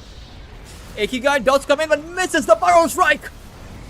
They'll be able to return the damage on towards him. Instead, the Gyrocopter might just end up falling because Fortune Soul is there. But before the Gyrocopter falls, Fortune Soul does, and GG will be called. Your show. They've had enough of this game. Ivory will win the series 2-1, and they will be your series winners. The first series win for Ivory this tournament, and the second series loss for your show.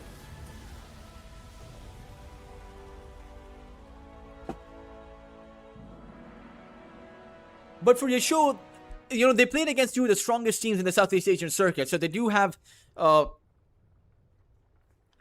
rest of their matches should be a lot easier. They are your defending champions, so we should be seeing your show in the playoffs for the next tournament.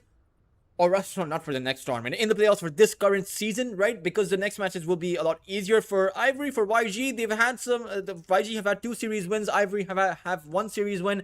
Things are looking up and up for both of these two teams. Let's see what the future holds for us though, because that is it for Lunar Stake Trophy for today. We will be back with Lunar Stake Trophy Season 5 tomorrow, as we have Carstens playing against Team Yasho again, and then you'll have Veroja playing against Yangon Galacticos. So YG have their 3rd day in a row to line up tomorrow. Meanwhile, Carstens and Veroja will be debuting for this season tomorrow, and Yasho will have their opportunity to come up with some wins tomorrow too. So a lot of storylines converging tomorrow. Do make sure to tune on in, guys. For now, this was it. I was your host, Teltris. It's always a pleasure costing Southeast Asian Dota, and I hope to do so for the foreseeable future. Do make sure to tune on in tomorrow. For now, enjoy some of the tier 1 tournaments that we have going around. Perhaps I'll see you in the chat there.